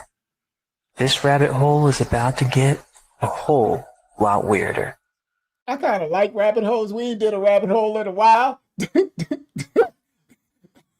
Hold on. That just took a turn for the word. That took a Scooby-Doo, if I ever heard of Scooby-Doo. It just said, what if that's his father and his what? And what if his grandfather was Hitler? Stick with me now. This rabbit hole is about to get a whole lot weirder. Let's have a look. Obama's grandmother on the left, Madeline Dunham, and Hitler's companion on the right. Okay, let's look. Let's give the rabbit hole. So that's Obama, his mama, and his grandmother. That's Hitler, and that looked like the identical person. The butterfly effect Manchurian candidate, it is going down. We are in the rabbit hole. Everybody, baby, get in the bus. Brother Warren, we have now went down a rabbit hole. Y'all, we ain't been down a rabbit hole since we did that other with the Trump thing, right? These rabbit holes are fun, right? Come on down, y'all in the bus. Y'all in the yard bus, so we covered from any foolishness in the rabbit hole. All right, let's continue. So this is Obama's grandmother, and this, they look identical. They look like the same people, but whatever. Let's continue. Let's see where he goes down this rabbit hole. I'm This rabbit hole is about to get a whole lot weirder. Let's have a look. Obama's grandmother on the left, Madeline Dunham, and Hitler's companion on the right, Eva Braun. Remarkable. Check out this photo of Joko Widodo from a documentary, Jokowi Undercover. The child beside Joko carries an extremely strong resemblance to Obama, with similar mannerisms, such as the way they sit with slumped shoulders and their hands between their laps. This is another photo taken from the same documentary of Joko's parents' home, likely his grandparents. And this is a photo from when Maya, Obama's sister, was born in Indonesia. The article it came from had a... Hold on, boy. These people look just like Obama, bro. Look at... Yeah, he look like Obama and some Indonesia. All right, let's continue. This is home, likely his grandparents. And this is a photo from when Maya, Obama's sister, was born in Indonesia. The article it came from had a caption which read, "Newborn Maya Soetoro with her mother and grandmothers." We know that the grandmother on the right is Madeline Dunham, assuming grandmother on the left is Lolo's mother. Same person? Could Joko... That look like the same person. Oh, my goodness. Yo, this rabbit hole is crazy. Hold on. This rabbit hole is crazy. It's Lolo's mother. Same person? Could Joko be his brother? Could Mohammed Subud be Obama's father? So that is saying he looked like his father more than that African dude, right? He looked definitely more like his dad than the African dude, than the Kenyan dude. But the other picture is the picture where they said the little boy, and that's supposed to be his brother. And as Joko, he was the 7th president of Indonesia. And he looked just like Obama. That's crazy work. He looked just like, all right, but anyway. Carries an extremely strong resemblance to Obama, with similar mannerisms, such as the way they sit with slumped shoulders and their hands between their laps. This is another photo of newborn Maya Soetoro with her mother and grandmothers. We know that the grandmother on the right is Madeline Dunham, assuming grandmother on the left is Lolo's mother. Same person? Could Joko be his brother? So they're saying that's the other one in the picture. Could Mohammed Subud be Obama's father? Who is Mohammed Subud? Mohammed was an Indonesian... Oh, Shooky. We going down the rabbit. He getting us going down the rabbit. He keep going down the hole. So that is, okay. So that is, they saying, is his brother, the other dude, who's now become the Indonesian. Okay, Joko. He's the president of India. He looked just like him, bro. It looked like an Asian Obama. This crazy work. All right, so let's go. He going down the rabbit hole. But everybody get on the bus. We driving down the hole. Okay. So this is him and Joko. They trying to, come on, Y'all. They say him and Joko. Let's see if they died. Let's get on the bus. Here you go. Could Mohammed Subud be Obama's father? So they're supposed to be both of their daddy. He looked just like Obama. I swear, he looked more like Obama than that Kenyan dude. All right, let's continue. Who is Muhammad Subud? Muhammad was an Indonesian who founded the movement known as Subud. As a young man, Muhammad Subud claims to have received a series of intense experiences that he believed gave him contact with the spiritual energy from a higher power. By the 1930s, he believed it was his task to transmit this energy, which he called Latihan Kejuan, Indonesian for spiritual exercise. That's right, it's possible that Barack Obama's real father was an Indonesian cult leader. This would make Barack Obama not... Wow. Look at the split. That's crazy. That's crazy. That split is crazy. All right, let's continue. Let's continue. He gonna continue down the rabbit hole. He breaks more stuff down. The first African not the possible that Barack Obama's real father was an Indonesian cult leader.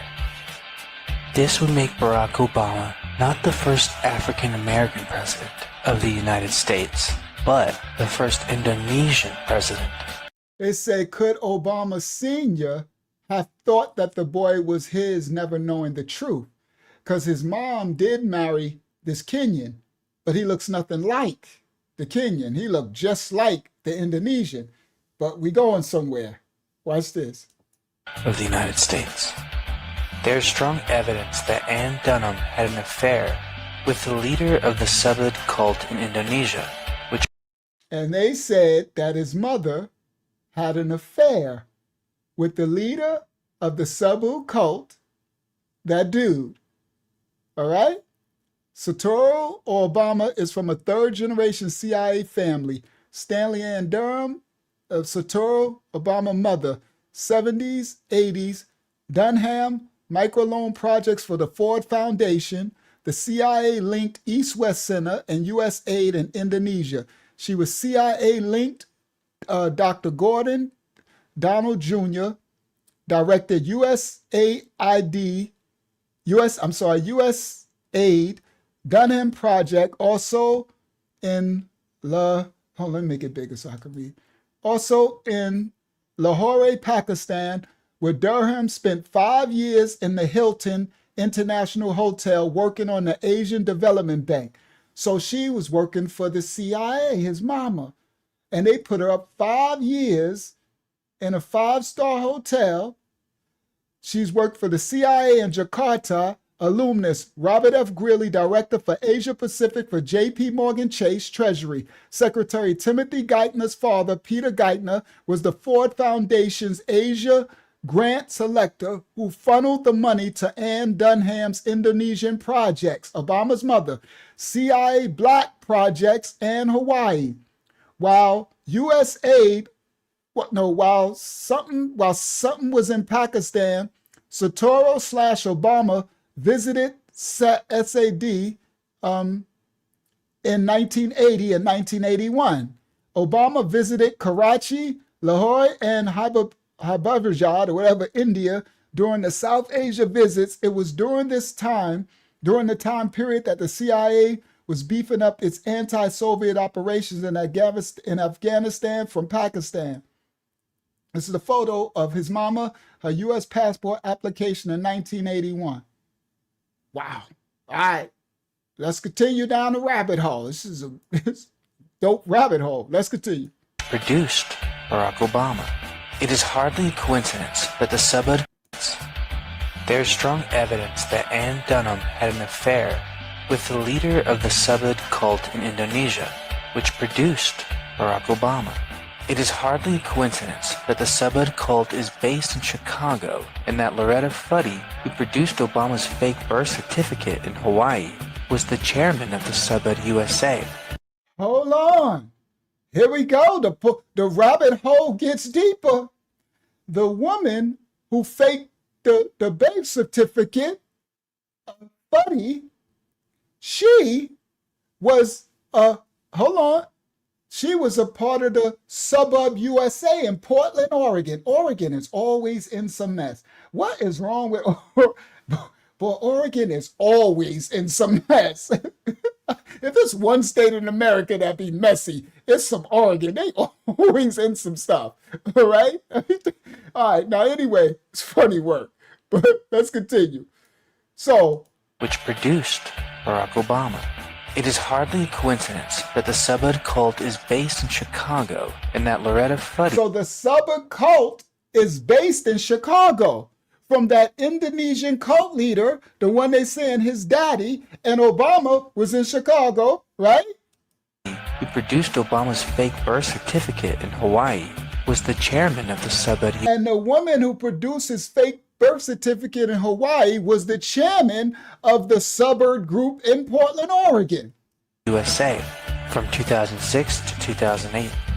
Is it a coincidence that Loretta Fuddy was installed as director of the State Department of Health in Hawaii in January? So then, is it a coincidence that they got her from Portland and installed her as the State Health Department chairman, whatever, in Hawaii, so she can have opportunity to do all the birth certificates and everything? This sounds, sorry, like a letter boys organization. It sounds like a setup. Come on, Hayazar. Now this rabbit hole is starting to like make sense now. You understand? Who produced Obama's fake birth certificate in Hawaii was the chairman of the Subbud USA from 2006 to 2008. Is it a coincidence that Loretta Fuddy was installed as director of the State Department of Health in Hawaii in January 2011, and that she was the one who produced Obama's birth certificate a few months later? Is it she got installed, and a few months later, she does the birth certificate. Coincidence that both Loretta Fuddy and Ann Dunham were connected to the Subbud cult in Indonesia? And both her and Obama's mother, I'm going to call him Barry Soetoro, because that's his name, and Barry's mother were both in the Subbud cult. And Barry's mama smashed the Subbud leader who looked identical to, and he got a twin brother that looked just like him. This crazy work. That boy in Indonesia. Let's go. Boy, and mama call him Clay, I'm going to call him Clay. That boy ain't nothing, that ain't nothing but ultra. That boy is Donna Briggs. That boy Indonesia. Let's continue. And Ann Dunham were connected to the Subbud cult in Indonesia? And she mysteriously died in a plane crash. Absolutely everything you were told about 44 was a lie, and so was his presidency. When it comes to keeping secrets, Obama is a pro. But you know who's even better? Hillary Clinton. Oh, Hillary. See? I want to highlight something many of you may... They set us up, guys. We already did the Hillary. They set us up. Them two just as hugging. Oh, we've been hoodwinked, we've been bamboozled, we've been run amok. They set us all the way up. She was supposed to take over right after him, but Trump got in the way. I think the Mossad gave us a grace period, because ain't no telling what we would be if they would have kept going with what they was doing. Boy, it's a crazy work. Okay? Isaac said, I saw this back then, right? And you couldn't say nothing about this stuff back then. You would look crazy. But all the Epstein files then came out, right? And everybody on the list. You heard? And then the Petergate and Pizzagate and all this stuff. So while we done broke down Epstein, Clinton, flooding the drugs in the crack era, the black diamonds in the 80s. Epstein and Clinton was created the Iran-Contra deal for Oliver North and all of it. And it flooded the crack into America and the cocaine into Rick Ross from California and flooded it. This is where you get all of the drugs that came into the ghettos. And then they created the lab. They created crack in the labs in the, and what's the name? In California, in the universities. This is crazy work. Crazy work. And you know what we did? We tied it all together. We don't do no clickbait at all. Come on, Yashala, this channel. All right? We thank you, Hakyama, for assisting me tonight. I think I got everything I wanted to show for tonight so far. Yep. Thank you for assisting me. Thank you, Yasha. Yasha stayed up pretty long tonight. Thank you, Elder Tama Yah. Thank you to the whole ministry for assisting us tonight. Thank you for everybody who came in and joined us for this. I like that we ended with a rabbit hole. The rabbit holes are kind of fun, right? May the Most High cover and bless you all. I'm going to learn how to get better with it. Shout out to Fariyah, where I can get right to it, because thank you, Ham. It was over 200 and something. I should have got right to the meat right then. So I'm learning, right?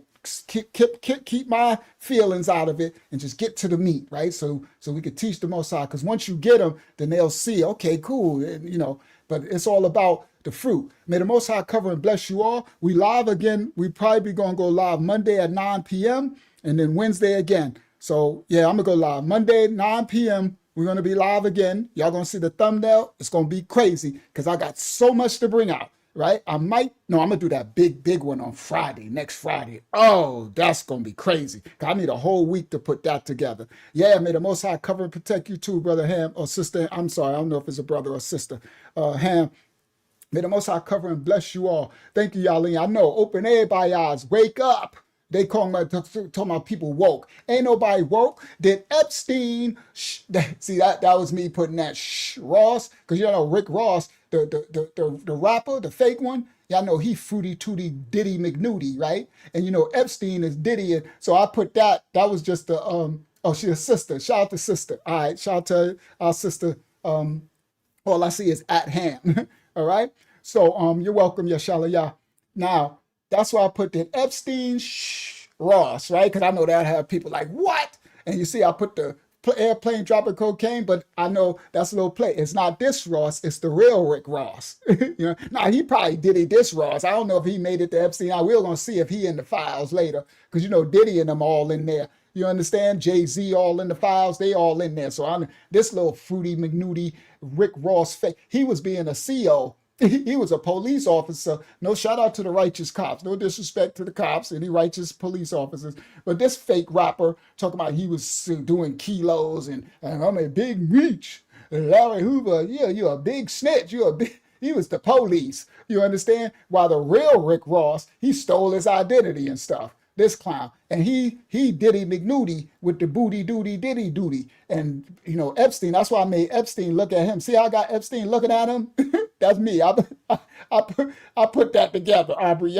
I'm like, make Epstein look at him like he lunch, right? And he's sitting up there looking like, because he think he the man, he done did something. So I said, did Epstein Ross, right? And I know me, I ain't worried about clickbait because I'm gonna bring it all together. I never will say something that ain't, that I'm not gonna tie in to make it make sense, right? You might think with your imagination, you might think that Unc is doing right, but yeah, he Tootie McNudie, y'all. And I don't know if you knew that. This dude be tooting it all up. He's in the Diddy stuff.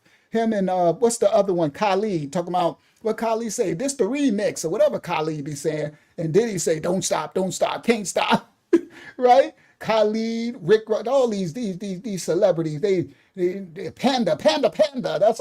That's all I hear from these celebrated entities. Oh yeah, he hurt McMills. Meek Mills probably had panda eyes after that thing I heard. Remember the one that they played it? I can't unhear that. You just reminded me again, Yasha. I don't want to hear that. That'd be in my nightmares, bro. All right. So this is did Epstein. All right, but that's the thumbnail. Did Epstein and Clinton flood the drugs in the crack era and African black diamonds in the 80s?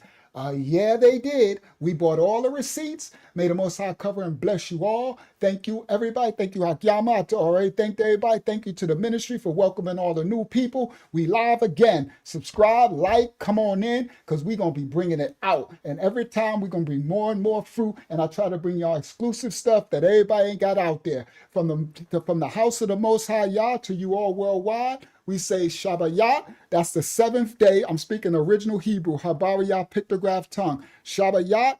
means the seventh day of the Most High. That's what that means. And Shalayam means peace and blessings from the Most High. His name is in Shalayam, peace and blessings of the Most High on his set apart 7th day. So when I say Shabbayat, Shalayam, in the original Habariya tongue, I'm saying peace and blessings of the Most High to you all on his set apart 7th day. And that's the 4th commandment of the 10, the Sabbath day. It never changed to Sunday. It didn't. The devil's a lie. That is the Most High set apart day from Genesis, Barashayat, day 1 to day 7. On the 7th day, he rested and reflected on all he made. He never changed that. What's the name of them changed that? What's Julius Caesar and them changed that? And then Constantine, they put all that Sunday soul Invictus worship. The devil's a lie. May the Most High cover and bless you all. Go forth and be the light. We're going to keep exposing this darkness a week. I'll see y'all all Monday, Eastern Standard Time, 9 p.m. May the Most High bless you all. Be the light from the house of Yah to you all.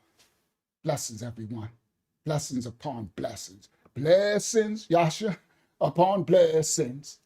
He adds secures and hooks us tight. A gift from Yah, eternal life. He sent his son a sacrifice to show how much he loves us. You are loved, you are loved. You are loved, you are loved. You are loved, oh, you are loved. You are loved by Yahuwah. Praise Yah. Praise Yah. Praise Yah. Hallelujah. Bible study every Tuesday, 8 p.m. We're having a Zoom Bible study. I'm going to put email me for the link. I'm a lion of the tribe of Judah.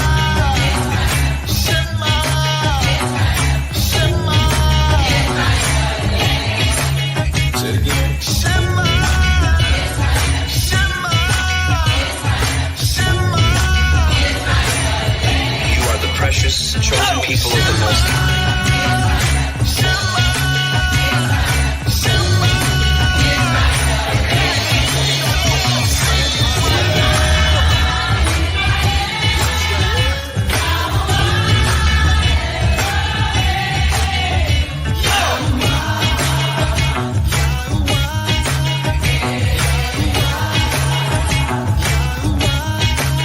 You got that right. We hope you have a good time watching our video, and we'll see you in the next video. And we'll see you in the next video. So like and subscribe. Our channel. Yeah. We are the true Hebrews. We are the true ones that fulfill Bible prophecy and scripture.